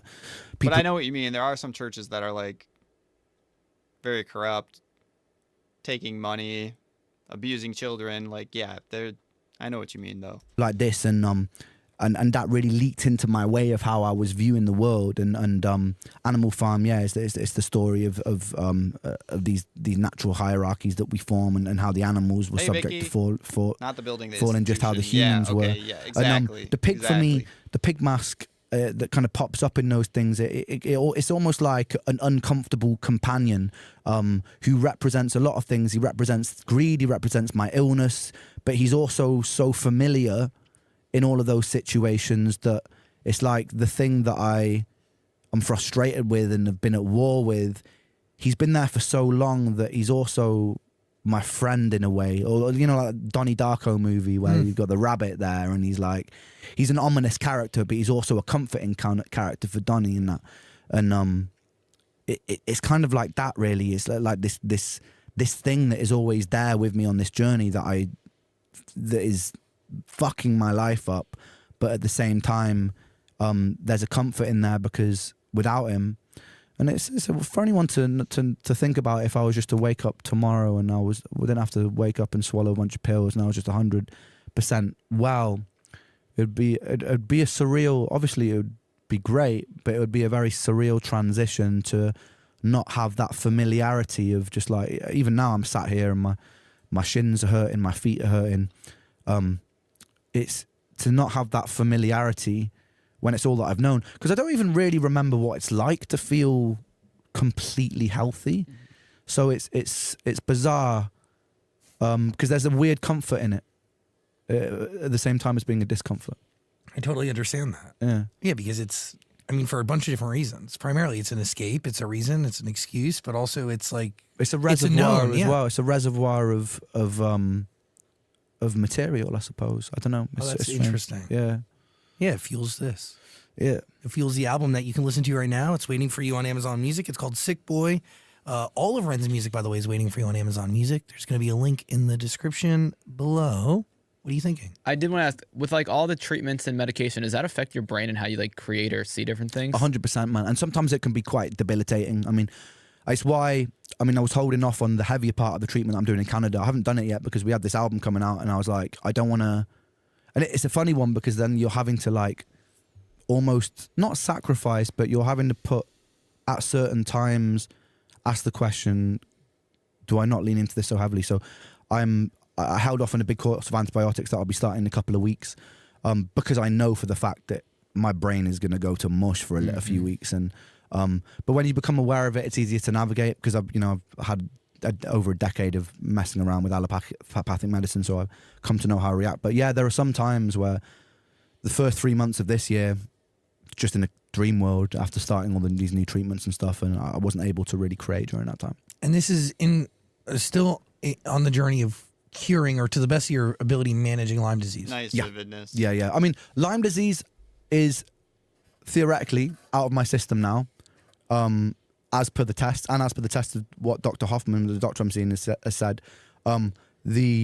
There's an active co-infection called Bartonella that's still in my body that's picking up on the antibodies. So we're treating that with antibiotics, which is because it's been in my body for so long. We're doing a 4-month course of antibiotics, and it's about 3 different antibiotics at once. So it's going to be heavy and it's going to be not so great on the stomach.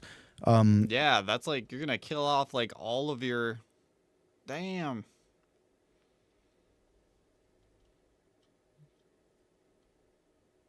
Ren's gonna be the petri dish of some super bug, dude. He's having too many antibiotics.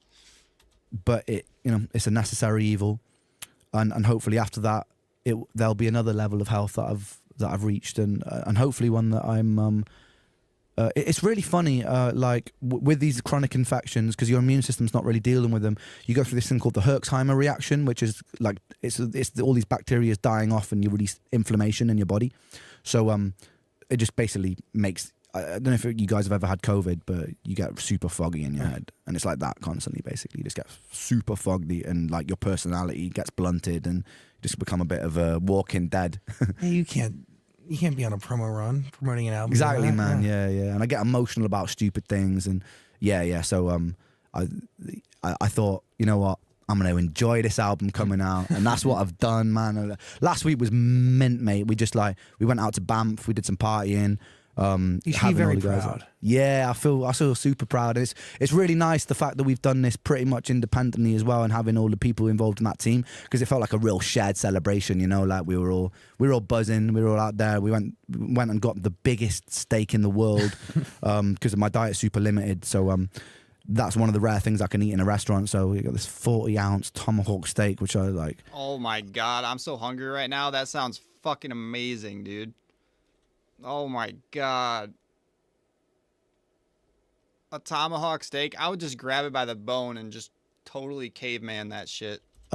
Tried to finish and was in a lot of pain, but the best sort of pain. And then and it was good. It was a good experience. And then we've come here, do things like this, speak to lovely people like yourself and yourself, and then we're heading to Vegas on Friday to experience that. Sick. Yeah. Damn, I've never been to Vegas. Anybody been there? Is it overhyped or not? Is Vegas overrated or underrated? Or is it like perfectly rated? A tomahawk. Oh my god, oh, those are like my favorite, dude. Porterhouse. A porterhouse is like it's like a sirloin and I don't know. That's like my favorite. And a tomahawk. Oh man, I want that so bad right now. Enjoy it all. I will. Appreciate your honesty. Yum, yum, yum, yum, yum. in your artistry and the vlogs that you put out and your honesty here today. I really do. I appreciate for having on and chatting to me. Yeah. The studio's always open. As you release albums, please come back. I will. And again, all of Ren's music is waiting for you. Is he going to be back for Slaughterhouse? Guys, when is Slaughterhouse going to be released, dude? I'm craving that as much as a tomahawk steak right now. Steak is so expensive, even at the grocery store, just for a sirloin. Yeah. Yeah. Everything's so expensive. Link in the description below. It's all on Amazon Music. Final thoughts? Vegas tour. Yeah. Honestly, Vegas is probably one of the last places I'd ever want to visit. Me and my wife like to do like adventurecations. Like we went to Iceland. We went hiking. We did outdoorsy stuff. That's what we like to do. We went to Colorado for a long weekend once and went skiing and hiking in Estes Park. Like, we like to do outdoorsy stuff. 2 songs he's finishing up. Oh, man. So, tell him to hurry the up, dude. We need it. We're fiending. I haven't bought beef in a few years. Can't afford that stuff. Oh. Yeah. The moment, what I'm thinking for the future, I think realistically, it's always going to have to be something I manage. Even if I get to a really good place, it's going to have to be something I always look after myself. So I don't imagine I'll ever go on like 60-day tours around the world. But what I would like to do, and I was talking to Connor about this, like, you know, maybe go and do like a really big show in a city, stay in that city for a week, soak up the city. Half Ron, yeah, Iceland. You're more European than an American? Yeah. I definitely am.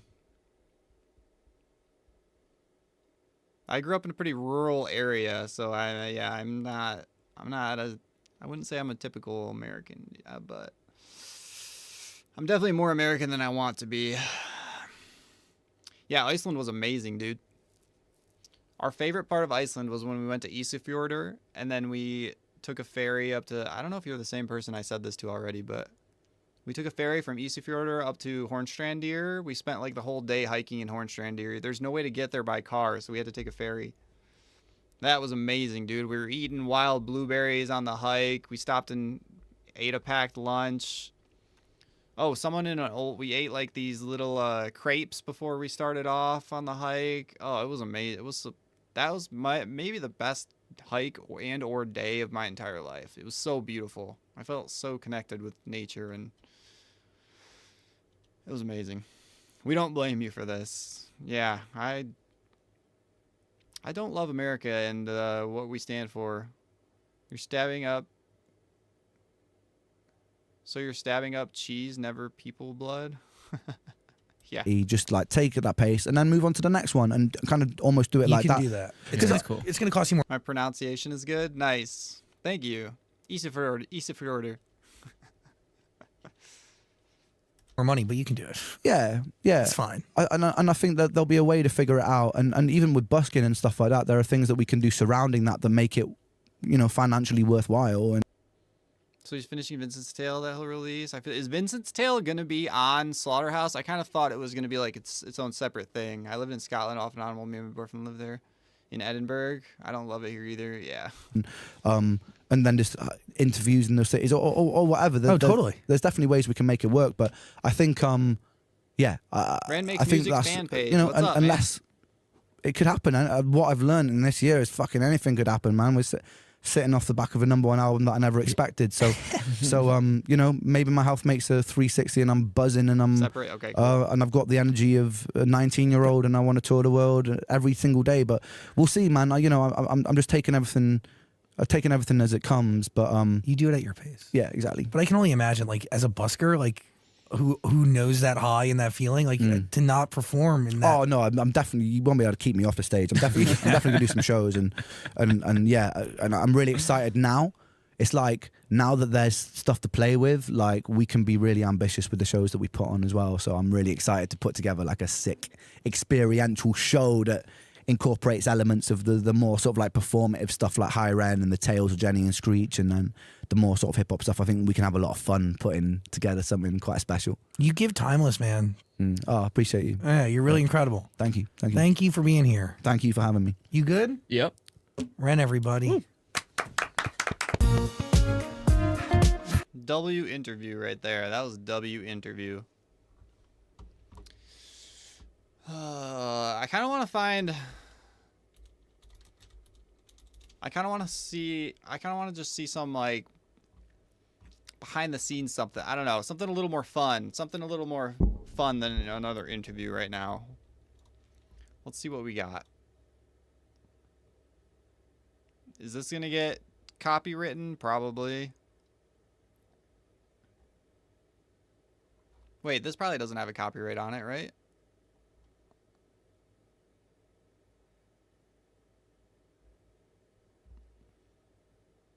Ooh, The Birth of High Ren. Wait, I think I watched that.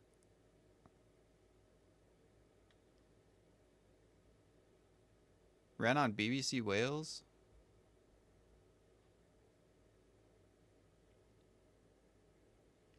Angry car park attendant? I think that's a song though, isn't it? I'm gonna get copyright striked. I can't do that.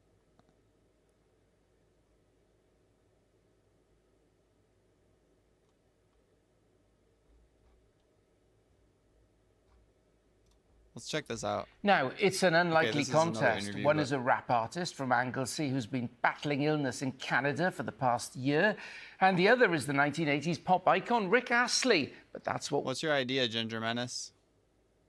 We're seeing... Behind the scenes for Icarus? Play out I haven't heard Icarus, though. Battle to reach #1 in the UK album chart, with Ren Gill neck and neck with the man behind Never Gonna Give You Up. George Hurd has more.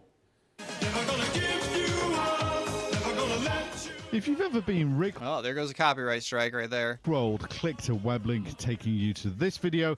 It's the very first... Never gonna give. First and biggest hit by Rick Astley. That was 1987, but after a stunning performance at this year's Glastonbury Festival, a new album out this week could be going in straight at #1. But Welsh music artist Ren... I can't do songs, Vicky. Sorry, I can't do songs on the live stream.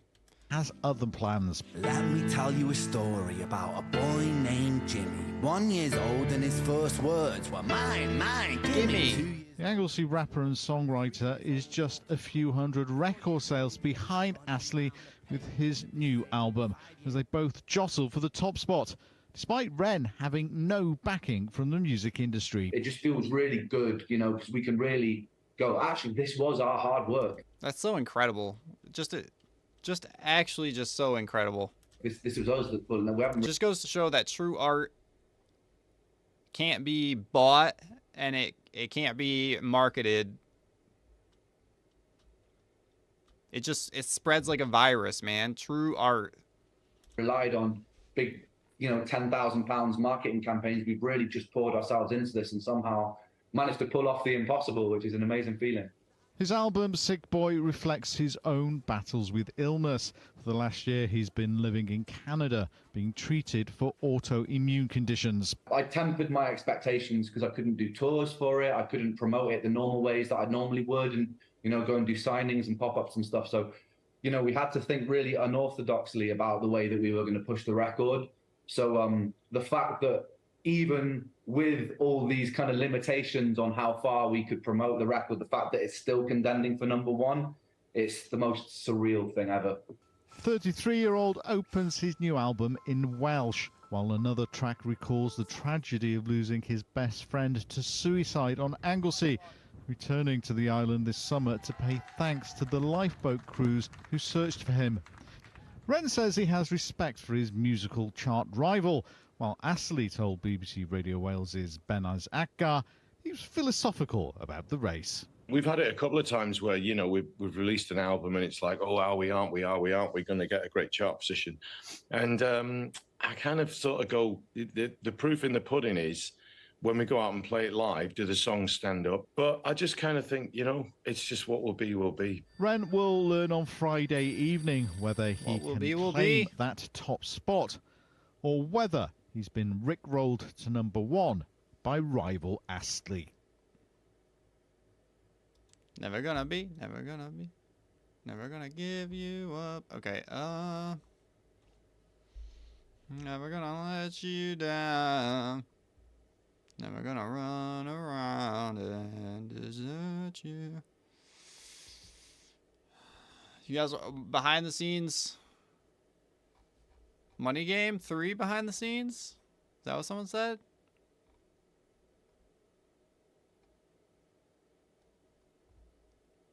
Ooh, animal flow behind the scenes. Let's check this out. Animal. You stand on my shoulders and I'm trying to get some more above that bit. Definitely not stand on your shoulders. I'm heavier than you think. Stand on my head. Balance. 1 foot.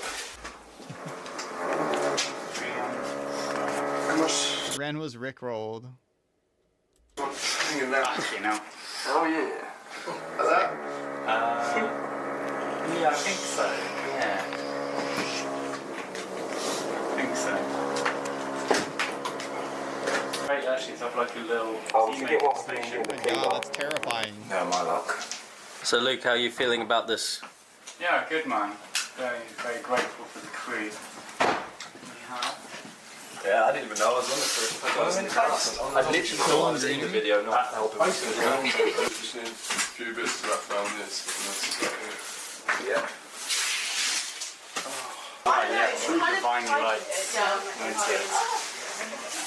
I've got some extra long ivy bits on there.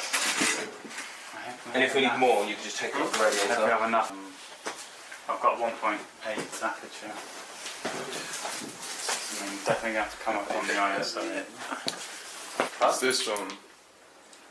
And then There's a He's human head in gonna a be cage. sort of in Oh my that back gosh, this is like a haunted house they're building. corner. Yeah, It's going to get dark by the time we sort of start shooting anyway, so it's going to, outside, hopefully we're going to start. Makes We just can download strobes on our phone and just leave them in other places, and then it would just all flash. Yeah, because we've got the silver knife, so we kind of want to have that like showing. yeah, not in corridors, please. Yeah, because that wasn't the box with this. You can say it's not down. I wonder how many takes they had to do of this. We're just doing a dry run through, so we're gonna have someone sat here. Yeah, so it takes 15 minutes for it to be its full sliminess, it says. And then from that point it lasts like. No, it just says you add double the amount of liquid and then it will be. Oh yeah, I noticed the animals in the tub had like slimes hanging down from them. Oh.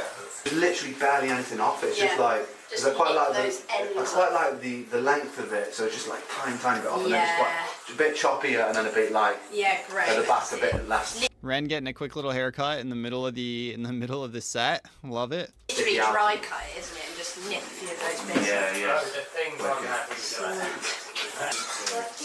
it's good, basically. That anyone does. What's your name, man? Greetings, I'm Billy / dog poker player. What's good? Got the stripper tie. It's not working right now, but you get the vibe. Down on my lap as I'm walking backwards. Yeah. Almost like trying to pull me down, sort of thing. I'll literally come in and give you direction outside the corridor in a second. Because there is. And there's a point where we're going to have to find out the shot until there's a line sound, and that's your cue. Because the camera will follow the line. That's your cue to jump out and get into position. And then you'll literally be like, This is crazy how much planning.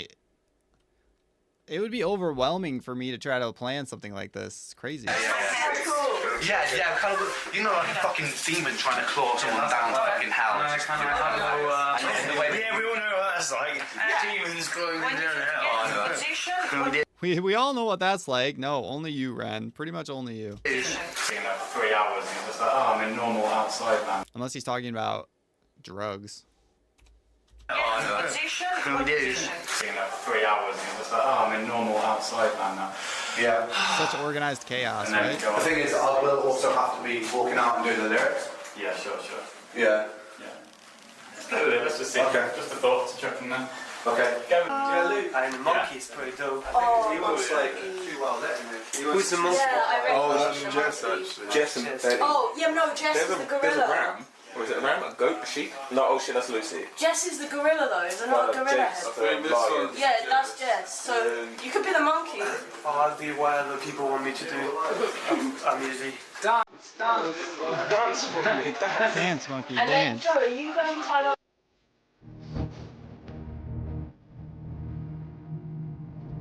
Oh, poor human. Oh, he's gagged. I didn't even realize that.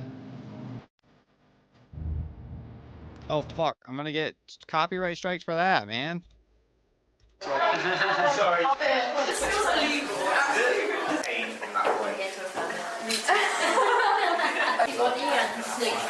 Basically on cue with Jake, you'll hear Jake the lion roar. When you hear that lion roar, there should be a countdown. If you guys, I don't know if some people want to be on the set, you need to be out of shot until it. When you hear it, you literally just. Out in the wilderness, I will be king. Sit on my phone, I'm the Lord of the Rings. Out on my own, I'm a terrible thing. Animals game. She is. I didn't even realize she is like falling down trying to get to him. Over my shoulders like bling. They will be clothing my sins. My legs a little bit. So you're walking back. I need to find pens. Hey, baby. Come with me. You want with me? Enjoying your wine. Poor Joe. My new blood. Blood. I drink a lot of wine. Blood. To be fair, one he's going in there. Blood, I drink it like wine. Blessed be this cracker. Blessed be this wine that I drink. Oh Lord, this is your literal blood. You should be out in that corner. Right, do you reckon I jump out or slide out? I'm just making everyone comfortable and. Wrong one, I'll turn your position for this one. Yeah, man. Hello. Line. Line. Upstairs. See what I mean? What's going to happen? That's what. Yeah. Leaving from. Just new fish for like borderline fish eyes. blood. There. Brilliant job. Absolutely brilliant. I love it. Maybe when I'm like 50, I'll get something. Brilliant. You know what I mean? I'll frame it differently. My Lord of the Rings. So Josh, what are you doing? High technology stuff. Very expensive equipment and baggies. And only had a few pairs. Fair, it is airtight though. Well, there we go. And then we're going to chuck them in the bath. What are you doing, Shaky? I'm doing just the blood. I'll take that as a compliment. I'm weird. Cool. I'm doing the blood.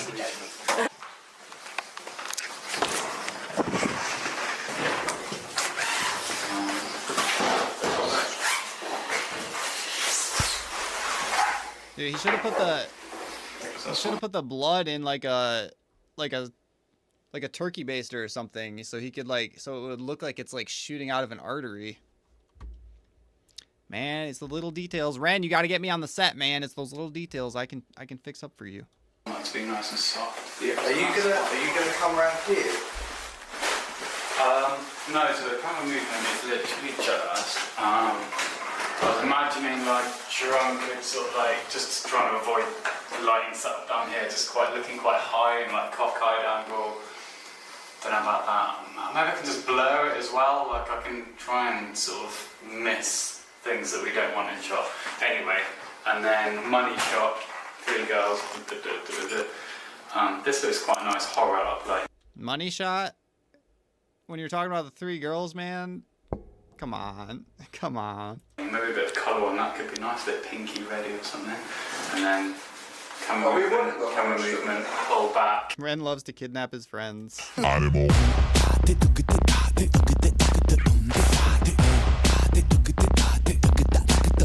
Animal.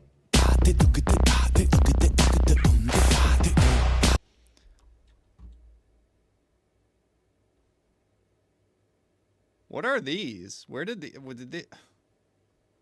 2 of them are lit up. 2 of them... Ooh, the more the light shines, the darker the shadow. Little yin and yang here. What? Why are there 4 of these? I thought this was some guy's apartment. Why does he have 4 of these things in here? I'm so excited for the new album, too. I have some of the same tattoos as him. Wait, who has... Oh, really? So It Goes. Nice. That's pretty cool, Ginger Menace. That's pretty awesome. And then the last shot is looking down at the ground so that we can reveal Mary and her lamb feet up as I come out those doors. These will be wedged open, which is another thing we need to do. I know it sounds so simple, but just wedging doors open is like something that just takes time. Maybe cut a board from that, or I don't know. But this is. Did he really just have to say wedging doors open is something that takes time? I know it sounds simple. Like what? Cool.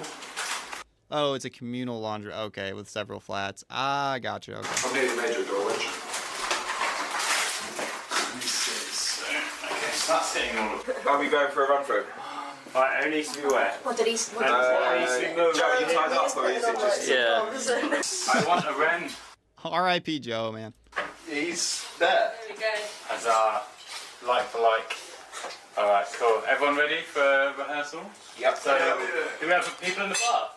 You got a person in the bath? Yep. Yeah, I haven't got the track. Has anyone got the track on that? I do, yeah. Everyone ready? No one has the track. Ready? Yeah, do we need that? Do you need the light off? Light off, please. Yeah, sorry. I need to poo anyway. Well, I'll just sit down for 2 seconds. It might just be a sit down wee. you can have a sit down with anything else will put you in trouble. Lights first, yeah. That's it. Yeah, it's lateral meat cleaver. Okay. Rolling. We can put 5 foot to fill it later. Pretty good at that game. And you go like... No. No, I couldn't. No, Just quiet for a second. I'm pretty good at that. We spell it out. You're in the mind of a cannibal king, my chaos and anarchy roam. Trouble is bubbling under the skin, a certain insanity shows. Whenever I pick up the mic and begin, whenever these words that I write with my pen come alive, they like I've been down again.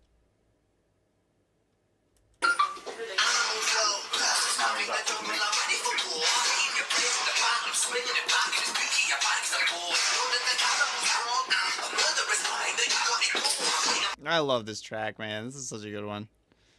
Oh, different Joe? Oh, my bad.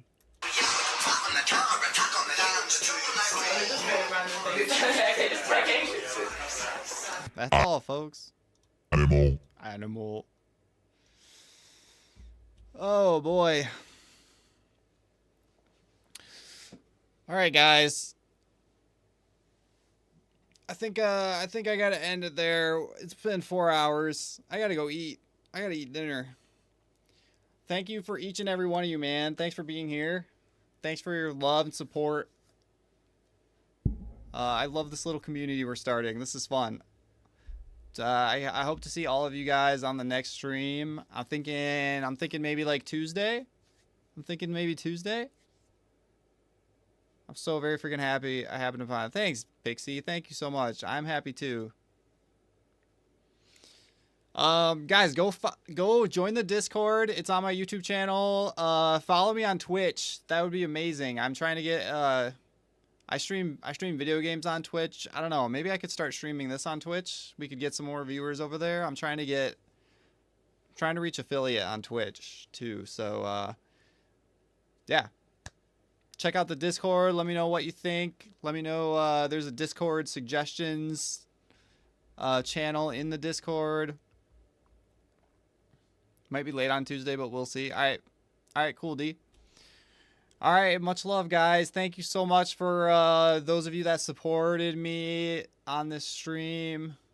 And honestly, just you guys being here means so much. And I'm so happy that we're able to connect through something so positive. I know I've said that before, but like, this is awesome. And I feel very connected with all you guys. It's fun to hang out and just check out Ren stuff and talk about like meaningful, deep stuff. You know, philosophical stuff, mental health stuff. It's amazing. All right. I'll catch you guys all very soon.